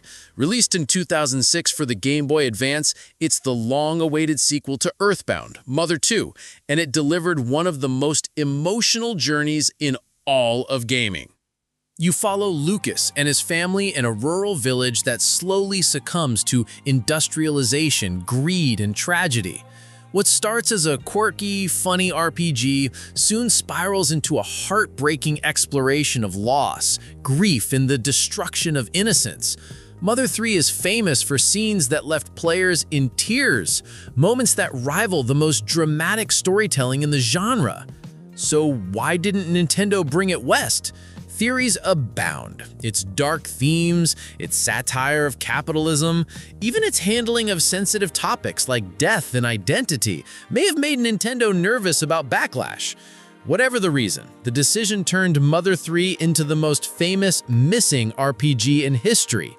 Fans eventually released a polished English translation in 2008, keeping the game alive internationally. But to this day, despite endless petitions and fan campaigns, Nintendo has never given Mother 3 an official release outside Japan. It remains the white whale of JRPG localization, a masterpiece everyone's heard of, but only the most determined fans have played. Number 12, Dragon Quest X. It's almost unbelievable. Every mainline Dragon Quest game has been localized, except Dragon Quest X.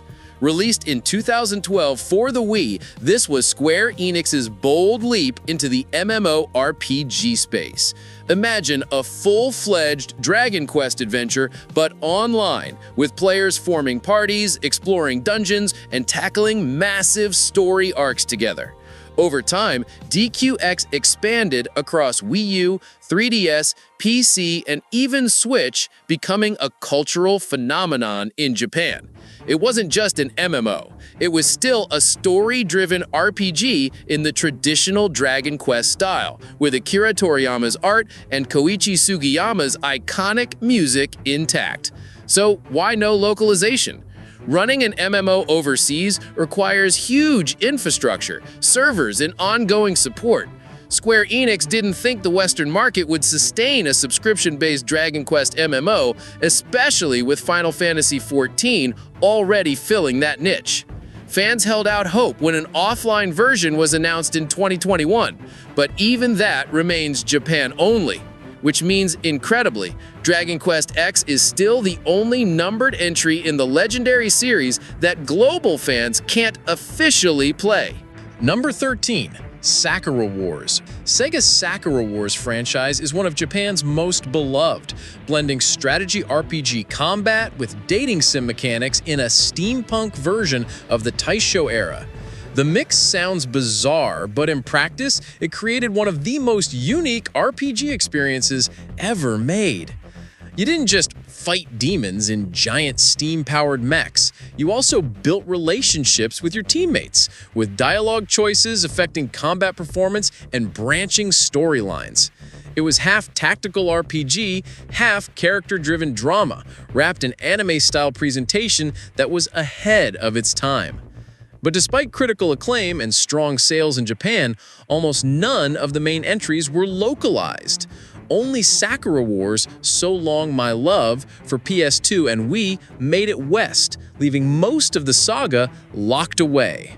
Sega worried the series' heavy reliance on Japanese cultural themes, extensive text, and hybrid gameplay wouldn't resonate outside Japan. The result?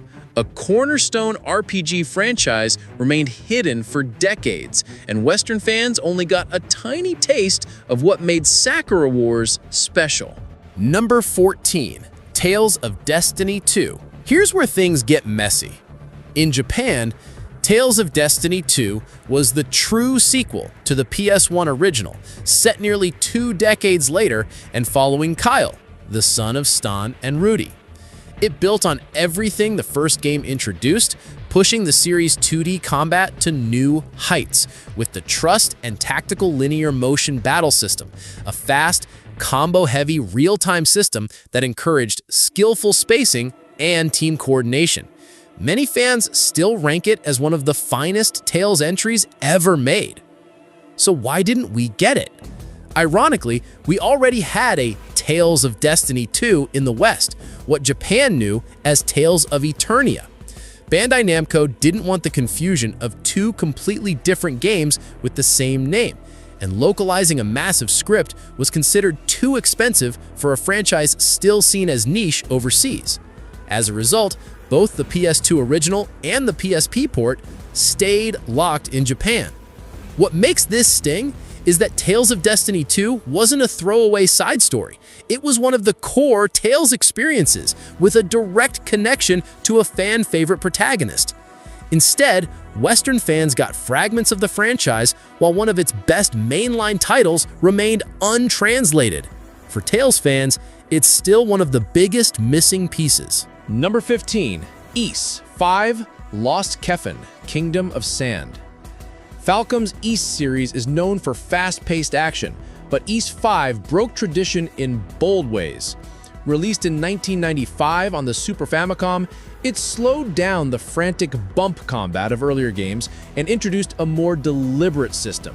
Manual sword swings, guarding, jumping, and a charge-based magic system that leveled separately from physical combat. For the first time, battles felt tactical, almost experimental, like Falcom was reimagining what Ys could be. The story took Adel into the desert city of Xandria, where he uncovered the mysteries of a lost sand-covered kingdom and its buried secrets. The setting gave the game a distinct tone, sun-soaked, mysterious, and unlike any other entry. So why is it missing? Timing. By 1995, the SNES era was ending in the West, and Falcom didn't have the publishing power to push it overseas. Even the PS2 remake in 2006 stayed Japan only. Fans eventually filled the gap with a polished fan translation of the SNES version, but officially, Ys 5 is the only mainline entry never released in English. That makes it the black sheep of the series, not because it's bad, but because it's the one adventure most Ys fans have never had the chance to experience. With every other entry now globally available, Lost Kefin feels like the final missing piece of Adel's journey. From fans to lifelines, the translation underground. When publishers said no, fans said yes. Communities like romhacking.net kept these games alive, spending years making English patches so the rest of the world could finally play. Some of the biggest? Mother 3, Bahamut Lagoon, Tales of Fantasia, YS5, Princess Crown, Treasure of the Rudras, and even Valkyria Chronicles 3. Without fans, we'd never have touched these games. But here's the thing, fan translations aren't the answer. They can't preserve games on modern platforms, they can't guarantee quality, and they don't give developers credit. What they do prove? The demand is real, players care, and now it's up to publishers to stop ignoring that. The good news? Things are changing. Square Enix finally localized Live Alive after almost 30 years. The Front Mission remakes are bringing once Japan-only entries worldwide. And games like Persona and 13 Sentinels prove that Western audiences want deep, story-heavy JRPGs. But there's still work to do. Dragon Quest X Offline? Still Japan-only. Fans had to build their own mods just to play it. That shows the appetite is there. The only question is whether publishers like Bandai Namco and Falcom will finally answer it. So those are the JRPG masterpieces still trapped in Japan. Some rescued by fans, others still locked away. Which one do you want localized the most? Drop your pick in the comments. And if you love deep dives into JRPG history, make sure to hit like, subscribe, and ring the bell. Because trust me, there are even more hidden gems we're gonna uncover.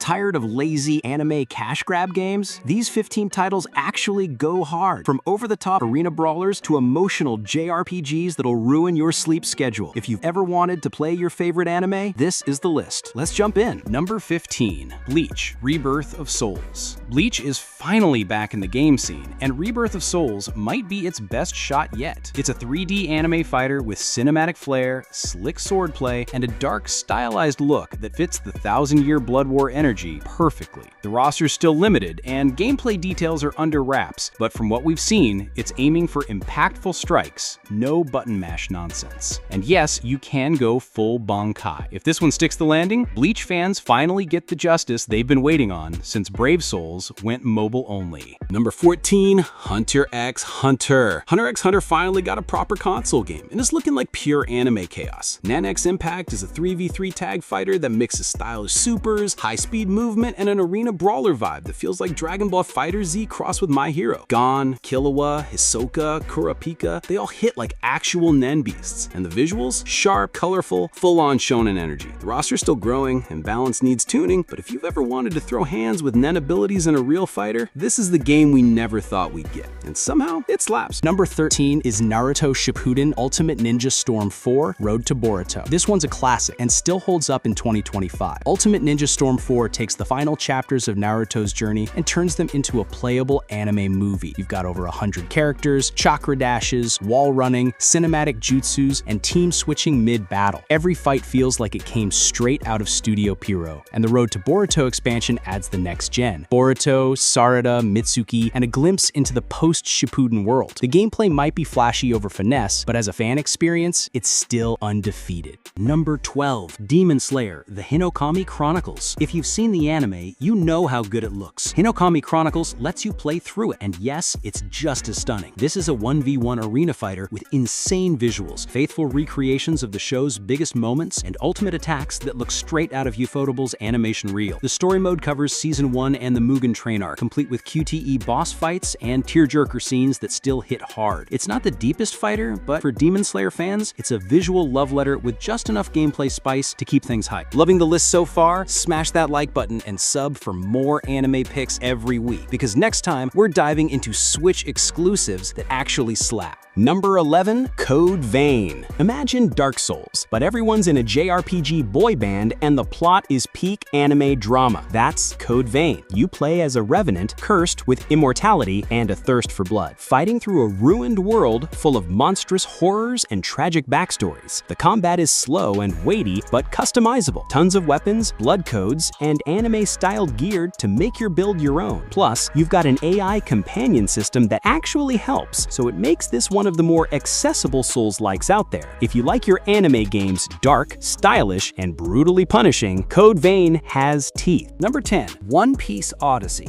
Odyssey isn't just another anime cash-in, it's a full-blown JRPG with heart. Ichiro Oda helped write the story, and it shows. The Straw Hats land on a mysterious island, lose their powers, and have to relive iconic arcs from the anime to get them back. The turn-based combat is clean and party-focused, with zone-based mechanics and character synergy that actually makes your crew feel like a team. You can explore with any Straw Hat, solve puzzles, fight monsters, and dig deep into a brand new One Piece story that feels like a lost arc from the anime. It's not perfect, but if you love Luffy and the gang, Odyssey is the One Piece game fans have waited years. Number 9, Scarlet Nexus. Psychic powers, twisted monsters, cyberpunk Japan. Scarlet Nexus goes hard with its own original anime world, and it doesn't miss. You play as either Yuito or Kasane, psionic soldiers who can hurl buses, rip vending machines off the street, and obliterate enemies with your mind. The combat's fluid, flashy, and built around combos, dodging, and brain-powered finishers. Story-wise, it's layered. Conspiracies, time loops, personal trauma, all with a cast that feels like a lost season of Tokyo ESP meets Akira. If you want a fast-paced action RPG with slick combat and a unique anime vibe, Scarlet Nexus deserves way more love than it got.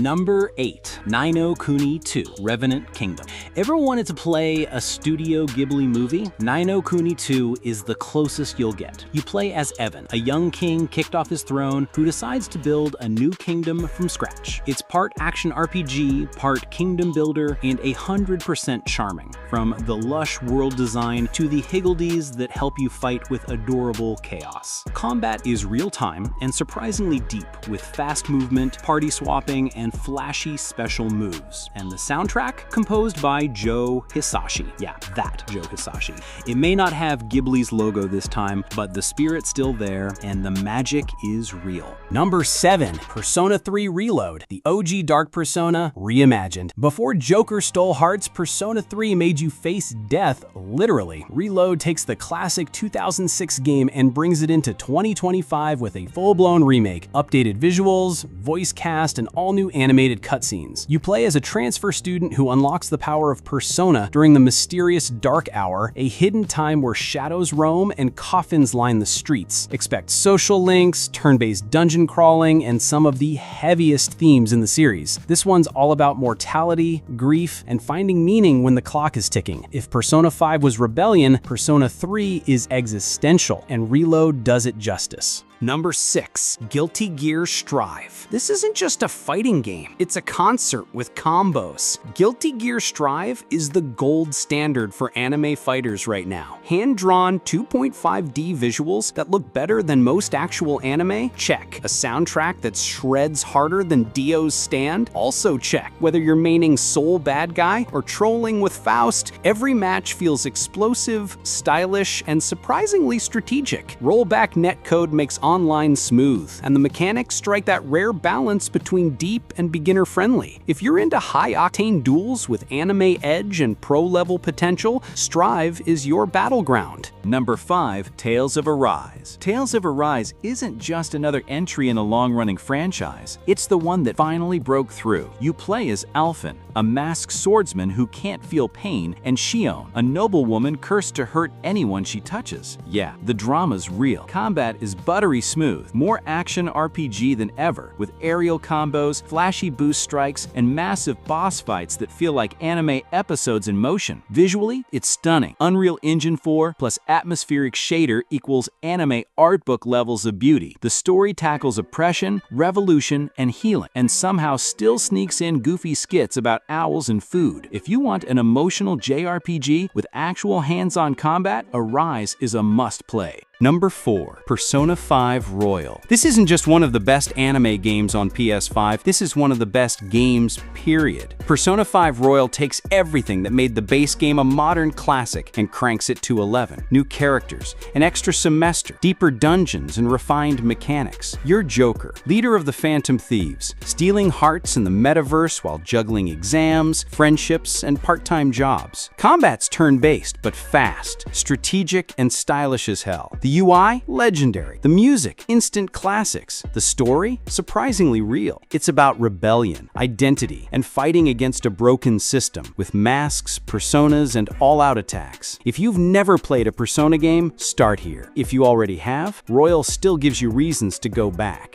Number 3, Attack on Titan 2 Final Battle. No anime game captures intensity like Attack on Titan 2 Final Battle. You're not just watching Titan fights, you're in them, zipping through the air with ODM gear, locking onto weak points, and slicing necks mid-flight. The movement system is buttery smooth, and once you master it, you'll be threading buildings and blitzing Titans like Levi on a mission. The Final Battle expansion adds content from seasons 3 and 4, plus a custom character story that slots right into the main timeline. There's even a first-person ODM mode. Yeah, it gets that immersive. Whether you're reenacting Aaron's rage or creating your own Survey Corps legend, this is the definitive AOT experience. Number 2, Fairy Tail 2. Fairy Tail 2 is exactly what fans were hoping for. Bigger battles, deeper systems, and way more Natsu-powered chaos. It covers the Alvarez Empire arc, so yeah, we're talking Spriggan 12, god-tier fights, and peak anime power scaling. The turn-based combat now has way more synergy moves and tag team ultimates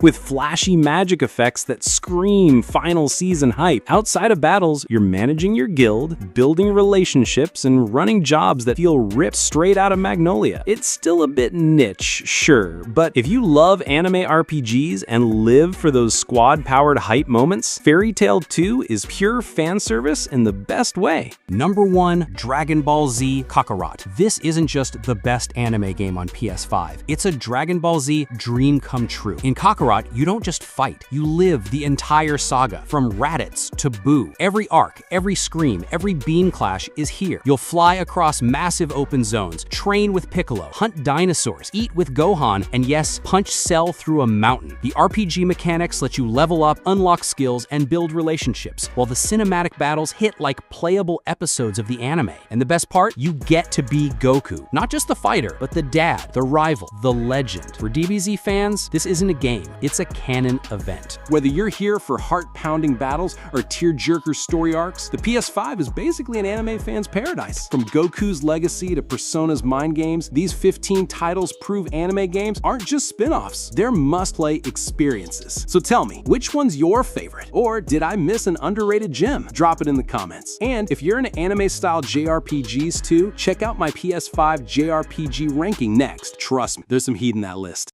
The 90s were the golden age of RPGs. Before open worlds and season passes, these games were raw, ambitious, and unforgettable. Whether you were grinding random encounters on the SNES, swapping discs on the PS1, or hunting down a rare Saturn gem, this was the decade where role-playing games hit their peak. From emotional stories that still break our hearts to battle systems that redefined the genre, the 90s gave us RPGs that weren't just games. They were canon events for an entire generation of players. So grab your memory cards, dust off those cartridges, and let's count down the 20 greatest RPGs of the 90s across the SNES, PS1, and Sega Saturn. Starting off at number 20 is a game that flew under the radar for most people. Albert Odyssey: Legend of Eldine on the Sega Saturn. Originally, Albert Odyssey wasn't even an RPG series. It started life as a strategy game on the Super Famicom in Japan. But when Sunsoft brought Legend of Eldine to the Saturn, they retooled it into a traditional turn-based JRPG to fill a huge gap in the console's lineup. And here's the thing, the Saturn desperately needed RPGs. PlayStation was getting Final Fantasy VII, Nintendo had Chrono Trigger and Earthbound in its past, but Saturn owners, they were starved. Albert Odyssey became their answer. It had gorgeous 2D sprites that pushed the Saturn's color palette, a surprisingly strong soundtrack, and English localization courtesy of Working Designs, the same team famous for witty, sometimes cheeky translations. It didn't reinvent the wheel, but for Saturn fans, it was like finding water in the desert, a classic fantasy RPG at a time when the console badly needed one. At number 19, we have a legendary remake that many RPG collectors still treasure. Lunar Silver Star Story Complete. This was originally a Sega CD title from 1992, but the Saturn remake in 1996, followed by the PlayStation release in 1999, turned it into a cult phenomenon. And a lot of that comes down to Working Designs' legendary localization. For the time, Lunar felt like you were playing an anime. It had fully animated cutscenes, voice acting, expressive character portraits, and a story that actually balanced humor, romance, and heartfelt drama. Alex and Luna's relationship felt authentic in a way RPG romances usually didn't. The PlayStation release in particular became iconic because it wasn't just a game. It came in a massive collector's box with art books, soundtracks, and extras. In the late 90s, that kind of premium packaging was unheard of, and it made owning Lunar feel like owning a piece of RPG history. For many Western players, Lunar was their first taste of a story-driven, anime-style RPG, and it set the stage for what would become the Persona era later on. Coming in at number 18 is Grandia, one of the most charming and optimistic RPGs of the 90s. Released first on the Saturn in Japan, then ported to the PlayStation in the West, Grandia stood out in a decade filled with darker, brooding RPGs. Instead of chosen heroes weighed down by destiny, you played as Justin, a kid who just wanted to explore the world and live out his dream of adventure. That sense of discovery is baked into every part of the game. The world feels alive, with NPCs that move around on schedules, dungeons full of clever puzzles, and towns that feel bustling instead of static. But the real showstopper was the battle system, built around a timeline mechanic. Every action, attacks, spells, abilities, moved along a visible bar. You could interrupt enemies, delay their actions, and string together combos. It was like mixing turn-based strategy with the tension of real-time combat, and it directly influenced future games like Final Fantasy X. To this day, fans talk about Grandia's hopeful tone. It wasn't about saving the world from apocalyptic doom, it was about adventure, growing up, and seeing the beauty of the unknown. That's why it's still remembered as one of the most uplifting RPGs of the 90s. At number 17, we've got a tactical masterpiece that most people outside Japan never got to fully experience: Shining Force 3 on the Sega Saturn. Now, this is where Sega did something bold. Instead of releasing one big game, Shining Force 3 was split into 3 interconnected scenarios. Each one told a different perspective of the same war, with overlapping events and characters. If you played them all, you'd piece together the entire story like a giant RPG puzzle. The catch, only the first scenario ever left Japan. Western Saturn owners got a taste of one of the greatest tactical RPGs of its era, but the full story remained locked overseas. Gameplay-wise, Shining Force 3 evolved the grid-based combat of its predecessors with more complex maps, better AI, and beautifully detailed battle scenes. For Saturn fans, it was the closest thing to a Final Fantasy Tactics rival. To this day, RPG collectors consider the full Shining Force 3 trilogy one of the holy grails of Saturn RPGs, and a painful reminder of what could have been if Sega hadn't stumbled in the late 90s. At number 16, we have a game that's become almost mythical, Panzer Dragoon Saga. Released in 1998, this was Sega's attempt to make a full-fledged RPG out of the Panzer Dragoon rail shooter series. What they delivered was 4 discs of pure magic, a cinematic JRPG that pushed the Saturn to its absolute limits. The game blended real-time movement with turn-based commands, letting you circle enemies mid-battle to find weak spots while charging up devastating attacks. It was fast, tactical, and unlike anything else on the market. The world was rich with lore, the story was surprisingly mature, and the production values were insane for the time. Fully voiced dialogue, massive cutscenes, and one of the most atmospheric soundtracks of the 90s. Here's the kicker: Sega only produced a limited number of copies before the Saturn was discontinued. That means today, Panzer Dragoon Saga is one of the rarest and most expensive RPGs in history, often going for over $1,000 on eBay. It's a tragic story because the game itself is a masterpiece, but very few ever got to play it. That rarity has only fueled its legend as one of the greatest RPGs of the 90s. At number 15, we've got Breath of Fire 3, Capcom's most beloved entry in their long-running RPG series. Released in 1997, this was the first Breath of Fire game to make the jump to 3D environments while still keeping its 2D sprite characters. That mix gave it a unique charm: detailed towns and dungeons with colorful, expressive heroes leading the way. The story follows Ryu, a boy who can transform into a dragon, and it's a true coming-of-age tale. You literally watch him grow from a child into an adult, with the journey covering the themes of friendship, responsibility, and destiny. Gameplay introduced the Master System, where characters could train under NPC mentors to gain different stat growths and abilities. It added a layer of customization that made your party feel unique to your playstyle. And of course, the dragon transformations were a highlight. Few things in a 90s JRPG felt as satisfying as turning Ryu into a massive beast and unleashing destruction on bosses. While it never reached the fame of Final Fantasy or Chrono Trigger, Breath of Fire 3 earned a loyal fanbase who still call it the series' peak. For many PS1 players, it was their first big JRPG adventure outside of Swear's Shadow. At number 14, we have a game that pushed boundaries in ways most RPGs of its time didn't. Star Ocean: The Second Story. Released on the PlayStation in 1998, this was Tri-Ace and Enix swinging for the fences. The premise alone was fresh, a mix of sci-fi and fantasy that let you see the story from 2 very different perspectives. You could choose to play as Claude, a young Earth Federation officer stranded on a mysterious, underdeveloped planet, or as Rena, a local villager with mysterious powers. That choice completely altered dialogue, story beats, and even which party members you could recruit. And speaking of party members, this game had a whopping 87 different character epilogues and endings depending on how you developed relationships. With its private action system, you could break away from the main quest in towns and interact with characters individually, affecting friendships, romances, and even your ending. For 1998, that level of narrative branching was unheard of. Combat also stood out from the pack. While most RPGs stuck to menu-driven, turn-based battles, Star Ocean 2 delivered real-time combat on an open battlefield. You could freely move, cast flashy spells, and chain devastating combos. It was chaotic, flashy, and far more action-oriented than its peers. Add in an extensive crafting system where you could literally invent items, cook food, or even write novels, and you had a game bursting with depth. It wasn't just innovative, it was fun, and that's why it's still remembered today. So much so that Square Enix remade it in 2023 as Star Ocean: The Second Story R for modern platforms, showing that this PS1 gem wasn't just ahead of its time, it's timeless. At number 13 is a game that showed us just how dark and experimental JRPGs could get. Persona 2: Innocent Sin. Released in 1999 for the PS1, this was Atlus pushing the Persona series into bold new territory. Unlike the typical save-the-world plots of the era, Innocent Sin was about rumors becoming reality. Literally, if people started whispering that your teacher was dating a student or that Hitler was alive and leading an army, those rumors would manifest into truth. It was surreal, unnerving, and unlike anything else in the genre. You played as Tatsuya and his group of classmates, caught up in a nightmare where the lines between fantasy and reality collapsed. The game tackled themes like mass paranoia, trauma, sexuality, and identity, subjects that most RPGs in the 90s would never touch. Mechanically, it was a dungeon crawler at heart, with the demon negotiation system inherited from Shin Megami Tensei, but layered with the unique Persona card fusion system. You could summon powerful personas to fight, but you had to earn them by talking, bribing, or scaring demons into submission. It was clunky by modern standards, but incredibly ambitious. And here's the kicker. Innocent Sin never officially released outside Japan until a PSP remake a decade later. Western audiences originally only got its follow-up, Persona 2 Eternal Punishment. That made Innocent Sin almost mythical among RPG fans in the West, an underground game whispered about in magazines and forums until it finally became accessible. Today, fans look back at Innocent Sin as the point where Persona truly became its own beast, darker, bolder, and paving the way for the modern juggernaut that is Persona 5. At number 12, we've got a game that didn't get the mainstream spotlight, but carved out a cult following that still begs for a remake. Legend of Legaia. Released on the PS1 in 1998, Legaia grabbed attention immediately with its unique tactical art system. Instead of picking a generic attack command, you input sequences up, down, left, right to unleash martial arts combos. Discovering new arts was half the fun, and pulling off long strings of moves made battles feel more interactive than almost any other turn-based RPG at the time. It felt like a fighting game fused with a JRPG. The story was classic 90s dark fantasy. Humanity lives in a world plagued by a deadly mist, which corrupts magical creatures called Seru into monsters. Your heroes, Vaughn, Noah, and Gala, are chosen to revive Genesis trees that can drive back the mist. It's a familiar save-the-world structure, but the execution had weight. The mist wasn't just a background threat. It literally consumed towns and loved ones,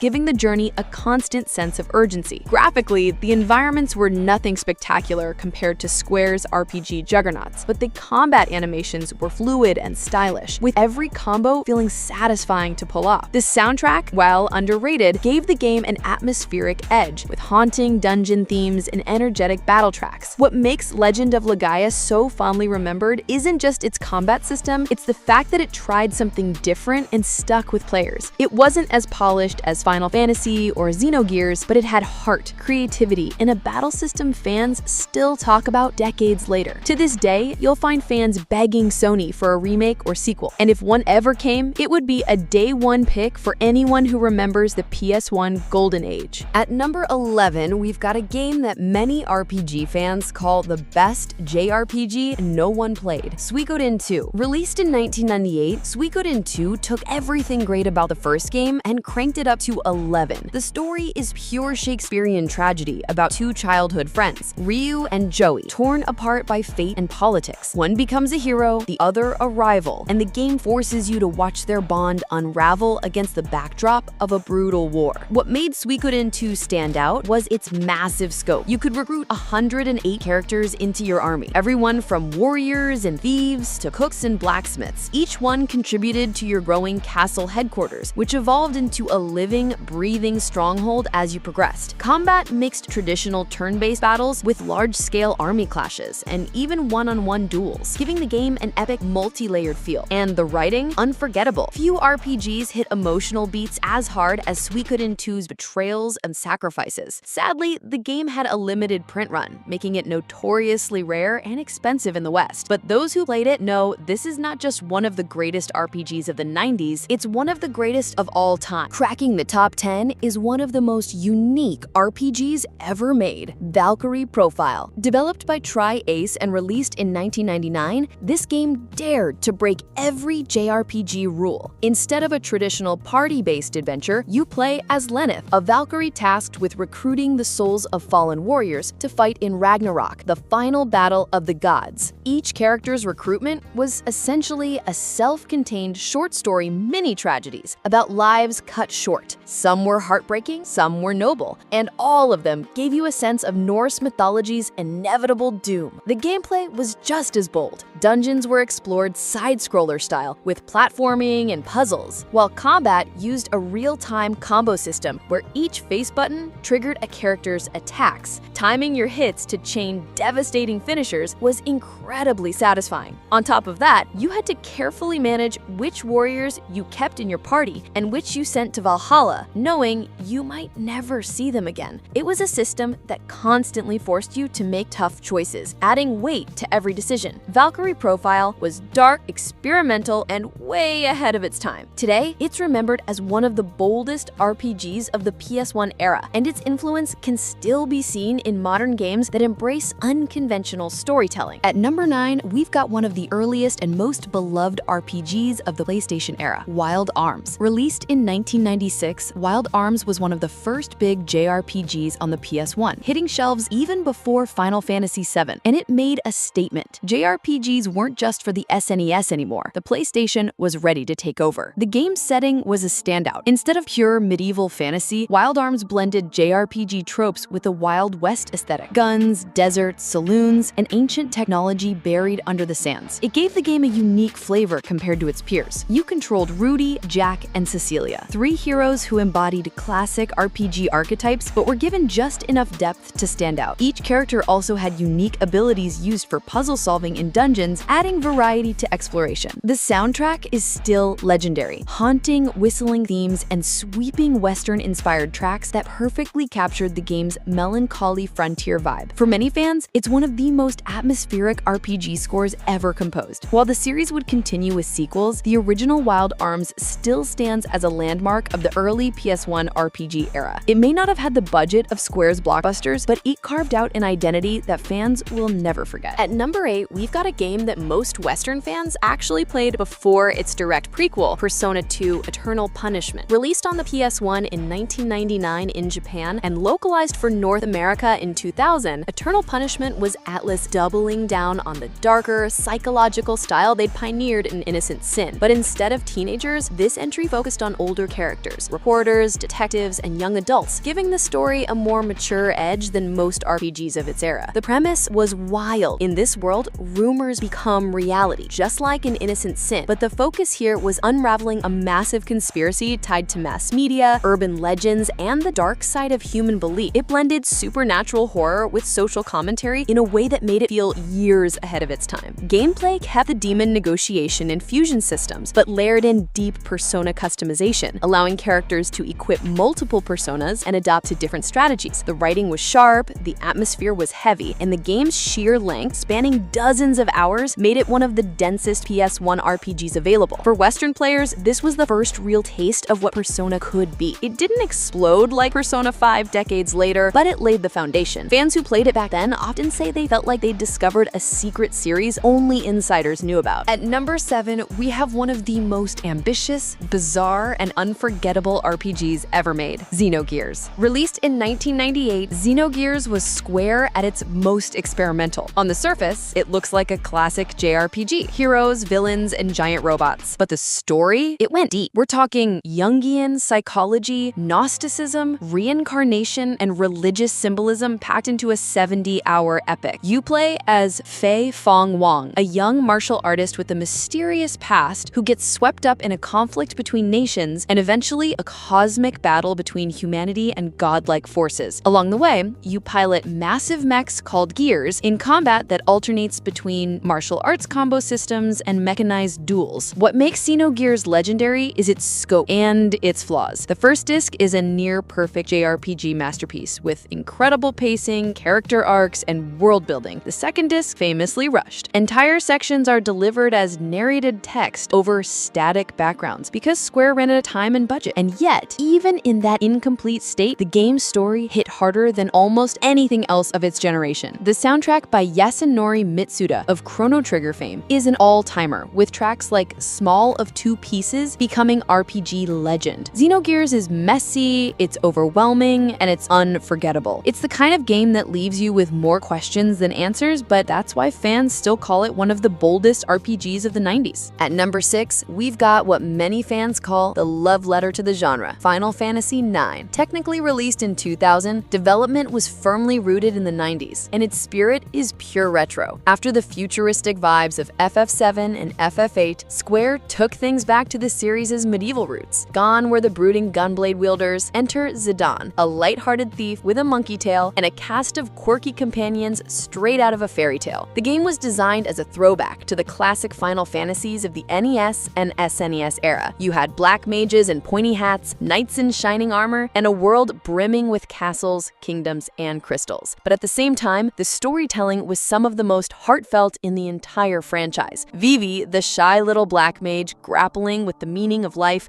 and death, is still one of the most beloved Final Fantasy characters of all time. Zidane's optimism contrasted beautifully with the darker arcs around him, and the game's themes of identity, mortality, and legacy gave it surprising weight under its cheerful art style. Gameplay streamlined many systems, making it accessible while still offering depth through its equipment-based ability system. And the presentation? Gorgeous. Even at the tail end of the PS1's life cycle, FF9 pushed the hardware to create one of the most visually stunning games on the console. It may have been overshadowed at launch by the hype of FF10 on PS2, but today, Final Fantasy IX is celebrated as one of the purest and most timeless entries in the entire series. At number 5, we've got one of the strangest, funniest, and most beloved RPGs of all time, Earthbound. Released in 1994 on the Super Nintendo, Earthbound was unlike anything else in the RPG space. Instead of knights and dragons, you played as a group of modern-day kids in suburban America, armed with baseball bats, yo-yos, and psychic powers.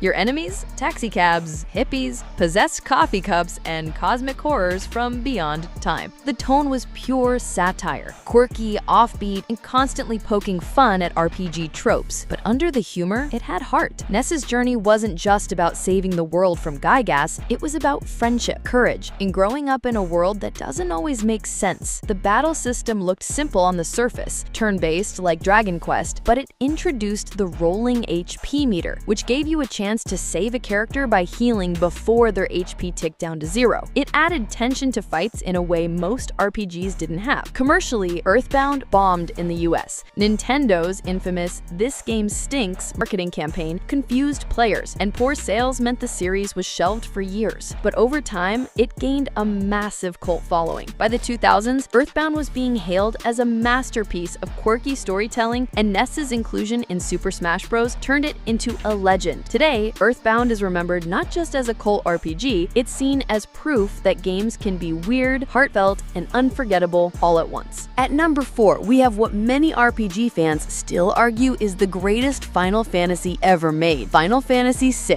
Released in 1994 on the Super Nintendo, FF6 shattered expectations of what an RPG could be. Instead of one central protagonist, it gave you a massive ensemble cast of over a dozen playable characters, each with their own story, their own struggles, and their own reasons for fighting. Terra, a girl born with mysterious powers. Locke, a treasure hunter with a haunted past. Celeste, a former general questioning her loyalty. The game wove all these threads into a sprawling narrative of rebellion against tyranny. And then there was Kefka. Unlike most villains of the era, Kefka wasn't just a generic bad guy. He was a nihilistic clown who went from court jester to full-on god of destruction. His betrayal and eventual apocalyptic victory, where he literally destroys the world halfway through the game, was one of the most shocking twists in RPG history. Gameplay introduced the Esper system, letting characters learn magic by bonding with summonable beings. It gave flexibility in building your party, but the real magic was in the story and presentation. The opera scene, with its unforgettable music and cinematic flair, proved that video games could deliver true emotional drama. Even decades later, Final Fantasy VI stands tall as one of the most influential RPGs ever created, and a game that continues to inspire the genre. At number 3, we've got what might be the most universally beloved RPG ever made, Chrono Trigger. Released in 1995 on the SNES, Chrono Trigger was a dream team project from Square's legends, Hironobu Sakaguchi, Final Fantasy, Yuji Horii, Dragon Quest, and Akira Toriyama, Dragon Ball. The result? Pure magic. The story follows Chrono and his friends as they travel through time to stop an apocalyptic creature known as Lavos. But what made Chrono Trigger special wasn't just the plot, it was the way it told it. Choices mattered, and the game featured over a dozen different endings, making replaying it just as fun as the first time. Combat was fast-paced and seamless. Enemies enemies appeared directly on the map, no random encounters, and the tech system let characters team up for flashy combo attacks. Watching Chrono and Frog combine sword straks into a dual tech was pure serotonin. And then there's the music. Yasunori Mitsuda's soundtrack is still one of the greatest in gaming history, with tracks like Frog's theme and Corridors of Time instantly transporting fans back to the 90s. Chrono Trigger wasn't just revolutionary, it was approachable, emotional, and endlessly replayable. It's one of the few games that people still describe as perfect. And even today, when RPG fans debate the greatest of all time, Chrono Trigger is always in the conversation. At number 2 is the RPG that changed everything, Final Fantasy VII. Released in 1997, this wasn't just a game, it was a cultural event. Final Fantasy VII brought JRPGs into the mainstream thanks to its cinematic cutscenes, massive 3D world, and a marketing blitz that made Cloud Strife and his oversized Buster Sword household names. The story followed Cloud and Avalanche in their fight against the mega corporation Shinra, but it quickly evolved into something bigger, a battle against Sephiroth, one of the most iconic villains in video game history. His descent into madness, his personal ties to Cloud, and of course, that one heartbreaking scene with Aerith became moments gamers still talk about decades later. Gameplay expanded the Final Fantasy formula with the Materia system, giving players near-endless customization options for magic, summons, and abilities. Combined with a sprawling world full of secrets, Knights of the Round, chocobo breeding, hidden weapons, it offered depth that could keep players busy for hundreds of hours. And the impact? Colossal. FF7 sold over 10 million copies, defined the PlayStation era, and turned JRPGs from niche titles into global blockbusters. Without it, the genre's golden age might have stayed in Japan. Even now, with the remake trilogy, the legacy of Final Fantasy VII shows no signs of fading. It's more than a game, it's a generational touchstone. And at number 1, we're crowning one of the deepest, most intricate RPGs ever made, Final Fantasy Tactics. Released in 1997, Tactics wasn't a traditional Final Fantasy. It was a tactical RPG masterpiece that blended the depth of chess with the storytelling of Shakespeare. Set in the war-torn kingdom of Ivalice, the game told the story of Ramza Beolf, a noble caught in a web of political conspiracies, betrayal, and religious corruption. Unlike the flashy heroism of FF7, Tactics was grounded, brutal, and morally gray. There were no chosen ones here, just a cast of flawed characters trying to survive a corrupt system. The writing was leagues ahead of its time, full of intrigue that felt like it belonged in a medieval drama. Gameplay was equally groundbreaking. With its job system, players could customize their army into anything: knights, monks, summoners, ninjas, calculators. Yes, calculators. The tactical grid-based combat gave players near limitless freedom, and the difficulty demanded careful planning. What really made Tactics stand out was its replayability. No two players had the same army, the same strategies, or the same emergent stories. It wasn't just an RPG, it was a sandbox for tactical brilliance. Though it didn't sell as much as FF7, Final Fantasy Tactics went on to become a cult classic, inspiring games like Fire Emblem Awakening and Triangle Strategy. For many RPG fans, it remains the pinnacle of the genre's golden age. That's why when we talk about the 90s, Final Fantasy Tactics stands tall at number 1. And that's our list of the 20 greatest RPGs of the 90s. The 90s weren't just the golden age of the genre, they were the blueprint for everything that came after. From the heartfelt journeys of Earthbound and Chrono Trigger to the cinematic highs of Final Fantasy VII to the tactical brilliance of Final Fantasy Tactics, these weren't just games, they were worlds that defined an era. Now, I want to hear from you. What's your pick for the greatest RPG of the 90s? Did it make the list? Or is your favorite still waiting for recognition? Drop it in the comments, I'll be reading them all. And hey, if you enjoyed this trip back to the 90s, make sure to like the video, subscribe, and ring the bell so you don't miss our next retro deep dive, because trust me, we've got plenty more nostalgia queued up, and you won't want to miss what's coming next. Thinking about selling your Nintendo Switch? Yeah, don't. Not yet. Because before you even think about trading it in, there are 12 popcorn-ready JRPGs that prove this little hybrid console is still criminally good for role-playing fans. So, grab your Joy-Cons, load up your snack stash, and let's dive into 12 RPGs that make selling your Switch a crime. Coming in at number 12 is Ys 8, Lacrimosa of Dana, a game that proves the Switch can handle fast-paced action JRPGs without breaking a sweat. Here's the setup. Series protagonist Adol Kristen gets shipwrecked on a cursed island. Instead of sulking, he does what Adol always does: grabs a sword, slays monsters, and rallies survivors to build a new life. But this isn't just about fighting for survival. As you explore, Adol begins experiencing visions of a mysterious woman named Dana, whose story slowly intertwines with his in ways you don't see coming. The real star here is the combat system. Forget slow, clunky JRPG battles. Ys 8 is all about lightning-fast action. You can swap characters on the fly, chain combos, and exploit enemy weaknesses in real time. It's tight, satisfying, and honestly addictive. Pair that with a killer soundtrack,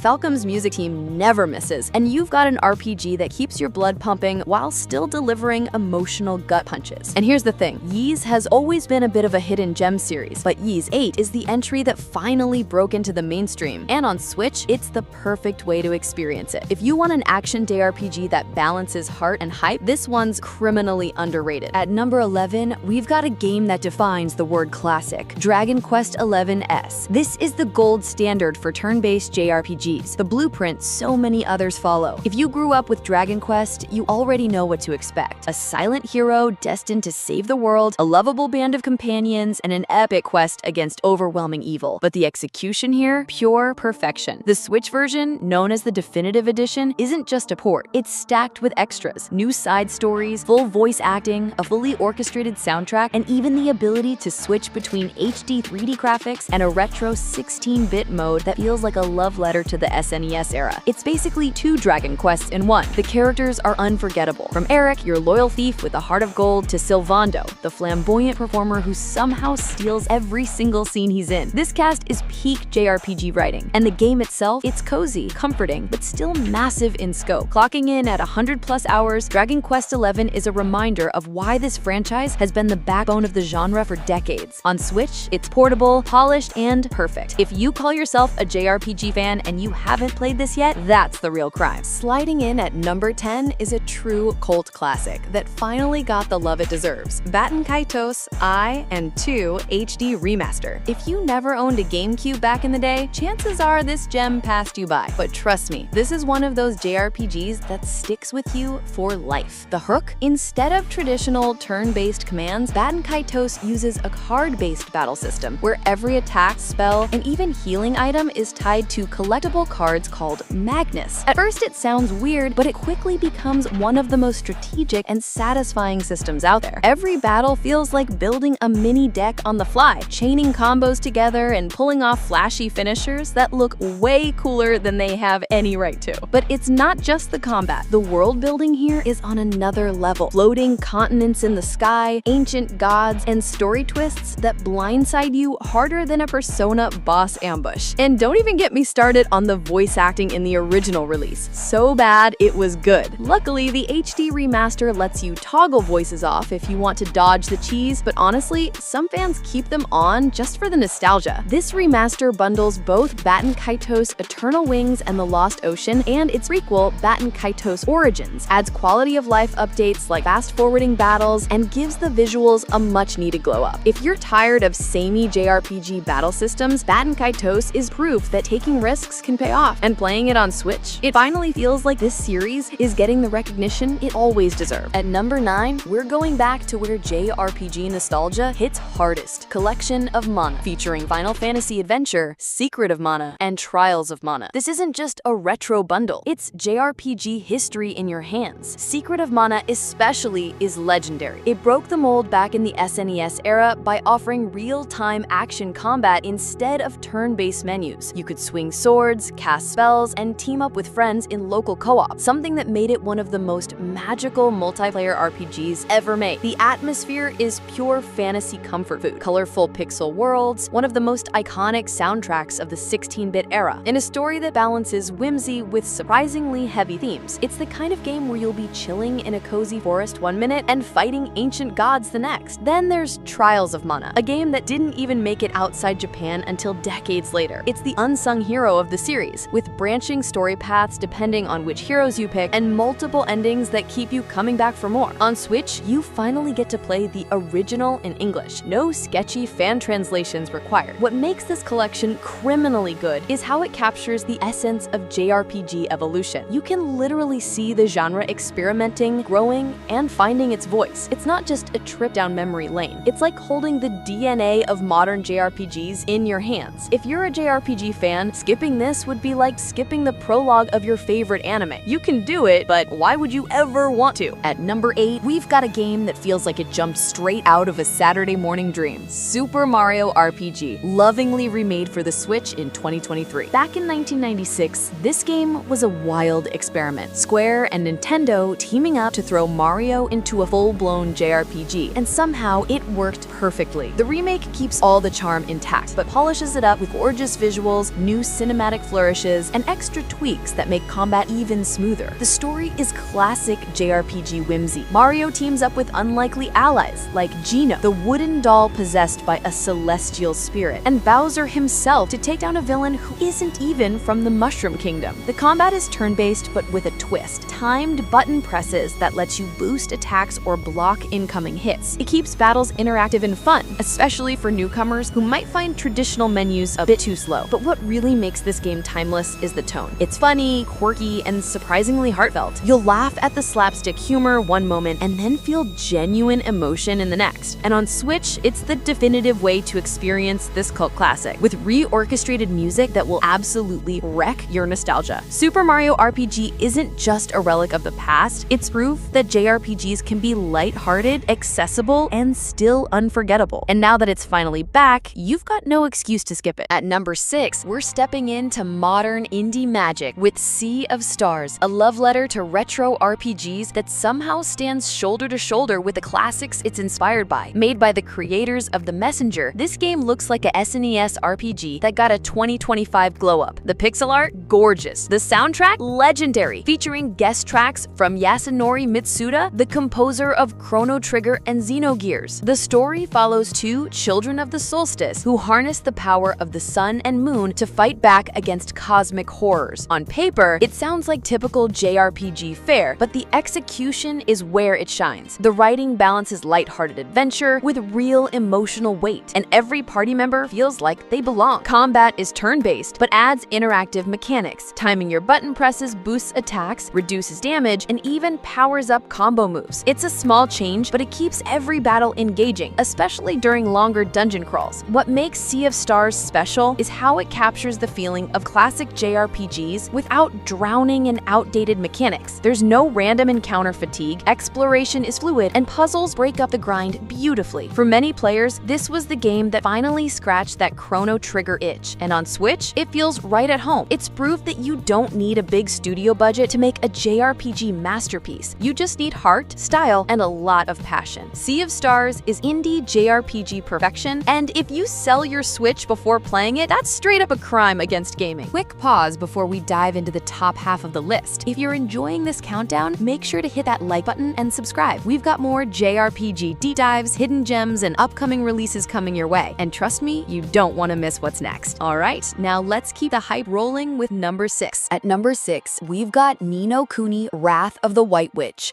a JRPG that feels like stepping into a Studio Ghibli movie and never wanting to leave. From the very first cutscene, it's clear this isn't just another RPG. With art and animation crafted in collaboration with Studio Ghibli, every frame looks hand-painted, every character oozes charm, and the world feels alive in a way few games ever achieve. The story follows Oliver, a boy who journeys into a magical world after a heartbreaking loss. What starts as a child's desperate attempt to bring back his mother quickly evolves into an epic quest to save two interconnected worlds. It's whimsical, it's heart-wrenching, and it hits those emotional beats that only Ghibli-inspired storytelling can deliver. Gameplay blends classic JRPG exploration with a unique familiar system. You capture and train creatures that fight alongside you, almost like Pokemon with a Ghibli filter. Add in a soaring score by Joe Hisaishi, Ghibli's legendary composer, and you've got one of the most immersive, emotionally charged RPGs ever released. On Switch, it runs beautifully, and the portability makes it feel like reading a magical storybook wherever you are. If you love JRPGs with soul, Ni no Kuni isn't just a recommendation, it's mandatory. Sliding into number 5, we've got the epitome of style and substance, Persona 5 Royal. This isn't just a JRPG, it's an experience, a double life simulator where you're an ordinary Japanese high school student by day and a phantom thief stealing the hearts of corrupt corrupt adults by night. The premise is wild, but it's the execution that makes it legendary. Persona 5 Royal refines the already brilliant Persona 5 with new characters, expanded story arcs, fresh dungeons, and quality of life updates that make it the ultimate version of one of the best JRPGs ever made. The combat is slick, fast-paced, turn-based strategy where exploiting enemy weaknesses and pulling off all-out attacks never gets old. Outside of battles, you're living life, building friendships, studying, working part-time jobs, or just hanging out at the ramen shop. Every choice you make strengthens your relationships, which in turn powers up your combat abilities. It's a perfect loop of daily life feeding into dungeon crawling. But what makes Persona 5 Royal unforgettable is its style. From the anime-level visuals to the acid jazz soundtrack that slaps harder than anything else in gaming, everything about it screams cool. Even navigating menus feels satisfying. On Switch, having a 100-hour JRPG this polished in handheld form feels almost unfair. If you sell your Switch without playing Persona 5 Royal, you're basically missing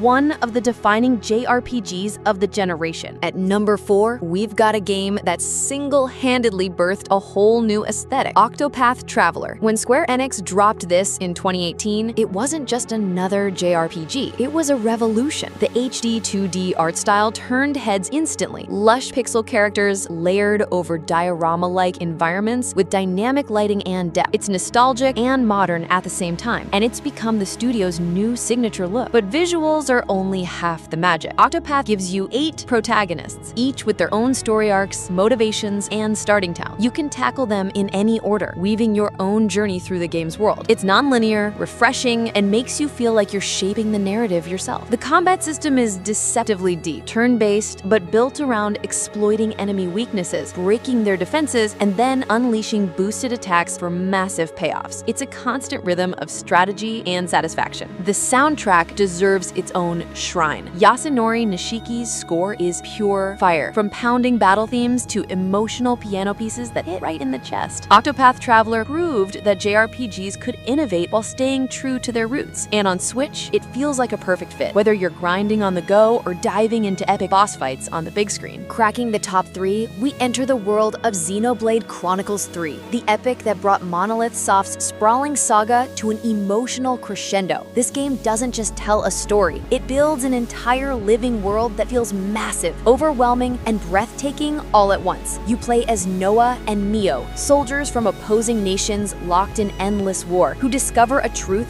bigger than either side. What follows is a journey that's equal parts intimate character drama and cosmic sci-fi opera. The combat system is a fusion of real-time strategy and MMO-style party control. You'll manage up to 7 characters at once, switching classes, chaining combos, and pulling off wild fusion attacks called Ouroboros transformations, where pairs of characters literally merge into powerful mechs. It's complex, but once it clicks, it's addictive. What makes Xenoblade 3 stand out, though, is its emotional depth. The themes of mortality, war, and finding meaning in a broken world hit harder than you'd expect from an anime-styled RPG. Characters aren't just archetypes. They grow, struggle, and bond in ways that make the journey unforgettable. And the soundtrack? Pure Monolith Soft magic. Epic orchestral tracks mixed with electric guitar riffs and haunting flute melodies that stay with you long after you've put the controller down. With critical acclaim, strong sales, and a fanbase that treats it like a modern classic, Xenoblade Chronicles 3 is not just a must-play, it's a JRPG event. On Switch, it's proof that the console can handle epic, sprawling adventures that rival anything on more powerful hardware. At number 2, we've got a game that redefined what JRPG storytelling could be. Xenoblade Chronicles Definitive Edition. The original launched on the Wii back in 2010, but this Switch remaster isn't just a fresh coat of paint. It's a total transformation. Upgraded visuals, streamlined UI, a fully re-recorded soundtrack, and even an all-new epilogue chapter called Future Connected. The story is iconic. Shulk, an unlikely hero armed with the mysterious blade known as the Monado, takes on an army of mechanical titans. What starts as a simple revenge tale evolves evolves into one of the most ambitious, emotional sci-fi epics in the genre. It's not just about saving the world, it's about fate, identity, and what it means to fight for a future worth living. The environments are jaw-dropping. You're literally exploring the bodies of dead gods, the Bionis and the Mechonis, climbing their limbs, running across their shoulders, fighting enemies in jaw-dropping landscapes. It's one of the most creative settings in any RPG ever. The combat is a perfect blend of real-time action and tactical positioning. You're managing cooldowns, chaining arts, and setting up devastating combos with your party. It feels like controlling an MMO raid team, but streamlined for single player. This game earned universal acclaim for a reason, and the Switch version is hands down the definitive way to play it. If you want to understand why the Xenoblade series is held in such high regard, this is where you start. And finally, at number 1, we have the crown jewel, the long-awaited Xenoblade Chronicles X Definitive Edition. Originally a Wii U exclusive that almost nobody played, this remaster finally brings one of Monolith Soft's boldest experiments to the Switch, and it is massive. Xenoblade X is all about scale. The planet Mira is one of the largest, most open worlds in JRPG history. Lush jungles, towering cliffs, alien oceans, and glowing wastelands filled with creatures the size of skyscrapers. And the kicker? Eventually, you unlock giant mechs called skells, and suddenly, the entire game changes as you take to the skies and explore places you could only stare at before. The story leans more into sci-fi than fantasy, focusing on humanity's struggle to survive after Earth's destruction. You're not just fighting for survival, you're building a new home, exploring the unknown, and discovering secrets about the planet that raise as many questions as they answer. Combat builds on the Xenoblade formula, with MMO-style systems, layered mechanics, and the added depth of mech battles. It's overwhelming at first, but once it clicks, it's one of the most rewarding systems in the genre. For years, fans begged Nintendo to bring Xenoblade X to modern consoles, and the Switch remaster finally makes it accessible to everyone. Enhanced visuals, quality of life upgrades, and smoother performance make this the definitive way to experience a game that was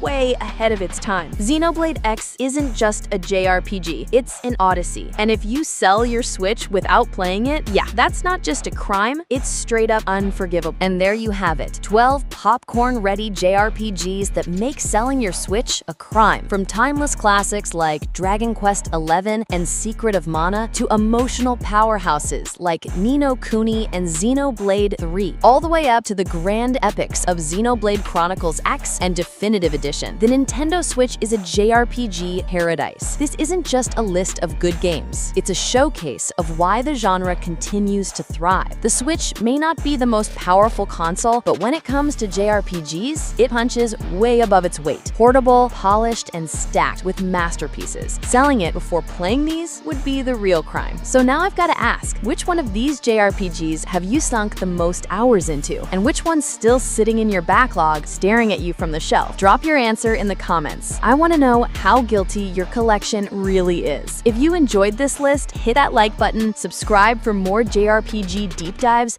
and don't forget to ring the bell so you don't miss the next countdown. Thanks for watching, and remember, keep your Switch close, because the next great JRPG adventure is always just around the corner.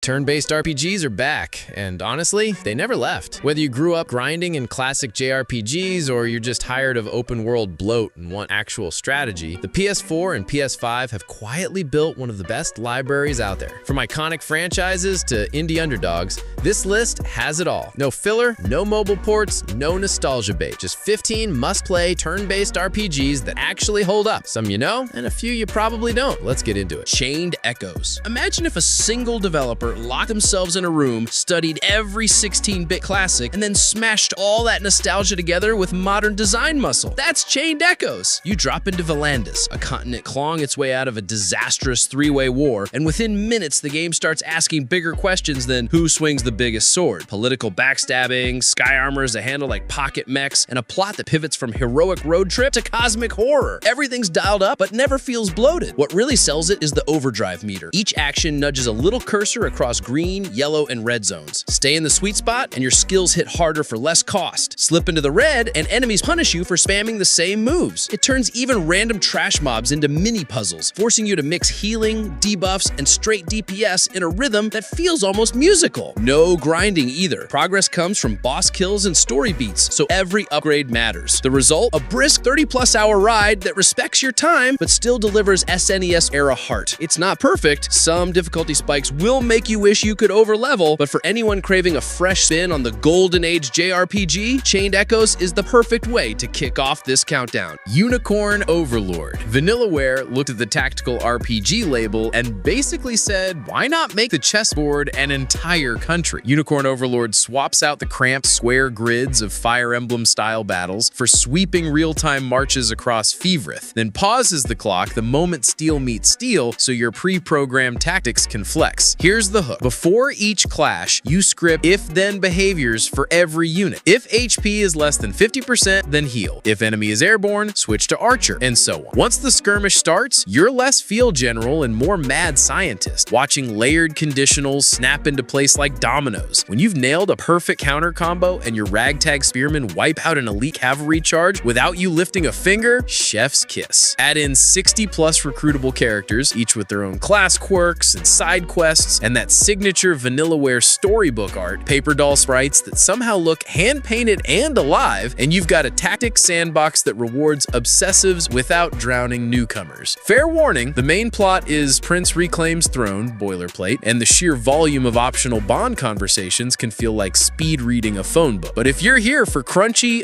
build-your-own-army strategy wrapped in the prettiest 2.5D on PlayStation, Unicorn Overlord is the sleeper hit you didn't know your tactics brain needed. Marvel's Midnight Suns. Picture this. Blade punts a demon into an exploding barrel, Ghost Rider whips the next one straight through a portal, and Doctor Strange seals the deal with a screen-wide beam, all because the 3 cards you drew lined up perfectly. That's Marvel's Midnight Suns in a nutshell. The brains of XCOM grafted onto the bombast of the MCU. What makes it tick? First, there's zero whiff chance rage. If the card says it lands, it lands. That lets you focus on the real puzzle, squeezing every inch of damage out of the arena. Kick a Hydra Grunt into a power line to refund a card. Shove another into Captain America's shield ricochet for an instant KO. Every turn feels like you're speedrunning a physics sandbox. Between missions, you crash at the Abbey, part Gothic Mansion, part superhero dorm. Yeah, the gift a candle to Captain Marvel friendship grind is cheesy, but those affinity bonuses unlock duo ultimates that melt boss health bars in one animation. Worth it. Downsides? Play on Heroic 2 or higher. Normal difficulty sleepwalks. Embrace yourself for a ton of dialogue. Some of it heartfelt, some of it Saturday morning corny. Still, if you've ever wanted Iron Man, Magic, and Nico Minoru executing a triple synergy wipe like they rehearsed it for TikTok, Midnight Suns is that fantasy come to life. Metaphor ReFantasio. From the creators of Persona 5 comes something way more than just another JRPG. Metaphor ReFantasio is like stepping into a royal hallucination wrapped in velvet, then getting smacked by a boss fight straight out of your nightmares. Same stylish DNA as Persona? Absolutely. But this isn't a school sim. You're in a full-on fantasy kingdom, navigating politics, prophecy, and monsters that look like they crawled out of your subconscious. What makes it different? The turn-based combat is brutal but elegant. You still plan your team's every move, but now you've got weapon switching, stagger mechanics, and formations that actually matter. No press X to win here. You'll need real strategy to survive. Visually, it's insane. We're talking oil painting aesthetics, surreal creature design, menus so crisp they could cut glass, and music that sounds like your soul ascending. But here's what really sells it: you can actually shape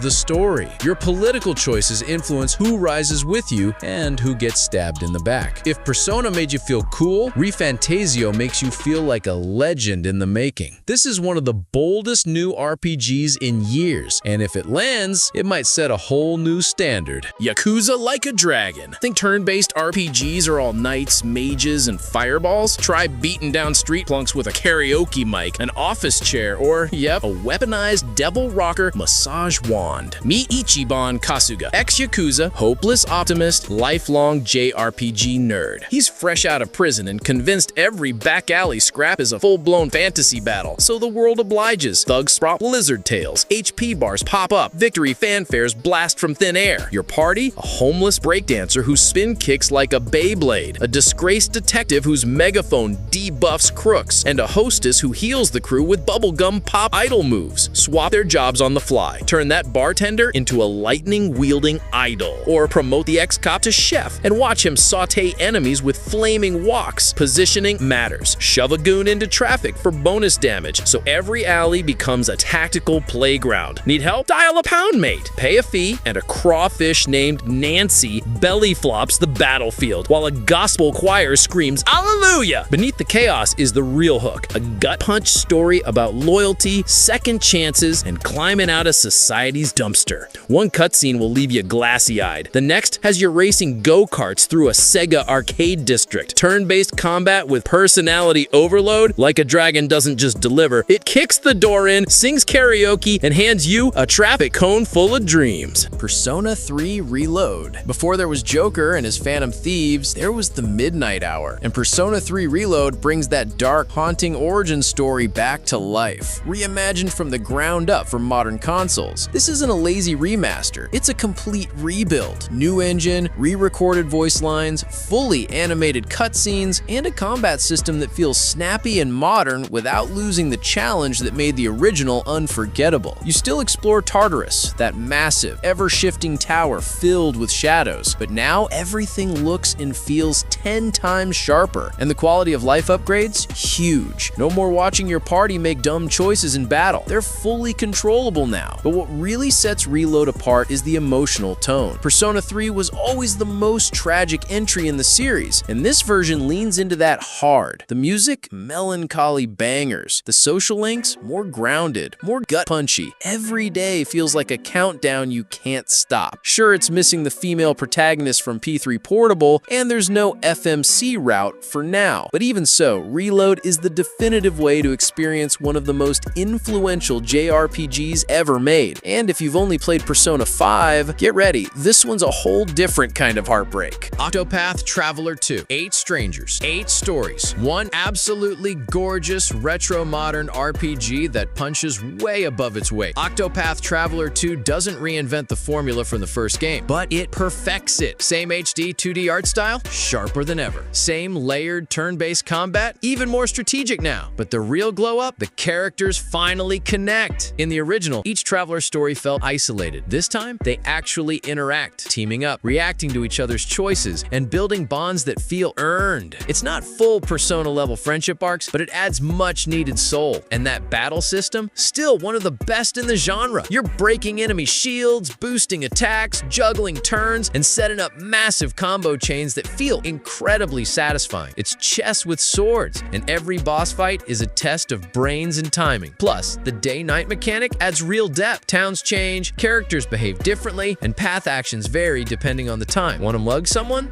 Maybe wait until sunset. If you love turn-based combat, striking pixel art, and a huge world that rewards exploration, this is a must-play. Whether you start with the Dancer, the Scholar, or the Vengeance-seeking warrior, it doesn't matter. You'll be hooked either way. Sea of Stars. If Chrono Trigger and the Messenger had a love child, it would be Sea of Stars. And yes, it's just as good as that sounds. This isn't just nostalgia bait, it's a full-blown, handcrafted, turn-based RPG that somehow feels both classic and completely fresh. The combat? No random encounters, no grind walls, just smooth, timing-based turn battles that reward skill, not button mashing. You'll parry enemy attacks, chain combo moves between party members, and break enemy spellcasts by hitting the right weaknesses before the timer runs out. It's simple on the surface, but deep if you want it to be. And visually, stunning. The pixel art is next level. Dynamic lighting, animated weather, silky movement. This game looks like a Super Nintendo dream remade in HD. Add in a Yasunori Mitsuda soundtrack, yes, that Mitsuda, and it's basically a 16-bit summer vacation for your soul. But here's what really sells it, the tone. It's not all doom and gloom. Sea of Stars is full of joy, joy, charm, and that sense of wonder you got from RPGs as a kid, but with smarter writing and smoother pacing. If you're burnt out on bloated open worlds and over-designed combat systems, Sea of Stars is the reset you didn't know you needed. XCOM 2: War of the Chosen. If stress had a turn-based form, it would be XCOM 2. And War of the Chosen is the absolute peak of that chaos. This isn't your typical JRPG with cool hair and anime angst. It's a brutal tactical war sim where every move can cost you your favorite soldier permanently. And with War of the Chosen, the stakes go even higher. You're the commander of a ragtag global resistance, trying to overthrow alien overlords who've basically brainwashed Earth. But the real enemies? Panic, RNG, and your own overconfidence. The gameplay is tight and punishing. You manage cover, elevation, line of sight, squad synergy, and prey. One misstep and boom, your best sniper just got vaporized because you pushed too far forward. What War of the Chosen adds is wild. 3 elite enemy bosses who adapt to your tactics, special faction units like Reapers and Templars, and a fatigue system that forces you to rotate squads. It's deeper, nastier, and somehow even more addictive. But the best part? The stories you make. The rookie who panic crits a sectoid. The sniper who avenges 5 fallen teammates in one mission. Every run is different, and no one forgets their first full wipe. If you like your turn-based games with tension, punishment, and tactical high, XCOM 2: War of the Chosen is the gold standard. Like a Dragon, Infinite Wealth. If Yakuza Like a Dragon was the genre flip we didn't see coming, Infinite Wealth is the proof that it wasn't a fluke. It's a full-blown evolution. Kasuga is back. This time, he's in Hawaii, and somehow things are even more unhinged. You've got beach brawls, side quests that spiral into absurdity, and a storyline that somehow juggles deep drama with absolute chaos. Oh, and Kiryu joins the party. Enough said. Combat-wise, Infinite Wealth doubles down on what made the last game click, but tighter, faster, and flashier. The job system returns with new over-the-top classes. Shark Trainer, anyone? The environments are more interactive, and now you can actually move characters around the battlefield. Positioning becomes key for AoE attacks, backstabs, or using a bike rack as a tactical nuke. And it's not just goofy. Beneath the weirdness, there's real emotional weight, especially with Kiryu's arc. It hits harder than expected, and the story pulls 0 punches. You'll laugh, you'll cry, you'll throw a pineapple at a guy in a dolphin suit. Infinite Wealth doesn't just continue the turn-based Yakuza formula, it cements it. If you liked Like a Dragon, this is bigger, weirder, and somehow even better. Divinity Original Sin 2. This isn't just a turn-based RPG. It's a freedom simulator disguised as fantasy. Divinity Original Sin 2 lets you break every rule in the book and then rewards you for doing it. Want to teleport a boss off a cliff? Sure. Talk to a squirrel ghost? Go ahead. Poison your own party, then heal them with necromancy? Totally valid strat. It starts simple. You're a sorcerer marked for execution in a world that fears magic. But quickly, you're leading a squad of undead lizards, demonic elves, and sassy undead clerics across one of the most reactive worlds ever created in an RPG. The combat system is gridless, tactical, and brutally creative. Terrain matters. Elevation changes percentages. Every spell leaves behind a surface, oil, fire, poison, and you can combine them to devastating effect. The game doesn't hand you wins. You earn every fight with smart positioning, crowd control, and sometimes just pure chaos. But it's not just gameplay. The story branches constantly based on your race, background, and decisions. Play it once as a noble knight, again as an undead rogue hiding your face. Each run feels like a different game. If you love turn-based combat and open-ended problem solving, this is the gold standard, period. Final Fantasy VII Rebirth. Let's be real. Few RPGs carry as much emotional weight as Final Fantasy VII, and Rebirth proves Square Enix isn't just remaking a classic, they're reimagining it with teeth. Picking up right after Remake, Rebirth takes Cloud and the gang out of Midgar and into a lush, semi-open world full of nostalgia bombs and fresh surprises. But here's the kicker. This isn't just fan service. It's a bold, sometimes wild remakes of the original storyline, with new scenes, deeper side quests, and choices that actually matter. The combat system walks a brilliant line between real-time action and turn-based tactics. You're swapping between characters mid-fight, queuing up abilities via tactical mode, and unleashing limit breaks that look like full-on boss cinematics. The synergy attacks? Chef's kiss. They make team combos feel strategic, not just flashy. What really hits, though, is the character work. Everyone, from Red 13 to Barrett, gets more screen time, more backstory, more emotional nuance. And yes, the game still breaks your heart in all the right places. Is it traditional turn-based? Not quite. great, but the ATB hybrid system gives you the same tactical rush with way more style and spectacle. If you've ever cared about Cloud, Tifa, or Sephiroth, or just want a JRPG that feels massive, Rebirth is everything you hope for and more. Dragon Quest XI's Echoes of an Elusive Age. If Final Fantasy is the flashy younger sibling, then Dragon Quest is the wise, old-school master, and 11S is its finest spell yet. This is classic turn-based JRPG comfort food, but polished to near perfection. From its vibrant cel-shaded visuals to its heartwarming story, everything about Dragon Quest XI's feels handcrafted, timeless, and just plain joyful. You play as the Luminary, a chosen hero with a mysterious past, setting off across a sprawling world filled with quirky towns, lovable party members, and monsters that are more goofy than grim. And yet, when the plot turns dark, it hits. What makes this edition definitive? Besides the full orchestra soundtrack and quality of life upgrades, you can switch between 3D and 16-bit 2D tool mode, a brilliant nod to the series' roots. It's 2 games in 1, really. And if you're the kind of player who likes to grind, tinker with builds, or just soak in wholesome dialogue and side quests, you'll get dozens of hours out of this. Combat is turn-based and straightforward, but never dull. You'll stack buffs, combo attacks, and even tag in backup party members mid-battle. It's deep enough to strategize, but light enough for anyone to jump in.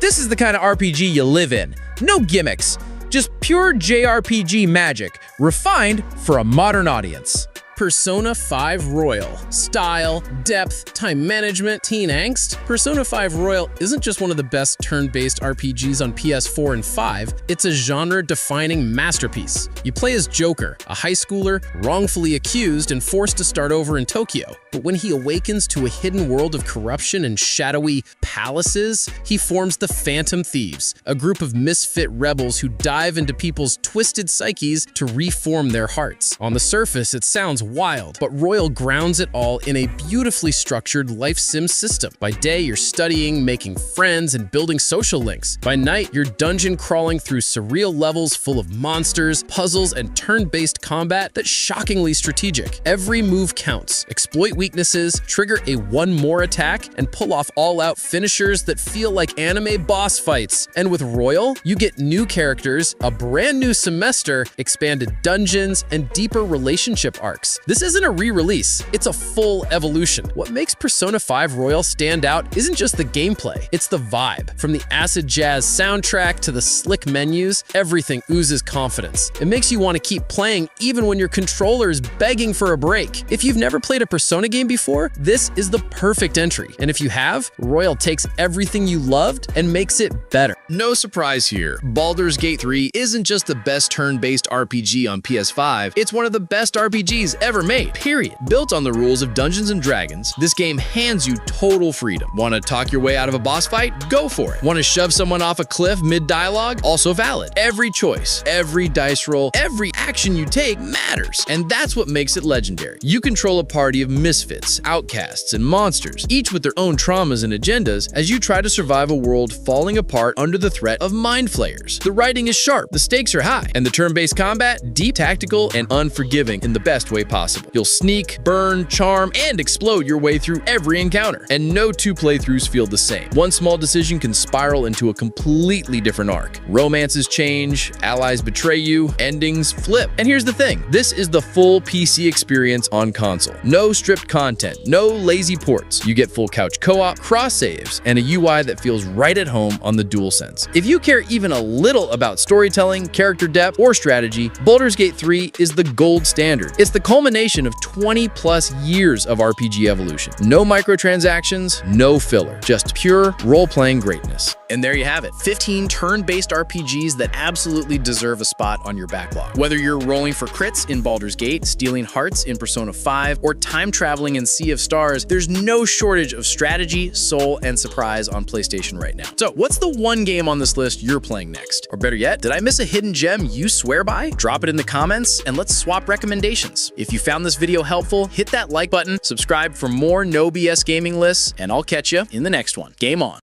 You don't need 50 fireballs or 10-frame links to know the PS5 is stacked with fighting games in 2025. Whether you're grinding rank, mashing with friends, or just want to see Goku throw hands with Luffy clones, this list has you covered. Here are the 11 best fighting games on PS4 and PS5 right now. Number 11, JoJo's Bizarre Adventure. This game isn't balanced, it isn't competitive, and honestly, that's the point. All-Star Battle R is JoJo in its rawest form. 50+ fighters from every bizarre timeline, dramatic intros, and combos so extra they could be TikTok dances. You've got time-stopping vampires, horse-riding snipers, and literal let's punch fate energy packed into every match. Mechanics-wise, it's a 2.5D fighter with tag assists, flashy supers, and combo routes that make zero sense unless you're an actual stand user. The rollback netcode helped, but online's still hit or miss. And let's be real, the FCG ain't playing this at top 8. But if you love JoJo's anime or manga, this is fan service done right. Wild, broken, and fabulous. Like a Dio quote in game form. Play it for fun, pose on your friends, and remember, you're already approaching me. Number 10, Fatal Fury City of Wolves. 25 years later, SNK finally did it. Fatal Fury City of Wolves is a full-blown resurrection of a fighting game dynasty, and it slaps harder than a power dunk to the jaw. Terry Bogard still got the cap, Rock Howard still got daddy issues, but the gameplay, brand new. You've got 2 control styles, Smart Style for newcomers and Legend Style for FGC purists. It's a genius move that makes the game more approachable without watering it down. The visuals are stylish, the animations are crispy, and that classic SNK flavor, it's alive and kicking. It's still early in its life, so tourney meta's developing, but make no mistake, this isn't just nostalgia bait. City of Wolves proves SNK still knows how to bring the heat in 2025. Number 9, Under Night in Birth 2. If anime fighters had a hidden boss, it would be Under Night in Birth 2 Celis. This isn't a button masher. This is a game for lab gremlins who count frames in their sleep. Celis refines everything from the previous UNist entries, crisper visuals, rollback netcode, new characters, and the return of the GRD system, one of the sickest resource mechanics in any 2D fighter. It's like tug-of-war meets turn control. Win neutral, dominate the round. Every character feels unique, from whip-wielding zoners to sword-slinging pressure gods. And when 2 cracked players go head-to-head, it's like watching anime chess with combos. Not as flashy as Guilty Gear, not as famous as Tekken, but if you want pure mechanics with anime flair, this is your jam. Just don't expect mercy online. These players do not mash. Quick break from the beatdowns. If you're feeling the picks, hit like and sub. We drop new fighting game vids every week. No patches required. 8. DNF Duel. DNF Duel shouldn't go this hard, but it does. Based on the Dungeon Fighter Online series, this fighter throws RPG mechanics into a 2D anime brawler, and somehow it just works. Every character feels like a cracked MMO class. Berserker, Grappler, Inquisitor, Swiftmaster. Yeah, the names are wild, and so are the combos. The MP bar system is genius. Burn through it for massive pressure or conserve it for clutch reversals. It adds a whole new layer of strategy that most fighters just don't touch. And visually, this thing is gorgeous. Arc System Works cooked up their usual 2.5D magic, and it's dripping in special effects, screen shake, and raw anime juice. The game launched rough with balance issues, but after patches and rollback improvements, it's finally in a good place. If you want something that looks like Gildear, plays like Granblue, but feels uniquely chaotic, DNF Duel deserves a spot in your rotation. Number 7, Granblue Fantasy vs. Rising. Imagine a fighting game with AAA anime visuals, rollback netcode, and a literal RPG mode that goes full MMO light. That's Granblue Fantasy vs. Rising, a massive upgrade over the original that finally delivers on the franchise's potential. At first glance, it looks simple. Easy inputs, flashy supers, clean UI. But don't get it twisted, this game has layers. Spacing, neutral, cooldowns, dodge tech. It's basically anime Street Fighter with just enough sauce to make it feel unique. The roster's stacked with waifu waifus, himbos, and edgy gods,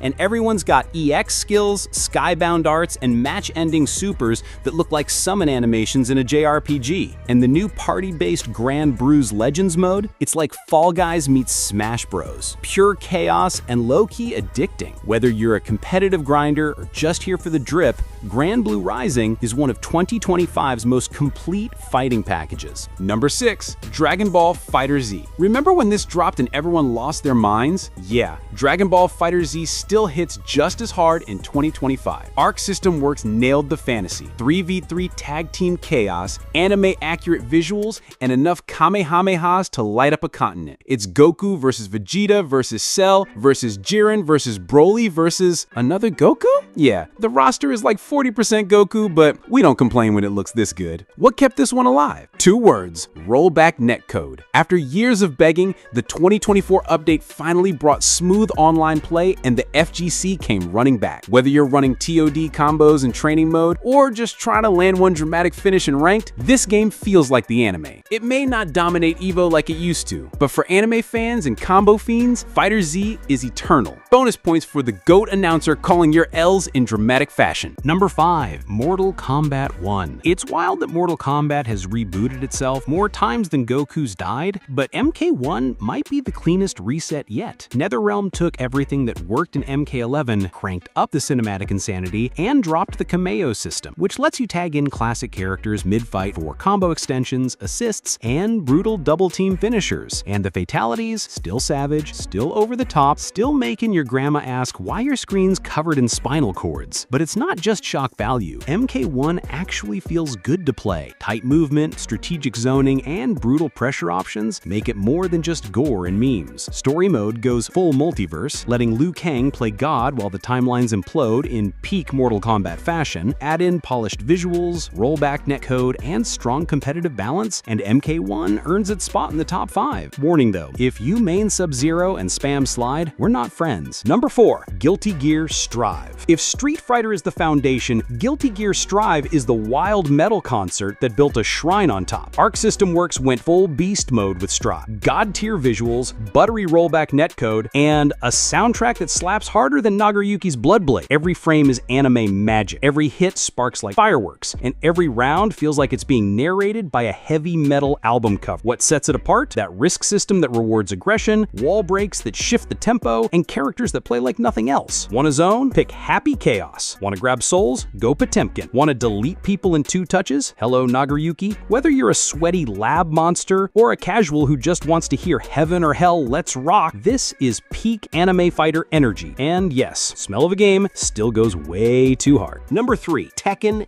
8. Tekken 8 didn't just improve on Tekken 7, it powered up like a Mishima with family trauma. This game is fast, flashy, and feral in all the right ways. The new heat system rewards aggression, turning neutral into high-stakes pressure wars and making every round feel like a final boss fight. Movement is snappier, combos hit harder, and wall splats? They're cinematic masterpieces. But this isn't just about big damage. Tekken 8 still has that signature depth, frame traps, backdashes, perfect electric wind god fists. You can play it clean or get dirty with heat smashes and stage destruction. And the roster? Legacy mains like Jin, Kazuya, and King return with style, while new characters like Reina bring fresh sauce to the mix. Add in next-gen visuals, solid netcode, and a campaign mode that doesn't suck, and you've got one of the most complete fighters of 2025. It's brutal, it's beautiful, and it hits like a counter-hit launcher.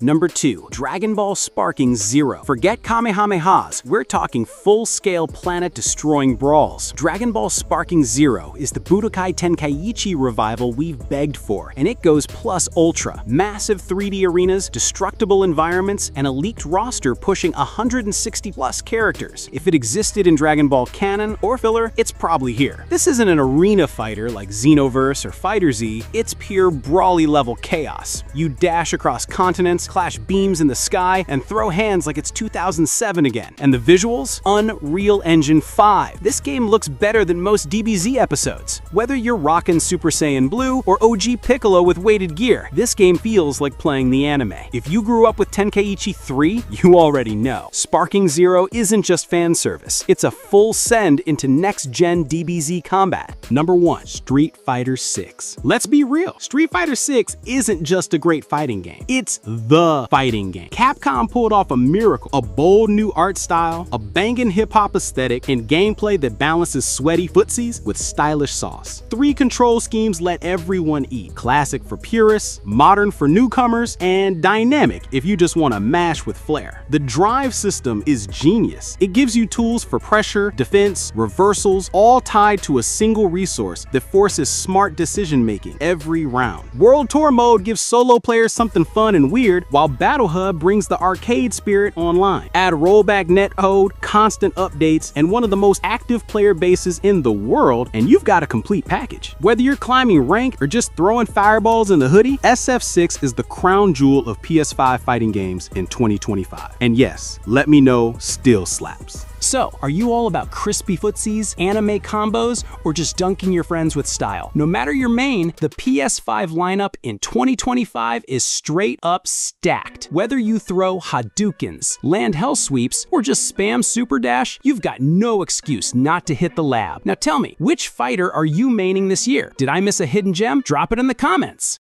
The PlayStation 1 gave us giants like Final Fantasy VII, Chrono Cross, and Suikoden 2, but what about the JRPGs that slip through the cracks? Today, we're diving into 7 forgotten PS1 JRPGs that absolutely deserve a spot on your must playlist. Each one has something bold, a combat system you've never seen before, a story that rewrites the rules, or a genre mashup that just works. By the end, I guarantee at least one will have you hunting for a copy or firing up your emulator tonight. So here's the challenge. How many of these have you actually played? Keep count and drop your score in the comments. Number 7. Moon Remix RPG Adventure. At first glance, Moon looks like just another quirky Japanese RPG, but it's actually the complete opposite. Released in Japan back in 1997, Moon calls itself an anti-RPG, and it means it. Instead of killing monsters, you rescue their souls. Instead of grinding for XP, you earn love by helping NPCs with their everyday problems. The story? You're sucked into a typical hero's journey, but you're not the hero. You're the bystander who sees the chaos left behind and decides to fix it. Moon flips every JRPG convention upside down.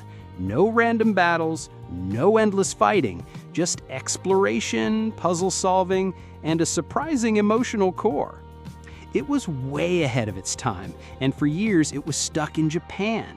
In fact, it didn't even get an English release until 2020 on Switch. If you loved Undertale, this is basically its spiritual predecessor. Toby Fox has openly said Moon was one of his biggest inspirations. It's weird, it's warm-hearted, and it's nothing like the RPGs you grew up with, which is exactly why you should play it. Number 6. Legend of Legaia. Legend of Legaia is one of those games that quietly did something genius, but barely anyone noticed. Released in 1998, it takes the standard turn-based combat and turns it into a fighting game combo system. Instead of just selecting attack, you input directional commands, up, down, left, right, to chain together special moves called arts. The more you experiment, the more powerful and cinematic your combos become. The world itself is wrapped in a thick, toxic mist that turns living things into monsters. Your mission? Destroy the mist by awakening ancient magical creatures called Seru, which also merge with your characters to give them new powers. On the surface, it's classic late 90s JRPG, but the combat keeps you hooked. Every battle feels interactive and rewarding because you're always trying to discover that next devastating combo. It sold well enough to get a PS2 sequel, but for some reason, it never became a household name. If you're tired of mashing the same menu commands in JRPGs, Legend of Legaia will make every fight feel like a mini boss battle. Number 5, Threads of Fate. Threads of Fate might just be the most charming PS1 JRPG you've never played. Released by Square in 2000, it's an action RPG with 2 completely separate storylines. One for Rue, a shape-shifting warrior searching for a way to bring someone he loves back to life, and one for Mint, a spoiled princess with a serious attitude problem and a hunger for world domination.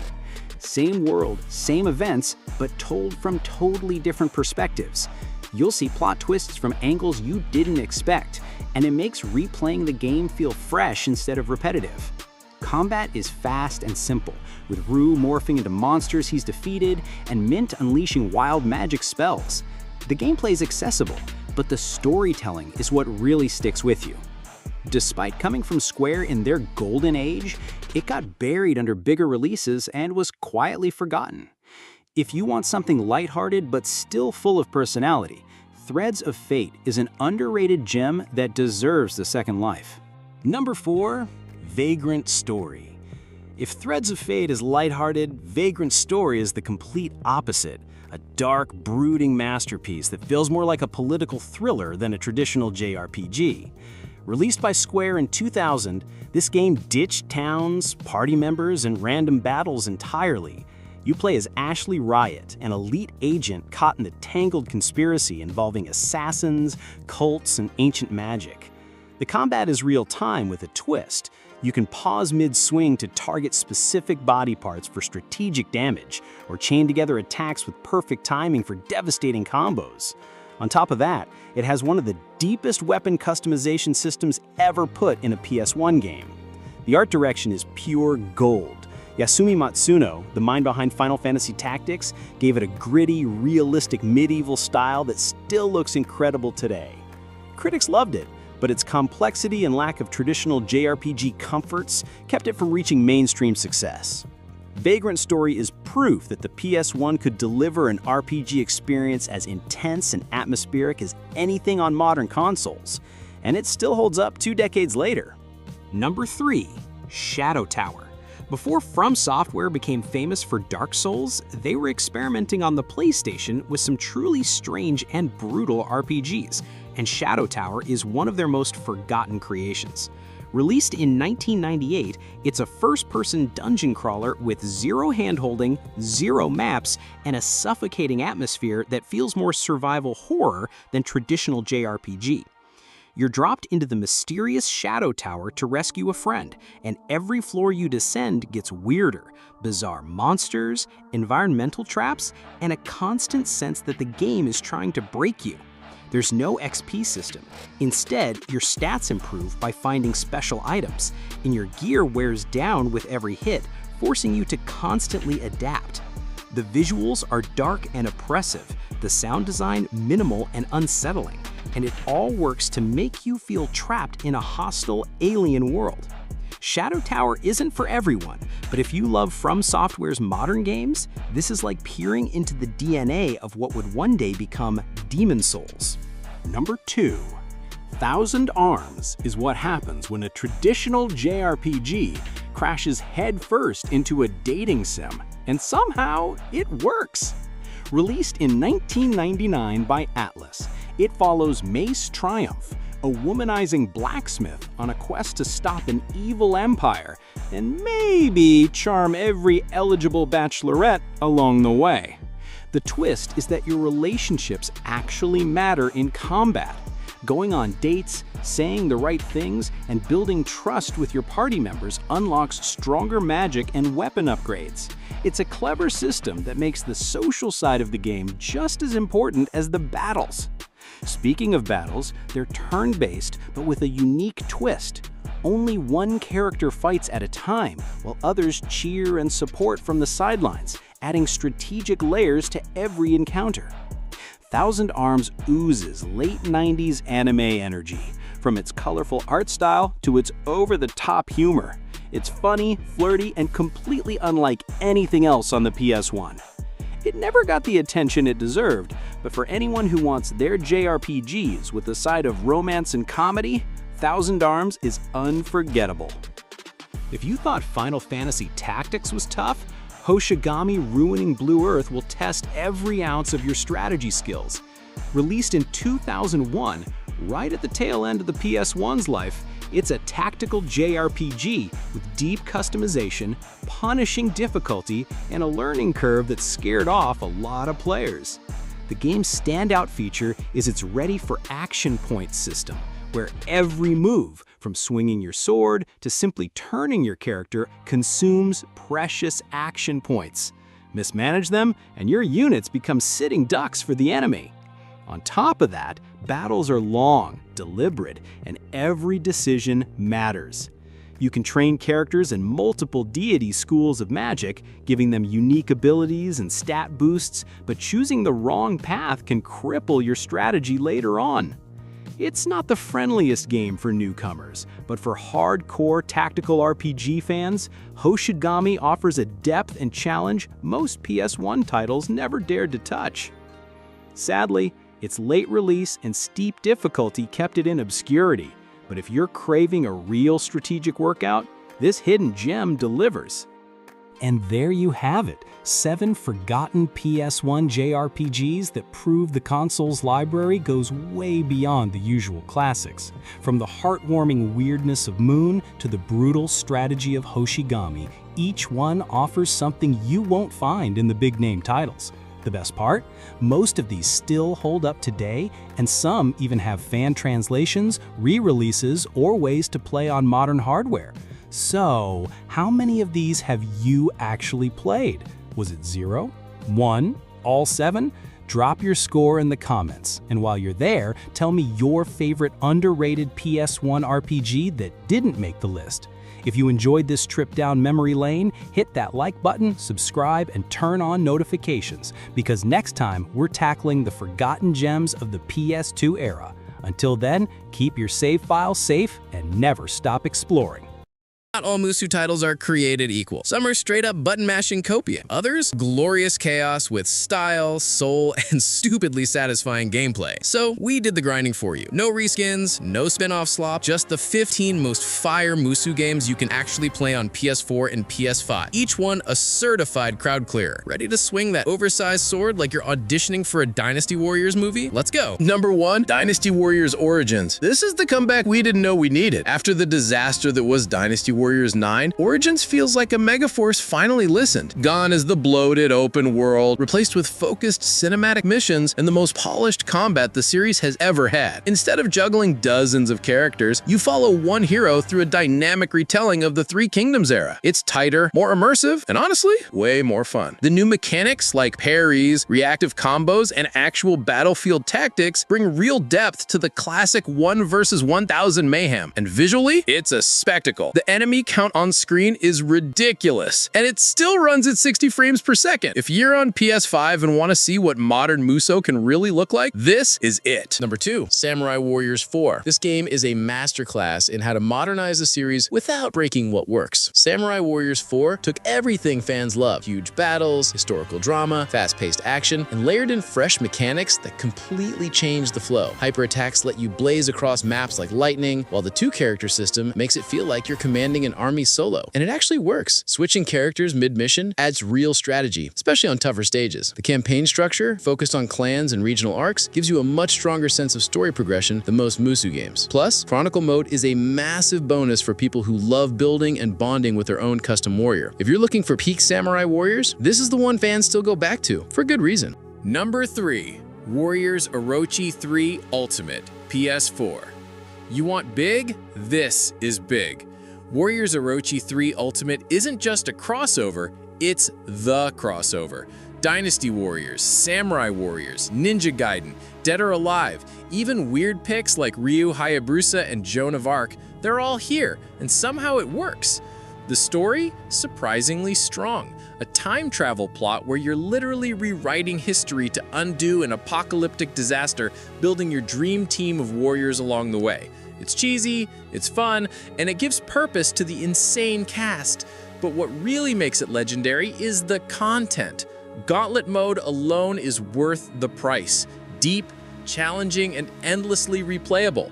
Add duel mode, Musou battlefields, and all the unlocks, and you've got a game that'll keep you grinding for months. If you only play one crossover Musou, make it this.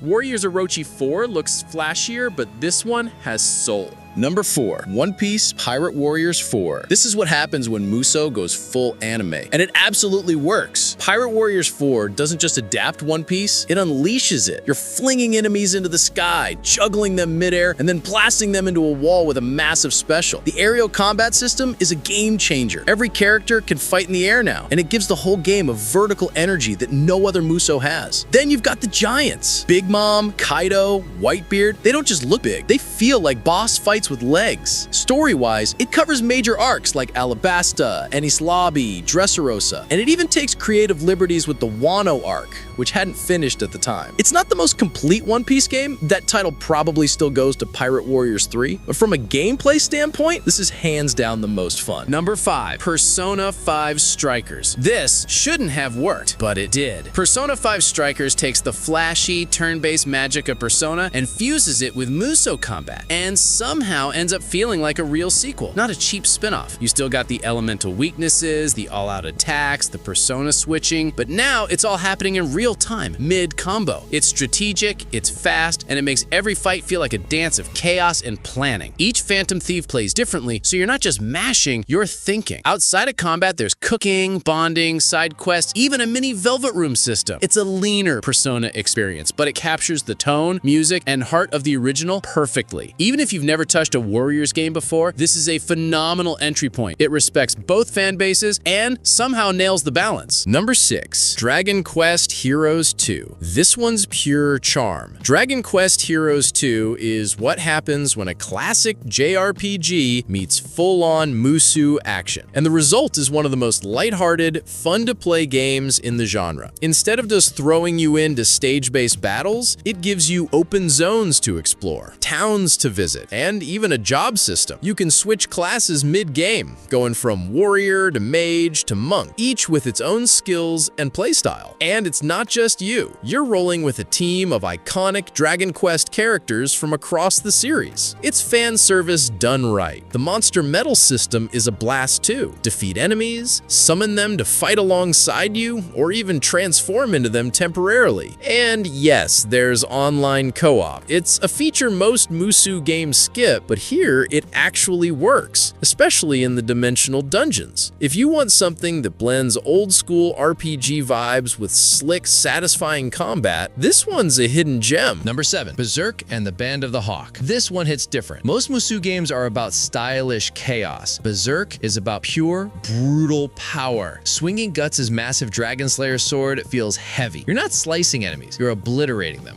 The game adapts most of the iconic arcs, including the Golden Age and Millennium Falcon stories, and even blends in anime film cutscenes to keep the tone faithful. But be warned, this isn't a happy tale. It's dark, tragic, and raw, and the gameplay reflects that. Fewer characters, less variety, but every hit feels devastating. You've got Frenzy Mode, Death Blows, and eventually the Berserker armor, which turns you into a one-man wrecking crew with a cost. It's not the deepest Musou mechanically, but the atmosphere and combat tone are so intense, it doesn't need to be. If you're a fan of Berserk, this is a must play. If not, it's still one of the most visceral and unique Musou experiences out there. Number 8. Attack on Titan 2 Final Battle. This one flips the Musou formula on its head. Instead of mowing down hordes of foot soldiers, Attack on Titan 2 throws you into high-speed aerial battles against towering, flesh-eating giants, and it nails the feel of the anime better than any other game adaptation I've played. You're not just swinging around for fun, you've got to hit specific weak points, manage gas and blades, and time everything perfectly while dodging deadly grabs. It's more precision hunting than crowd control, and that's exactly what makes it stand out. The Final Battle version adds Season 3 content, new characters, and modes like territory recovery, part strategy, part survival. It can get repetitive over time, sure, but in short bursts, this is one of the most exhilarating twists on Musou combat ever made. Number 9. Fate Extella Link. Fate fans, this one's for you. Extella Link isn't isn't made by Omega Force, it's by Marvelous, but it follows the Musou formula so closely, it might as well be canon. What sets it apart? Speed. This is one of the fastest, flashiest Musou-style games you'll find. Characters zip across the battlefield with teleport-like dodges and flashy skill chains that feel almost like an action arena fighter. Each servant comes with unique active skills that cool down independently, meaning you're constantly mixing special attacks into your regular combos. You've also got Moondrive transformations, online 4v4 PvP, and a surprisingly clean UI. The story, it's fine. Serviceable, fan-focused, and full of familiar faces like Nero, Tamamo, and the newly introduced Charlemagne. It doesn't have the content depth of the big Warriors titles, but for sheer pick-up and play fun, it delivers. Number 10. Dragon Quest Heroes, The World Tree's Woe, and The Blight Below. The title's a mouthful, but the game is a total delight. This was the first time Omega Force really tried blending Musou action with full-on RPG mechanics, and it paid off. You've got your standard 1v1000 hack and slash, but layered with towered defense, monster summoning, party-based combat, and even an alchemy crafting system. It's not just fighting for fighting's sake. You're protecting objectives, setting up monster allies like turrets, and building a real strategy mid-battle. What sells it, though, is the heart. The Dragon Quest charm is everywhere, from the voice acting and characters to the classic sound effects and Toriyama art style. You're fighting with heroes from across the franchise, and it feels like a nostalgic festival with monsters exploding into colorful sparkles. It's slightly more straightforward than the sequel, Heroes 2, but it's tighter, and honestly, for many, more fun, especially if you like your Musou with a bit of brain and a ton of charm. Number 11. Dynasty Warriors 9 Empires. This one's divisive, and for good reason. The base Dynasty Warriors 9 was a mess. Empty open world, bland pacing, broken systems, but Empires salvages what it can and wraps it in the series' signature strategy layer. And for hardcore fans, that might be enough. Instead of exploring a dead open world, you're now storming castles and siege-style missions. You use battering rams, catapults, and secret plans to break defenses and claim territory. Outside of battle, you're making political moves, recruiting allies, managing resources, and conquering China turn by turn. The combat's still using the controversial state combo system, simplified inputs, more flash than depth, but at least it feels consistent this time. Is it the best Empires game?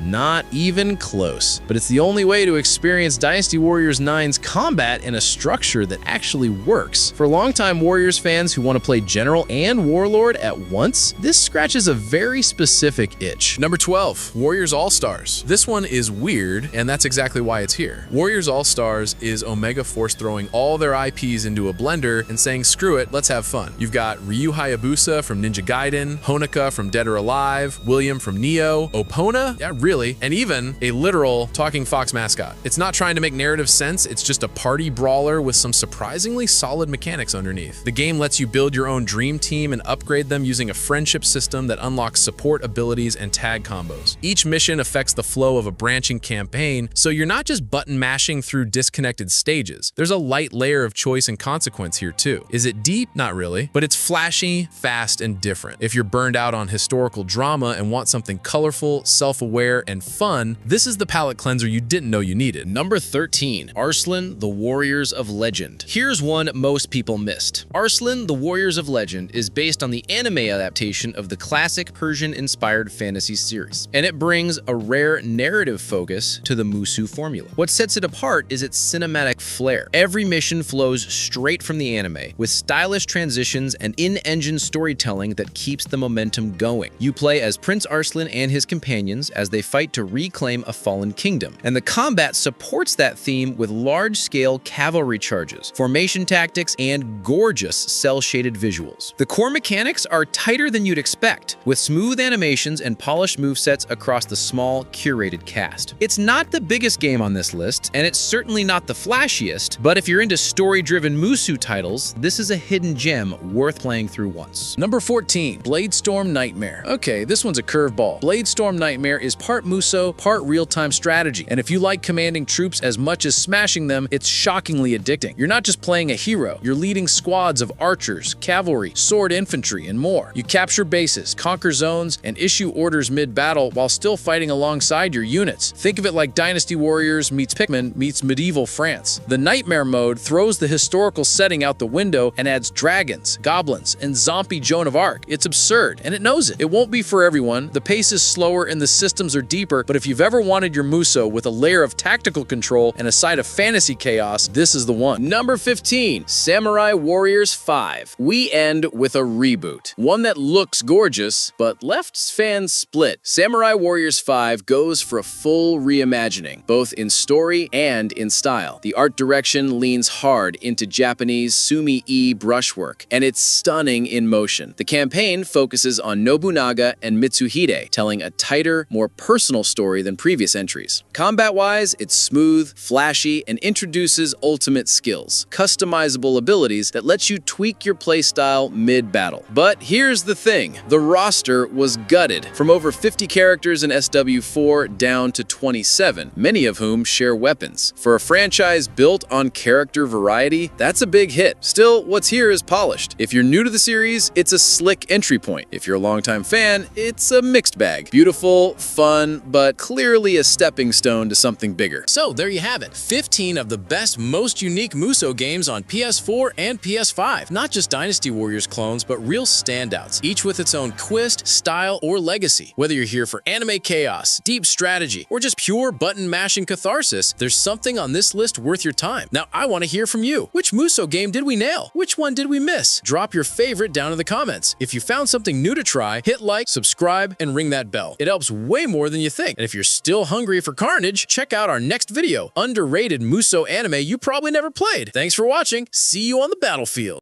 Ready? Give it your best. That's how it's done. Try this one next. Here it comes. There's more. That's the power. You really blew me away there. One more time. Man, you nailed it. How about this? Come on.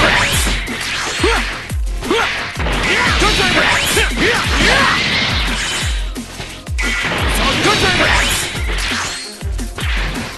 Good time.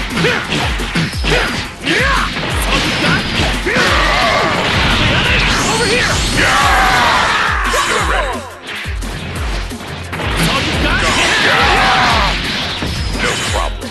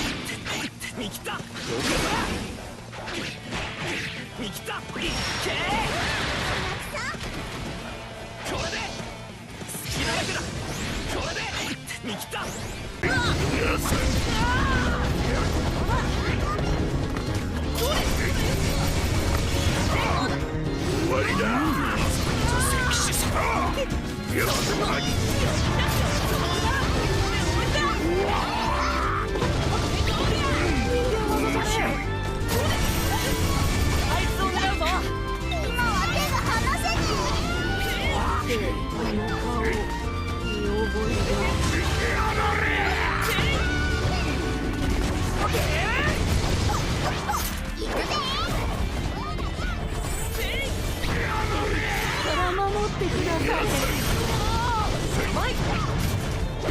そっくりそのまま返すぜ。食らえ。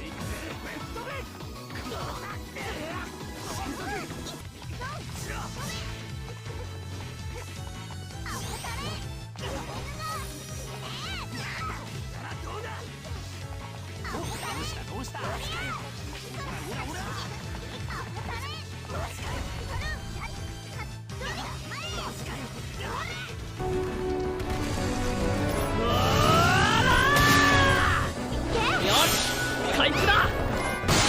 まだ戦えねえ。やったぜ。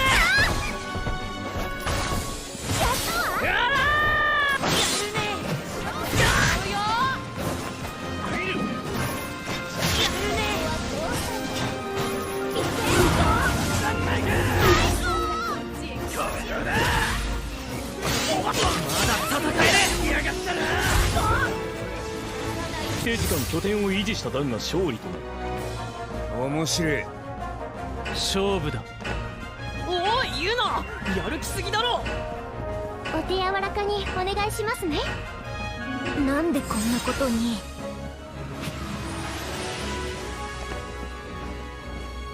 行くぜ。失礼しますね。今よ。包丁の外壁。無理の花束。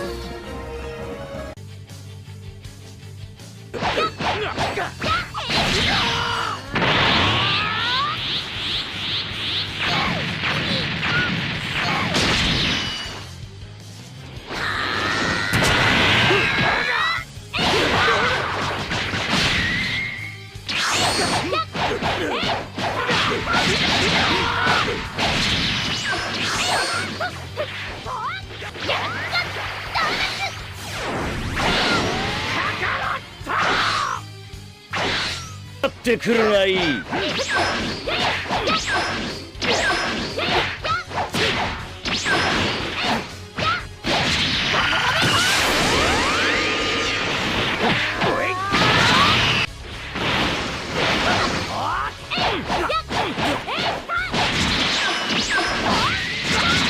いぞ、その調子だ。しまってやれ。この足元。素早く。足元。素早く。もっと速く。躊躇なく。遅い。挽回。逃しはしない。もっと早く。やっと。余計なお世話だとしても。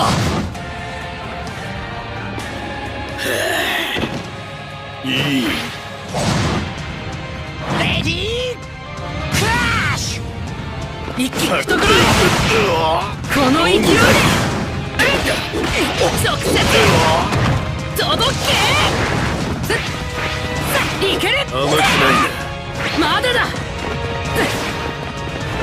この勢いで突っ込め。つなぐ。助けるんだ。吹き飛べ。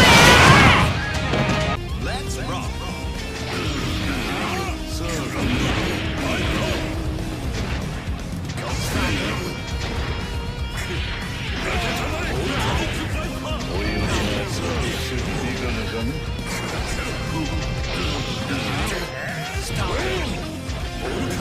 ト。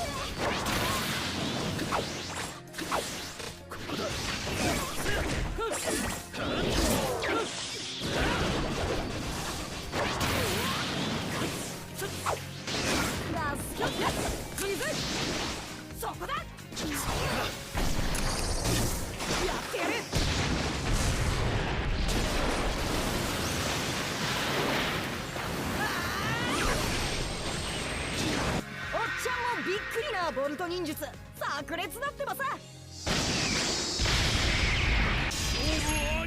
Paper scissors! Try this! Rock, paper scissors! Try this! This! Try this! This!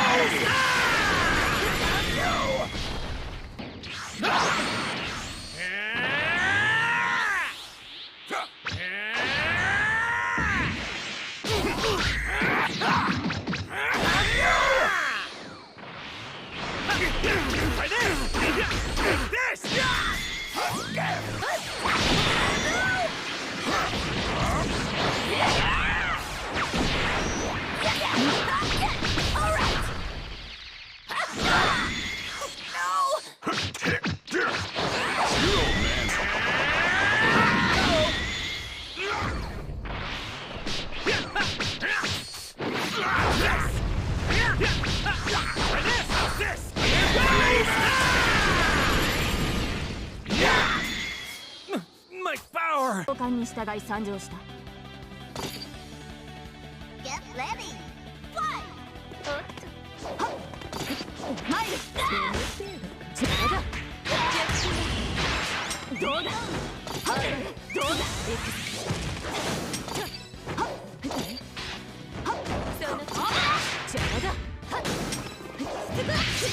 いたか真珠形態そこだその調子だ俺のターンユートクリスの鏡のように油断大敵のようにしのぶやっ油断のし邪魔だうかつ手を取らせるな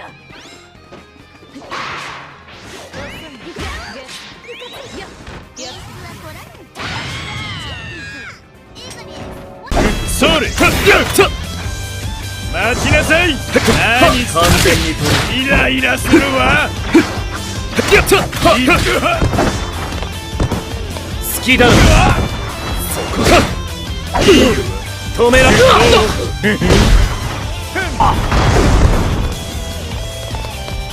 さて逃がさんぞなんじゃくな調子に乗るんじゃないわ許すわよこちら無面ライダーたった今到着したコッパみじんよ待ちなさいあらや譲るなら貴様の正義執行こ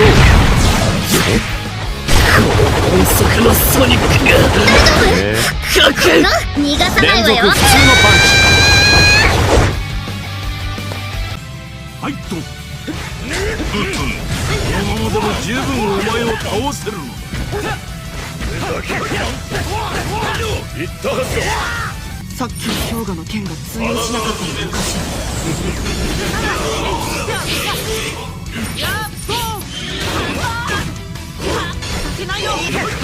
俺はあっさりと敗北を認めてくれるそれだけあれでバランスせいや赤が俺の構えを解かせたぐらいでいい気になるなよまさかこの金魚銃は父さんそれだけどうなっているんだやつ構えてもいないっていうのにそれだけかあの腕組みが攻撃態勢になっているのか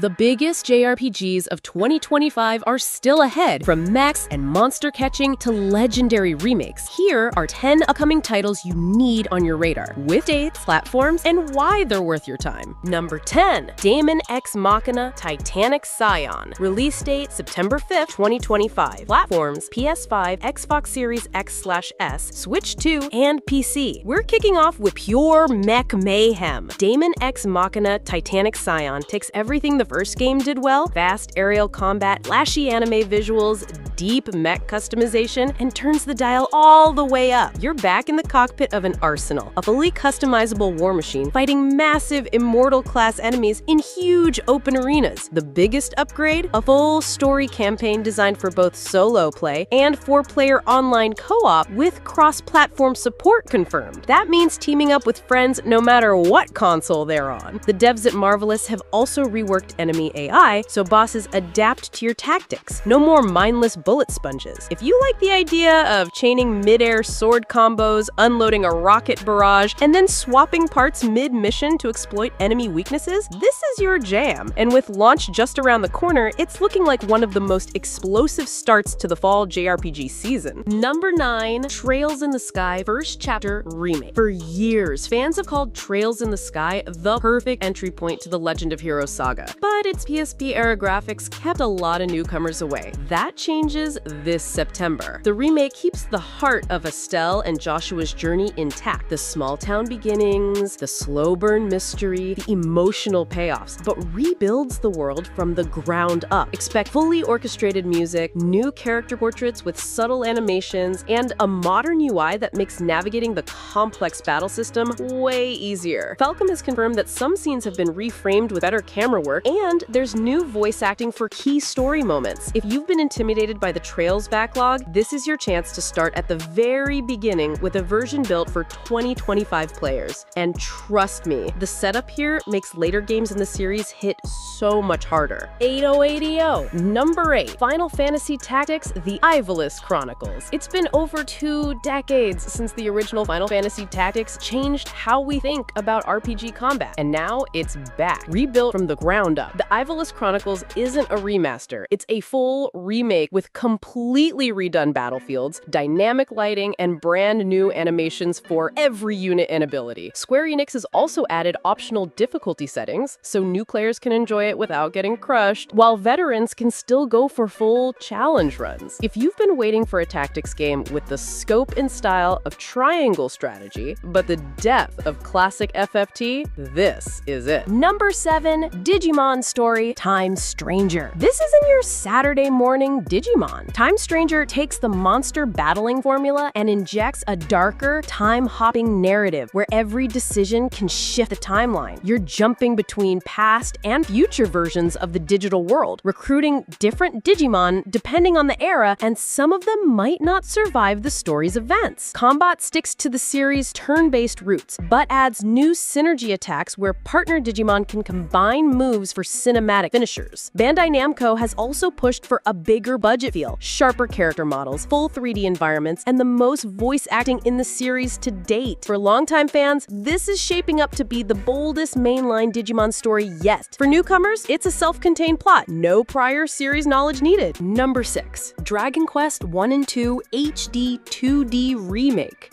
These are the games that started the JRPG genre, and now they're back in a style that makes them feel timeless. Dragon Quest 1 and 2 HD 2D takes the original 8-bit adventures and rebuilds them with the same lush, layered art style that made Octopath Traveler and Triangle Strategy instant eye-catchers. The remake keeps the core maps and story layouts faithful, but fills them with dynamic lighting, animated weather, and environmental touches that make towns feel alive. Monsters have new battle animations, and both games feature fully rearranged orchestral soundtracks recorded with live instruments. Gameplay-wise, Square Enix is adding fast travel options, quest markers for key objectives, and faster battle speeds, but leaving the original pacing intact for purists who want the old-school grind. And because it's a 2-in-1 package, you can finish the first game and roll right into the sequel without missing a beat. For veterans, it's the ultimate nostalgia trip done right. For newcomers, it's JRPG history wrapped in modern polish. Number 5. Pokémon Legends ZA. After the wild success of Pokémon Legends Arceus, Game Freak is doubling down, but this time the adventure unfolds in the heart of the city. ZA takes us back to a Lumiose city in the Kalos region, turning its iconic streets and skyscrapers into an open-world playground. Exploration goes vertical, with hidden rooftop gardens, underground service tunnels, and alleys that hide rare Pokémon encounters. Mega evolutions are back in a big way, both in battle and as part of the story's central mystery. Game Freak says NPC interactions will be deeper this time. Shopkeepers, gym leaders, and even random citizens may have side quests that alter parts of the city itself. And the pacing is built around environmental storytelling. As you complete certain objectives, areas of the city visibly change, hinting at a living ecosystem rather than static set pieces. And, like Arceus, you'll be able to engage or evade Pokémon in the wild without being locked into random encounters. For longtime fans, it's a fresh spin on one of the series' most stylish settings. For newcomers, it's a low-barrier entry point with modern open-world sensibilities. Quick break. If you're enjoying the list so far and want to see more JRPG deep dives and launch day reviews, hit the like button and subscribe. It really helps the channel, and it makes sure you don't miss the rest of the countdown. Number 4. Octopath Traveler 0. Square Enix is going back to the start, literally, with a prequel to one of its most successful new IPs. Octopath Traveler 0 tells a new set of stories in the same world, but puts you in charge of creating your own protagonist. You'll choose their origin city, starting class, and even their moral alignment, which shapes not only dialogue options, but also which paths you can take. The battle system still revolves around breaking enemy shields and boosting your attacks, but new combo mechanics allow party members to chain skills for devastating finishers. Some jobs now have branching skill trees, letting you customize a class toward offense, defense, or support roles more than before. The HD 2D visuals are sharper than ever, with richer particle effects during combat and more cinematic cutscenes that use dynamic camera angles. Square Enix has also promised more integration between the character stories, so it won't feel like 8 separate tales stitched together. Expect overlapping plot lines and group moments that make the party feel truly connected. If you loved the first 2 games, this is the logical next step. And if you've never touched the series, this is a perfect entry point with no homework required. Number 3. Demon School. If Persona went on a horror binge and teamed up with a tactical RPG, you'd get Demon School. You play as Faye, a university student with the unsettling ability to see demons, enrolled at a school where the line between our world and the demon realm is paper thin. The core hook is its combat. You plan every move for your party in a single phase, then watch it unfold in one slick cinematic sequence. Think chess meets anime fight choreography. choreography. Every character has unique movement patterns and special skills, so positioning is just as important as raw stats. Outside of battle, you're juggling a full campus life, making friends, taking odd jobs, and uncovering the school's sinister history through visual novel-style events. Developer Necrosoft leans hard into a late 1990s anime aesthetic, complete with bold colors, thick outlines, and a lo-fi horror soundtrack. This is one of those games where style and mechanics click perfectly, and with multiple endings tied to your relationships and moral choices, it's begging for replays. Number 2, Lost Helden. From Artisan Studios comes Lost Helden, a hand-painted JRPG that looks like a living concept art book. Every location, from windswept plateaus to labyrinthine forests, is painted with insane attention to light and texture. This isn't procedural, it's handcrafted. The story revolves around two protagonists bound by fate, one cursed to take lives, the other cursed to save them. Your perspective alternates between the two, showing how their decisions ripple through the world in completely different ways. Combat blends freeform movement with turn-based commands. You can reposition in real time to flank or dodge, then lock in skill combos for maximum effect. It's designed to feel active without abandoning the tactical depth hardcore JRPG players love. The devs have been clear, there's no filler. Every quest ties into the main narrative, and exploration rewards you with lore and meaningful upgrades,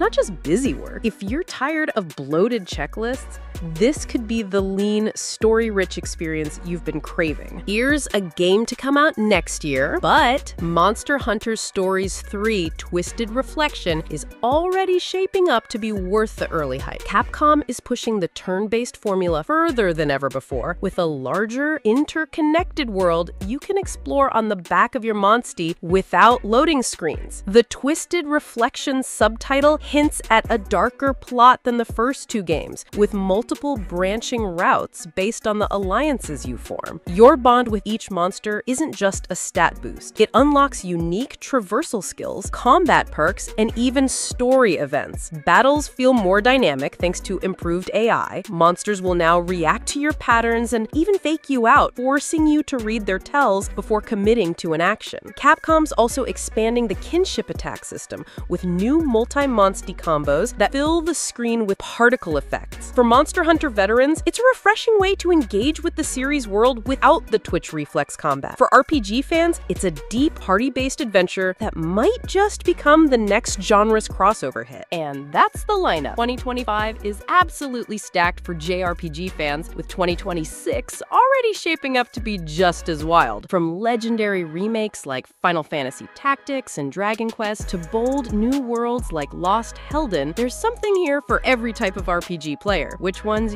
your day one pick? Drop it in the comments. I read every single one. And if you want deep dives, spoiler-free reviews, and launch day breakdowns the moment these games drop, hit that subscribe button and turn on notifications. The golden age of JRPGs is here. Let's make sure you don't miss a second of it. Love JRPGs but hate the 100-hour grind? These 10 games prove you can still get epic stories, great combat, and unforgettable moments without losing weeks of your life. Let's dive in. Number 10, Paper Mario. At number 10, we're starting with one of the most beloved Nintendo RPGs ever.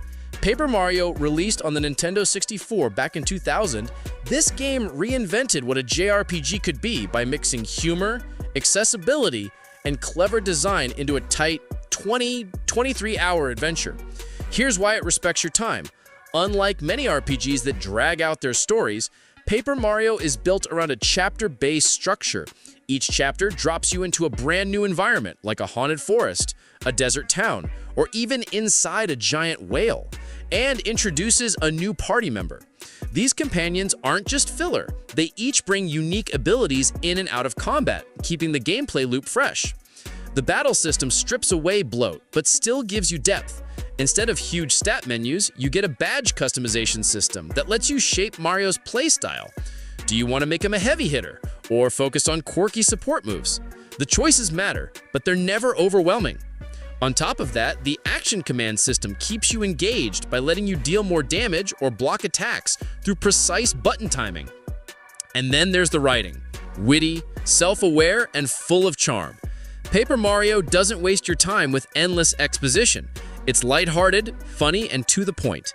At around 23 hours, it feels like a complete adventure without overstaying its welcome.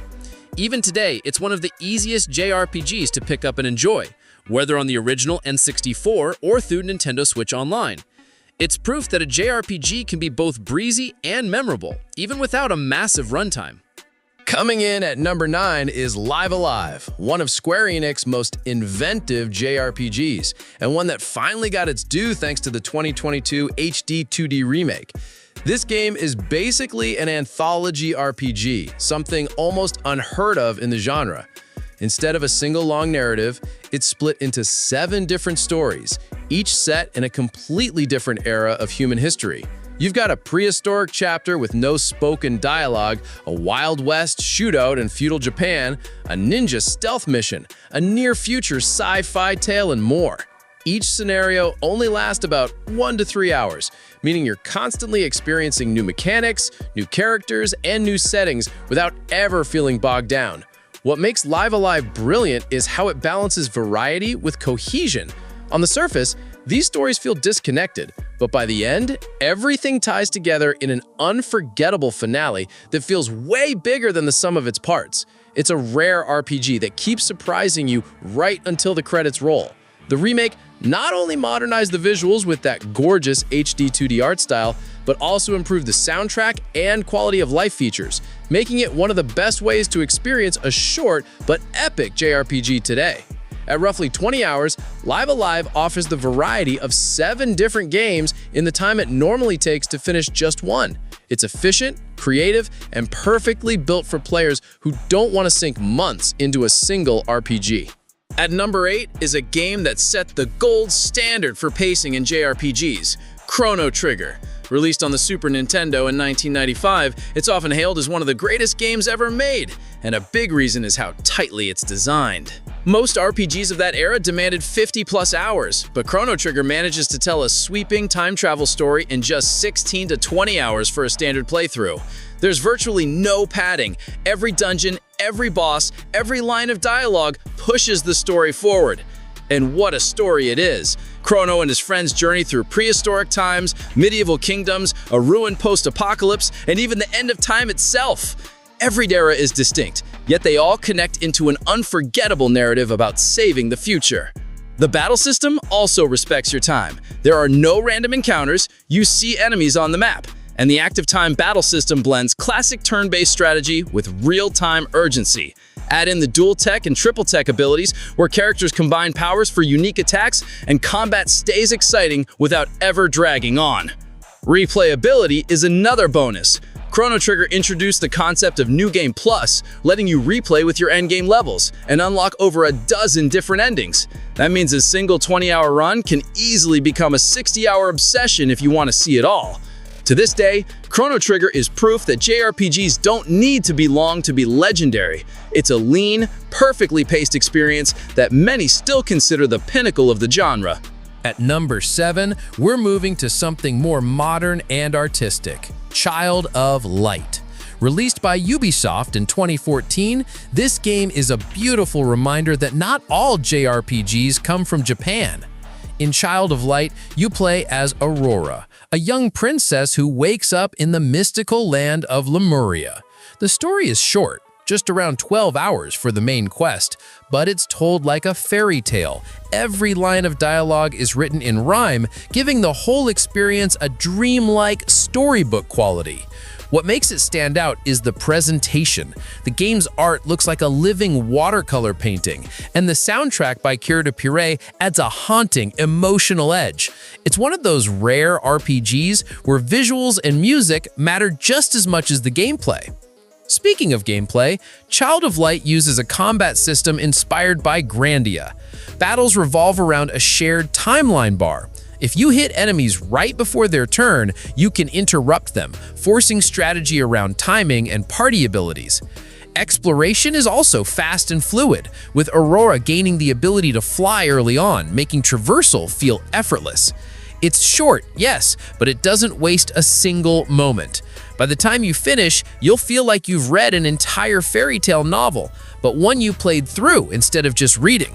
For players short on time but craving something artistic and heartfelt, Child of Light is a perfect pick. Number 6 brings us a true classic, Super Mario RPG Legend of the Seven Stars. Released in 1996 as a collaboration between Nintendo and Square, this game blended Mario's lighthearted charm with Square's RPG expertise, creating one of the most accessible and fun JRPGs ever made. What makes it perfect for this list is the pacing. The main story runs about 12 hours, with a little extra if you chase hidden bosses like Kulex. That's enough time to deliver a full adventure, saving the Mushroom Kingdom from the Smithy Gang without the usual JRPG bloat. The combat system is simple but engaging. Instead of endless menu scrolling, you use timed button presses to boost attacks and block damage, keeping battles interactive. It's easy for newcomers to learn, but still satisfying for veterans. The cast is another highlight. You don't just team up with Peach and Bowser, you also get original characters like Mallow the Cloud Prince and Geno, a puppet possessed by a Star Warrior. For many fans, Geno remains one of the most requested Nintendo characters ever. With its mix of humor, platforming, and fast-paced RPG battles, Super Mario RPG is often called a starter JRPG. And thanks to the 2023 Switch remake, it's more accessible than ever, with modern visuals and quality-of-life tweaks. At just a dozen hours, it's a must-play for anyone who wants a complete RPG experience without the grind.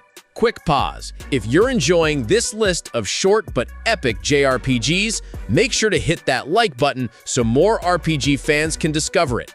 And if you've got your own favorite short JRPG that deserves a shout-out, drop it in the comments. I might feature it in a future video. All right, let's jump back in. At number 5, we've got Is Origin, a prequel to the long-running Is series. Released in 2006 for PC and later on modern consoles, this is a fast-paced action RPG that proves short games can be incredibly replayable. The setup is simple but effective. You're climbing the massive Dharm Tower, battling demons floor by floor. But here's the hook. You can choose between 3 different characters, each with their own fighting style and perspective on the story.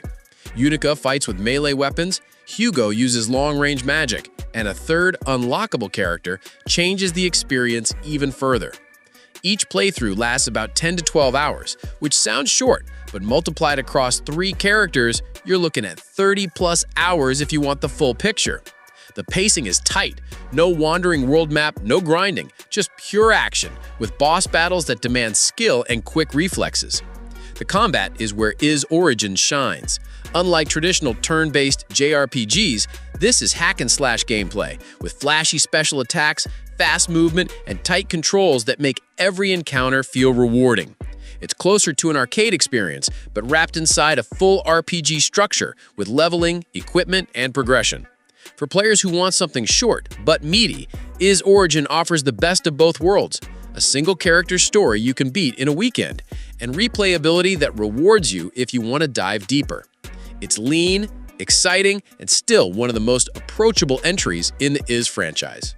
At number 4, we've got Cosmic Star Heroine, a modern indie gem that feels like a love letter to classic JRPGs. Released in 2017 by Z-Boyd Games, this sci-fi adventure takes inspiration from legends like Chrono Trigger and Phantasy Star, but condenses the formula into a 10-12-hour experience that wastes no time. You play as Alyssa LaSalle, a top agent for the government who quickly finds herself on the run after uncovering a massive conspiracy. The game blends spy thriller storytelling with futuristic settings, giving it a unique identity compared to the usual fantasy-heavy JRPG lineup. Combat is where Cosmic Star Heroine really respects your time. There's no grinding, no random encounters. Instead, battles are designed to be tactical puzzles. You juggle abilities that recharge in specific ways, making every fight about resource management and strategy rather than button mashing.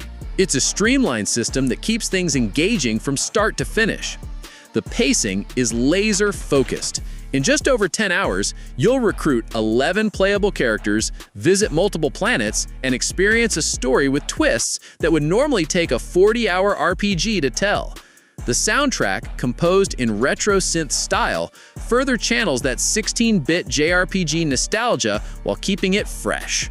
If you want a short RPG that feels like the best parts of the SNES era, just trimmed of all the filler, Cosmic Star Heroine deserves a place on your must-play list. Sliding into number 3, we've got Parasite Eve, a fascinating hybrid of survival horror and JRPG from Square, released on the PlayStation in 1998.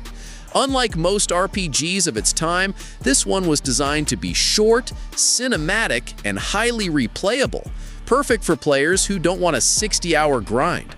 The story follows Aya Brea, a New York police officer caught in a bizarre outbreak where people spontaneously combust thanks to mutating mitochondria. Set across 6 days in Manhattan, the game blends horror tension with RPG mechanics in a way that still feels unique. Combat is real-time with a twist. You can move Aya around the battlefield to dodge attacks, but when you're ready to strike, time freezes while you choose abilities from a command menu. It's a clever mix of survival horror intensity and JRPG strategy. The beauty of Parasite Eve is its pacing. The main story can be completed in about 9 to 10 hours, but there's replay value thanks to unlockables and the infamous Chrysler Building dungeon, which adds dozens of extra floors for hardcore players. What makes it stand out on this list is how cinematic it feels. With pre-rendered cutscenes, mature storytelling, and a dark atmosphere, Parasite Eve plays less like a grindy RPG and more like a playable movie. It's lean, impactful, and one of the boldest experiments Square ever pulled off. At number 2, we're going all the way back to the beginning, Dragon Quest I. Released on the NES in 1986, this is the game that defined the entire JRPG genre. And the best part? It's short. A full playthrough only takes about 8 to 10 hours, making it a bite-sized piece of history. The story is as classic as it gets. A lone hero sets out to rescue Princess Laura and defeat the Dragon Lord threatening the kingdom of Alefgard. It's a simple hero's journey, but its influence can't be overstated. Random encounters, leveling up, and turn-based battles all became genre staples thanks to this game. What makes Dragon Quest I worth revisiting today is its purity. There's no filler, no branching paths, no complex mechanics. It's just you, your sword, and the gradual growth of your character as you take down tougher and tougher monsters. The game has been re-released on multiple platforms, including mobile, Switch, and Game Boy Color, with updated graphics and quality of life improvements. That means it's easier than ever to experience the roots of the JRPG without needing an old NES. For modern players, Dragon Quest I is like taking a crash course in RPG history. It's short, it's straightforward, and it respects your time while letting you see exactly where the genre began. Number 1, Rhapsody, a musical adventure. Finally, at number 1, we've got one of the most unusual JRPGs ever made, Rhapsody, a musical adventure. Originally released on PlayStation in 1998, this is a lighthearted, cozy RPG that clocks in at just around 9 hours, making it the shortest game on this list. You play as Cornette, a young girl who can talk to and control puppets. When her prince is turned to stone, she sets out to save him, joined by her puppet companions in battles that mix tactical RPG elements with charming simplicity. What really sets Rhapsody apart is its presentation. True to its name, it features actual musical numbers. Yes, full-on songs sung by the characters, something rarely seen in RPGs. The game leans heavily into a fairy tale atmosphere, almost like a JRPG meets Disney. It's not the most challenging or deep RPG, but that's the point. Rhapsody respects your time by being short, sweet, and memorable. It's a perfect palate cleanser if you've just come off a massive 80-hour epic and need something lighter. Today, you don't need to hunt down a PlayStation copy either. It's available on PC and Switch as part of Rhapsody Marl Kingdom Remaster. For anyone curious about quirky, cozy RPGs that you can finish in a weekend, Rhapsody is a hidden gem worth checking out. And that's our list. 10 JRPGs that respect your time while still delivering unforgettable adventures. These games prove you don't need a 100-hour grind to get great characters, stories, and battles. You just need smart design and heart. Now, I want to hear from you. Which of these short JRPGs have you played, and which one are you adding to your backlog next? Or maybe I missed your favorite time-friendly RPG. Let me know down in the comments. If you found this list helpful, don't forget to hit like, subscribe, and ring that bell for more JRPG recommendations and hidden gems. Thanks for watching, and I'll see you in the next one. Some of the best JRPGs ever made? You've never played them because they never got an English release. From dragon-raising tactics to emotional stories Nintendo still won't touch. These are the masterpieces trapped in Japan. Let's open the vault. Number 1. Bahamut Lagoon. If you've ever wanted a tactical RPG where you command not just soldiers, but living fire-breathing dragons, Bahamut Lagoon is the game you never got to play. Released in 1996 for the Super Famicom, this was Square firing on all cylinders during its golden age. The premise was simple yet brilliant. You control squads of characters alongside customizable dragons, each of which responds to how you feed and train them. Dragons could breathe fire across the battlefield, freeze rivers, burn forests, and literally reshape the map mid-battle. The result was a strategy RPG that felt alive, chaotic, and cinematic, years ahead of its time. So why didn't we get it? Timing. By the time Bahamut Lagoon launched, the SNES was dying in the West, and Square had already shifted resources to the PlayStation. Localizing a massive text-heavy RPG for a console about to be retired just didn't make financial sense. Still, the tragedy is clear. Bahamut Lagoon wasn't just a late SNES experiment, it was one of the most ambitious tactical RPGs ever made.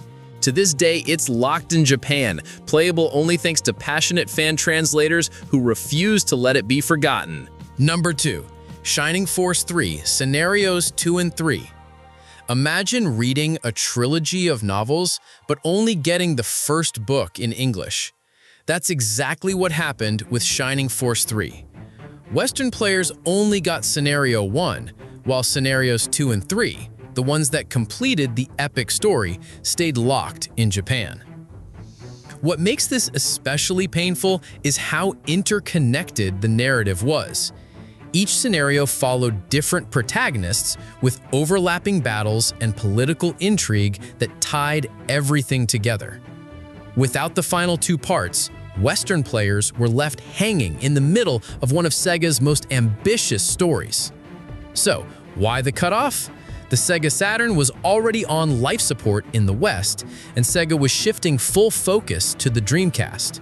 With the Saturn considered commercially dead outside Japan, localizing 2 massive tactical RPGs was deemed a waste of money. For strategy fans, it's one of the great unfinished tales of gaming history. Japanese players saw the grand finale. Western audiences were left forever wondering what happened next. Even now, Shining Force 3 stands as a painful reminder of how console wars and business decisions can kill great storytelling. Number 3. Front Mission 5, Scars of the War. When it comes to mecha RPGs, few series have the legacy of Front Mission, and many fans consider Front Mission 5 to be the pinnacle. Released in 2005 on the PS2, this game tied together the series' sprawling timeline, delivering a story about nationalism, globalization, and the personal cost of war. The gameplay was equally refined. Customizable mechs, known as Wanzers, returned, but with smoother mechanics and more tactical depth than ever before. It built upon everything the series had done before, and for many players, it was the perfect blend of strategy and narrative. So why was it never localized? The short answer: sales. Front Mission 4 had performed poorly in North America, and Square Enix wasn't willing to take the risk of localizing a massive text-heavy strategy game that relied heavily on knowledge of earlier entries, several of which were themselves never translated. It's a cruel irony. Front Mission 5 was the series at its absolute best, yet it's the entry Western players never officially got. Fans have since patched it into English, but officially, this mecha masterpiece is still locked away, a victim of corporate risk aversion. Number 4. Treasure of the Rudras. Treasure of the Rudras was Square's final RPG on the Super Famicom, and it went out with a bang. Released in 1996, this hidden gem pushed the limits of both storytelling and gameplay with a premise unlike anything else. The world has just 15 days left before humanity's destruction, and you play through 4 different intertwined storylines leading up to that apocalypse. But what really set Rudras apart was its magic system. Instead of learning spells in the usual way, you literally created them by combining syllables to form incantations. Players discovered thousands of possible combinations, experimenting to invent unique attacks or buffs. It was a system that rewarded creativity and gave you ownership over your arsenal in a way most RPGs never dared. The narrative was equally bold, drawing heavily from Hindu cosmology and religious themes about cycles of life, rebirth, and gods abandoning humanity. For 1996, this was as experimental and philosophical as JRPGs came. So why didn't we get it? 2 big reasons: text overload and cultural sensitivity. The amount of script was massive, making localization a serious challenge, and Western publishers at the time were terrified of offending audiences with overt religious references. So, like many of Square's most innovative games, it stayed in Japan. Today, Treasure of the Rudras is remembered as one of the most ambitious SNES RPGs ever made. But unless you dive into a fan translation, it's still locked away as a what could have been masterpiece. Number 5. Sigma Harmonix. Released in 2008, Sigma Harmonix is one of the strangest and most fascinating RPGs Square Enix ever made. On the surface, it's a murder mystery set across multiple timelines, but in practice, it's a hybrid of visual novel-style deduction, JRPG battles, and music-driven mechanics. You play as Sigma Kuragami and his partner Neon, traveling through alternate histories to solve murders that ripple across time. The twist? Your deductions literally shape how hard the game becomes. If you accuse the wrong suspect or make flawed logic leaps, the next boss fights get tougher, punishing you for sloppy detective work. Combat itself was just as unusual. Instead of traditional attacks, Sigma Harmonix used a card-based system influenced by the soundtrack. Different pieces of background music determined how quickly your cards recharged, meaning the music itself became part of your strategy. With a haunting score composed by Masashi Hamauza, who also worked on Final Fantasy XIII, the audio wasn't just atmosphere, it was gameplay. So why didn't this gem make it west? Square Enix saw it as too niche, too text-heavy, and too culturally specific for the DS's international audience. Ironically, that same uniqueness is why it's remembered as one of the most ambitious experiments the company ever attempted on handhelds. For fans of time travel stories and experimental RPG mechanics, Sigma Harmonix is an unlocalized treasure that still feels ahead of its time. Number 6. Princess Crown. Before Odin's Sphere, A Dragon's Crown, there was Princess Crown, directed by George Kamitani, who would later found Vanillaware. This 1997 Sega Saturn title laid the foundation for everything that studio would become famous for. The game was a side-scrolling action RPG with gorgeous hand-drawn visuals that looked more like an animated film than a video game. You played as Princess Gradriel, a young warrior queen determined to protect her kingdom. Combat was real-time and fast, inspired by fighting games like Street Fighter, but layered with RPG mechanics like stamina management, item usage, and leveling. On top of that, Princess Crown was packed with side stories where you played as other characters, giving the world more depth and variety. It wasn't just a pretty game, it was ambitious in how it told its story across multiple perspectives. So why was it never localized? The Saturn's disastrous performance in the West sealed its fate. By 1997, publishers saw little point in investing in costly translations for a system already considered dead outside Japan. Still, Princess Crown remains a crucial missing link in RPG history. Without it, Vanillaware's later masterpieces wouldn't exist, and fans outside Japan missed out on one of the most beautiful 2D RPGs of the 90s. Number 7. Tales of Rebirth. The Tales franchise has always been a fan favorite in the West, but one of its strongest entries, Tales of Rebirth, never left Japan. It was released in 2004 on PlayStation 2 and introduced the 3-line linear motion battle system, which split the battlefield into 3 planes. This added a new layer of tactical depth, forcing you to manage positioning and line switching during combat. But gameplay wasn't the only standout. The story tackled unusually mature themes for a Tales game. It's centered around racial prejudice and coexistence, with its hero, Vague Lundberg, trying to rescue his kidnapped friend while uncovering a larger conflict between humans and a race called the Huma. It wasn't just a cheerful adventure. It was a narrative about oppression, fear, and the struggle for unity. In Japan, Tales of Rebirth sold over 600,000 copies and earned praise for its darker storytelling and polished mechanics. Yet Namco never brought it west. Why? Market timing. Localizing a massive PS2 RPG in 2004, when the series still had limited traction outside Japan, was considered too risky. It's one of the great what-ifs of the Tales series. Fans got weaker spin-offs localized, while one of its strongest core entries never saw daylight outside Japan. Number 8. Valkyria Chronicles 3. If you ask hardcore fans of Valkyria Chronicles which entry is the best, many will point to Valkyria Chronicles 3. Released exclusively for the PSP in 2011, this installment refined everything from the first 2 games: tactical movement, real-time shooting, and squad management, while telling its darkest story yet. Instead of heroic main characters, you followed the Nameless, a penal military unit made up of deserters, criminals, and outcasts forced to take on the most dangerous Black Ops missions of the Second European War. It was a mature, morally great tale about sacrifice, redemption, and fighting in the shadows. The gameplay also hit its peak here. Missions had more variety, the balance between strategy and action was tighter, and the character customization was deeper than ever. In Japan, critics widely praised it as the franchise's best entry. So why didn't we get it? Sega had all but abandoned the PSP in the West after poor sales of Valkyria Chronicles 2. They assumed there was no market for a text-heavy strategy RPG on a dying handheld. The result? Western fans never got the game that perfected the Valkyria formula. Even now, Valkyria Chronicles 3 is considered the best entry we never got to play. By the way, if you're enjoying this trip through forgotten JRPG history, hit that like button so more fans can discover it too. And if you're new here, subscribe for more deep dives into RPGs you might have missed.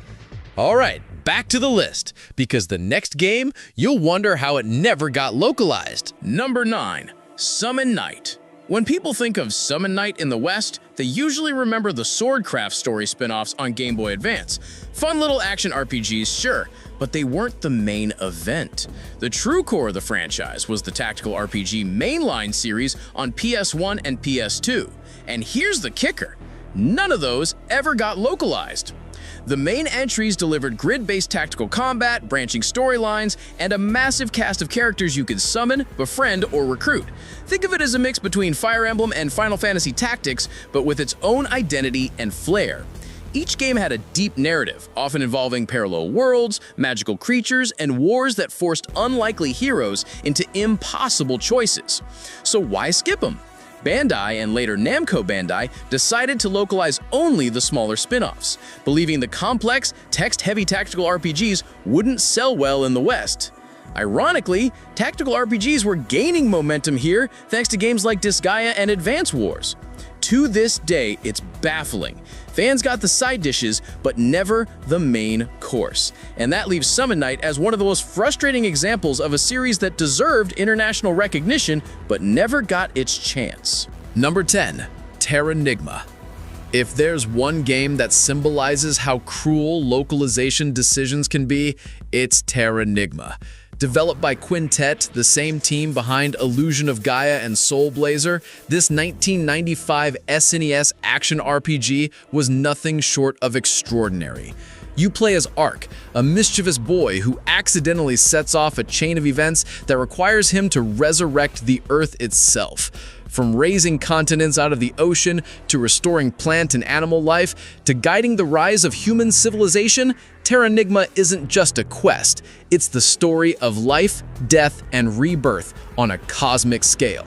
The gameplay blended real-time combat, puzzle solving, and light platforming, but what truly made Terranigma unforgettable was its philosophical narrative. It asked heavy questions about creation, destruction, and the meaning of progress. It was the kind of story that stayed with you long after the credits rolled. So why didn't it reach North America?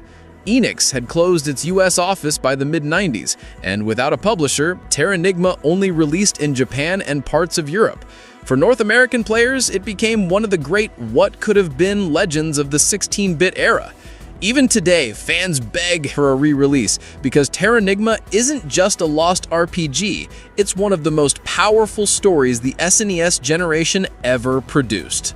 Number 11, Mother 3. Few unlocalized games have achieved the mythic status of Mother 3. Released in 2006 for the Game Boy Advance, it's the long-awaited sequel to Earthbound, Mother 2, and it delivered one of the most emotional journeys in all of gaming. You follow Lucas and his family in a rural village that slowly succumbs to industrialization, greed, and tragedy. What starts as a quirky, funny RPG soon spirals into a heartbreaking exploration of loss, grief, and the destruction of innocence. Mother 3 is famous for scenes that left players in tears, moments that rival the most dramatic storytelling in the genre. So why didn't Nintendo bring it west? Theories abound. Its dark themes, its satire of capitalism, even its handling of sensitive topics like death and identity may have made Nintendo nervous about backlash. Whatever the reason, the decision turned Mother 3 into the most famous missing RPG in history. Fans eventually released a polished English translation in 2008, keeping the game alive internationally.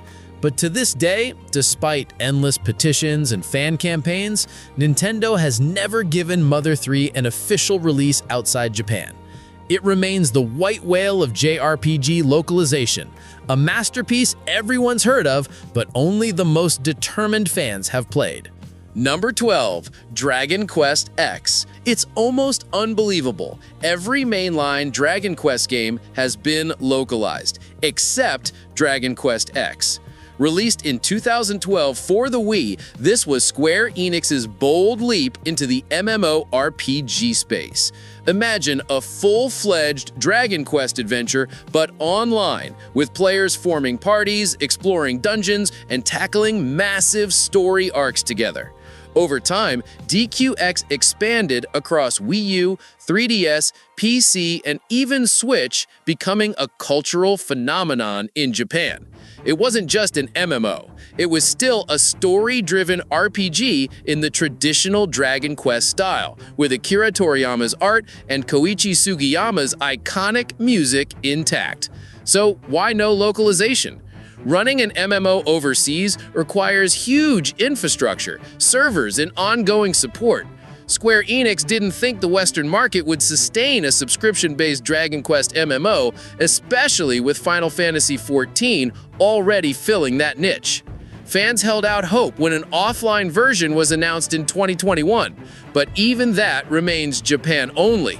Which means, incredibly, Dragon Quest X is still the only numbered entry in the legendary series that global fans can't officially play. Number 13, Sakura Wars. Sega's Sakura Wars franchise is one of Japan's most beloved, blending strategy RPG combat with dating sim mechanics in a steampunk version of the Taisho era. The mix sounds bizarre, but in practice, it created one of the most unique RPG experiences ever made. You didn't just fight demons in giant steam-powered mechs. You also built relationships with your teammates, with dialogue choices affecting combat performance and branching storylines.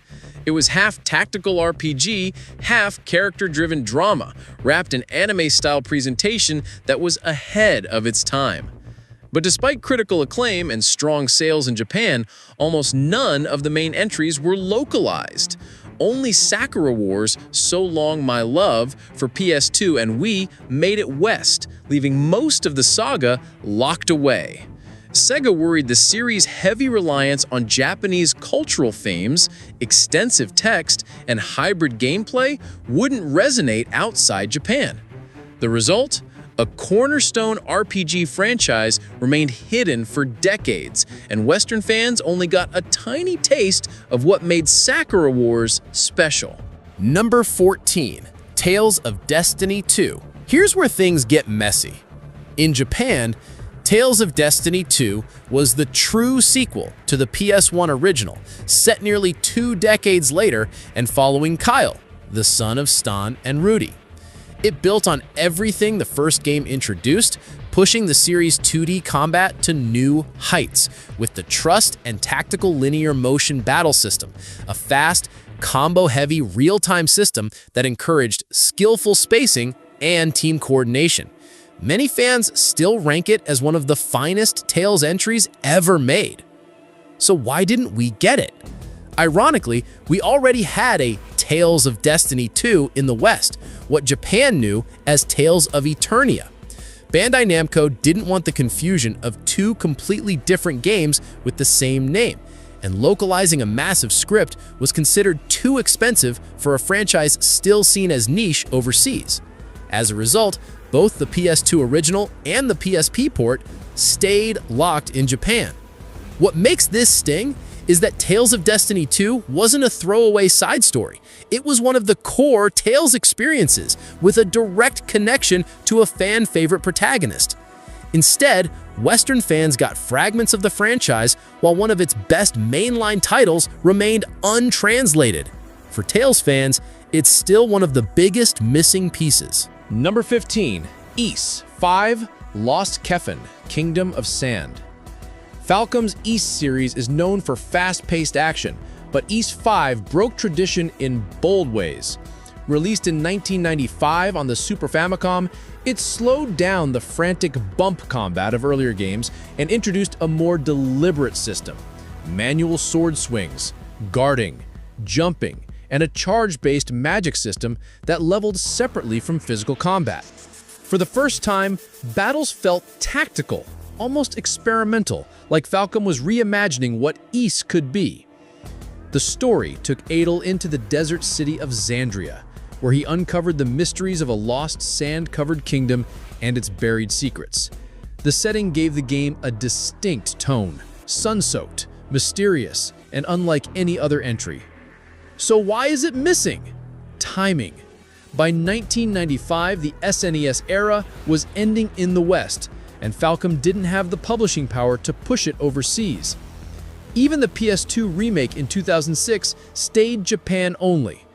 Fans eventually filled the gap with a polished fan translation of the SNES version, but officially, Ys 5 is the only mainline entry never released in English.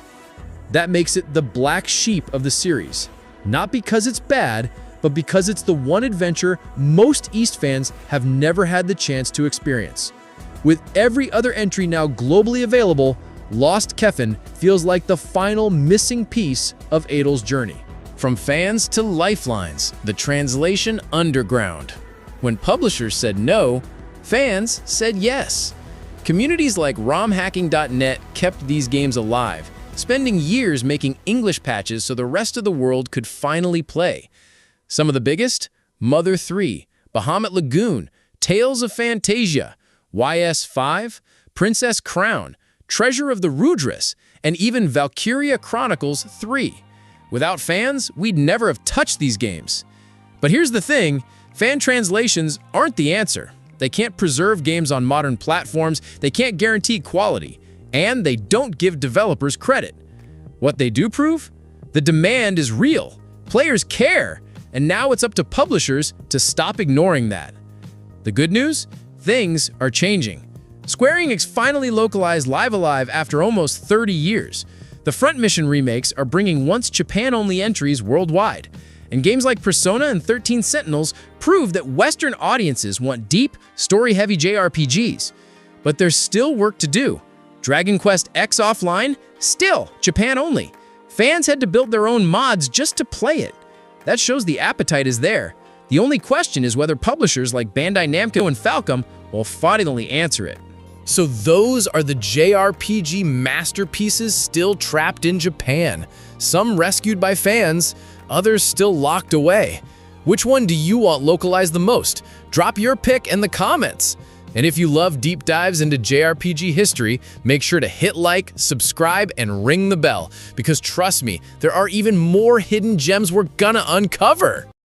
Tired of lazy anime cash grab games? These 15 titles actually go hard. From over-the-top arena brawlers to emotional JRPGs that'll ruin your sleep schedule. If you've ever wanted to play your favorite anime, this is the list. Let's jump in. Number 15, Bleach, Rebirth of Souls. Bleach is finally back in the game scene, and Rebirth of Souls might be its best shot yet. It's a 3D anime fighter with cinematic flair, slick swordplay, and a dark, stylized look that fits the 1000-year Blood War energy perfectly. The roster's still limited, and gameplay details are under wraps, but from what we've seen, it's aiming for impactful strikes, no button mash nonsense. And yes, you can go full Bankai. If this one sticks the landing, Bleach fans finally get the justice they've been waiting on since Brave Souls went mobile only. Number 14, Hunter x Hunter. Hunter x Hunter finally got a proper console game, and it's looking like pure anime chaos. Nan-X Impact is a 3v3 tag fighter that mixes stylish supers, high-speed movement, and an arena brawler vibe that feels like Dragon Ball FighterZ crossed with My Hero. Gon, Killua, Hisoka, Kurapika, they all hit like actual Nen beasts. And the visuals? Sharp, colorful, full-on shonen energy. The roster's still growing, and balance needs tuning, but if you've ever wanted to throw hands with Nen abilities in a real fighter, this is the game we never thought we'd get.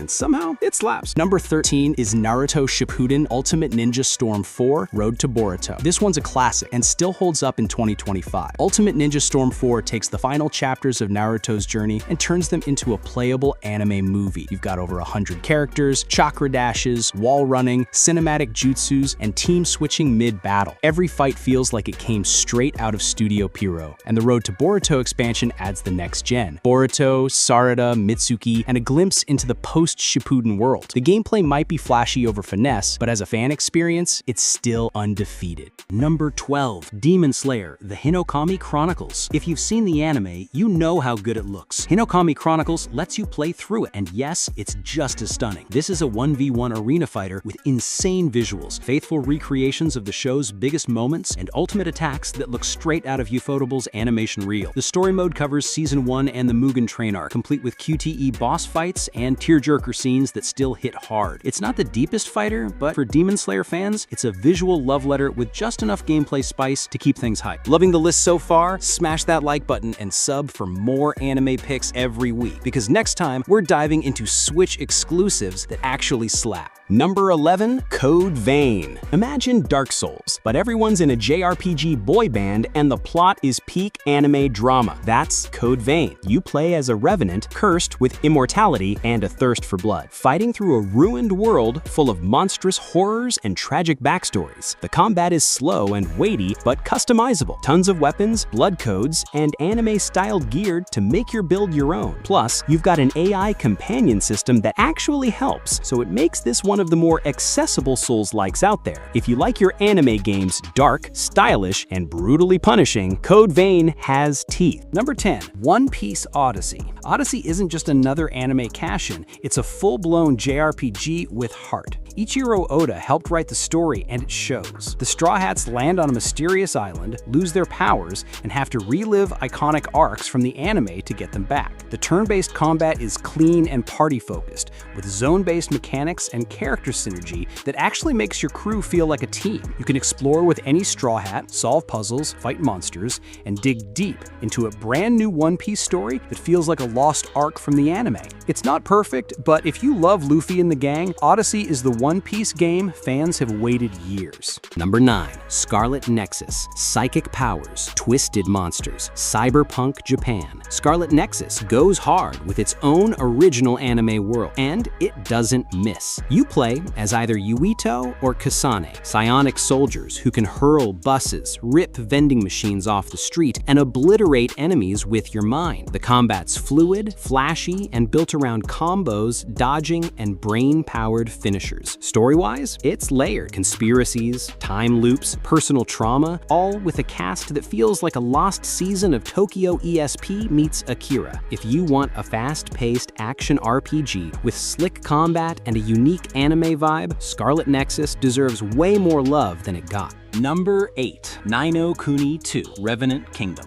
Ever wanted to play a Studio Ghibli movie? Ni no Kuni 2 is the closest you'll get. You play as Evan, a young king kicked off his throne who decides to build a new kingdom from scratch. It's part action RPG, part kingdom builder, and 100% charming. From the lush world design to the higgledies that help you fight with adorable chaos. Combat is real-time and surprisingly deep, with fast movement, party swapping, and flashy special moves. And the soundtrack? Composed by Joe Hisashi. Yeah, that Joe Hisashi. It may not have Ghibli's logo this time, but the spirit's still there, and the magic is real. Number 7, Persona 3 Reload, the OG Dark Persona reimagined. Before Joker stole hearts, Persona 3 made you face death, literally. Reload takes the classic 2006 game and brings it into 2025 with a full-blown remake, updated visuals, voice cast, and all new animated cutscenes. You play as a transfer student who unlocks the power of Persona during the mysterious Dark Hour, a hidden time where shadows roam and coffins line the streets. Expect social links, turn-based dungeon crawling, and some of the heaviest themes in the series. This one's all about mortality, grief, and finding meaning when the clock is ticking. If Persona 5 was rebellion, Persona 3 is existential, and Reload does it justice. Number 6, Guilty Gear Strive. This isn't just a fighting game, it's a concert with combos. Guilty Gear Strive is the gold standard for anime fighters right now. Hand-drawn 2.5D visuals that look better than most actual anime? Check. A soundtrack that shreds harder than Dio's Stand? Also check. Whether you're maining Soul Bad Guy or trolling with Faust, every match feels explosive, stylish, and surprisingly strategic. Rollback netcode makes online smooth, and the mechanics strike that rare balance between deep and beginner-friendly. If you're into high-octane duels with anime edge and pro-level potential, Strive is your battleground. Number 5, Tales of Arise. Tales of Arise isn't just another entry in a long-running franchise. It's the one that finally broke through. You play as Alphen, a masked swordsman who can't feel pain, and Shion, a noblewoman cursed to hurt anyone she touches. Yeah, the drama's real. Combat is buttery smooth, more action RPG than ever, with aerial combos, flashy boost strikes, and massive boss fights that feel like anime episodes in motion. Visually, it's stunning. Unreal Engine 4 plus atmospheric shader equals anime art book levels of beauty. The story tackles oppression, revolution, and healing, and somehow still sneaks in goofy skits about owls and food. If you want an emotional JRPG with actual hands-on combat, Arise is a must-play.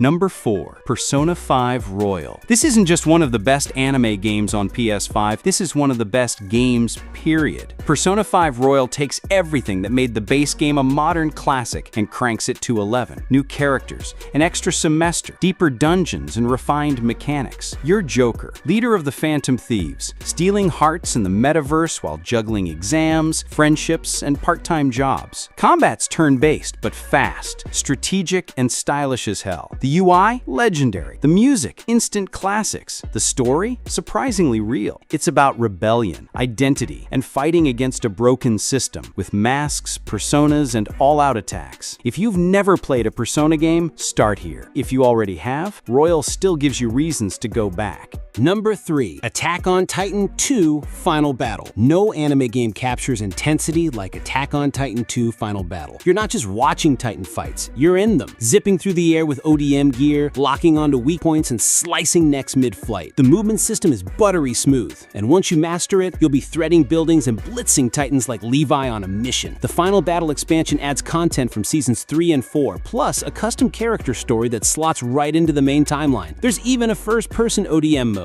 Yeah, it gets that immersive. Whether you're reenacting Aaron's rage or creating your own Survey Corps legend, this is the definitive AOT experience. Number 2, Fairy Tail 2. Fairy Tail Battlefield 2 is exactly what fans were hoping for. Bigger battles, deeper systems, and way more Natsu-powered chaos. It covers the Alvarez Empire arc, so yeah, we're talking Spriggan 12, god-tier fights, and peak anime power scaling. The turn-based combat now has way more synergy moves and tag team ultimates with flashy magic effects that scream final season hype. Outside of battles, you're managing your guild, building relationships, and running jobs that feel ripped straight out of Magnolia. It's still a bit niche, sure, but if you love anime RPGs and live for those squad-powered hype moments, Fairy Tail 2 is pure fan service in the best way. Number 1, Dragon Ball Z Kakarot. This isn't just the best anime game on PS5, it's a Dragon Ball Z dream come true. In Kakarot, you don't just fight, you live the entire saga, from Raditz to Boo. Every arc, every scream, every beam clash is here. You'll fly across massive open zones, train with Piccolo, hunt dinosaurs, eat with Gohan, and yes, punch Cell through a mountain. The RPG mechanics let you level up, unlock skills, and build relationships, while the cinematic battles hit like playable episodes of the anime. And the best part, you get to be Goku. Not just the fighter, but the dad, the rival, the legend. For DBZ fans, this isn't a game, it's a canon event. Whether you're here for heart-pounding battles or tear-jerker story arcs, the PS5 is basically an anime fan's paradise. From Goku's Legacy to Persona's Mind Games, these 15 titles prove anime games aren't just spin-offs, they're must-play experiences. So tell me, which one's your favorite? Or did I miss an underrated gem? Drop it in the comments. And if you're into anime-style JRPGs too, check out my PS5 JRPG ranking next. Trust me, there's some heat in that list.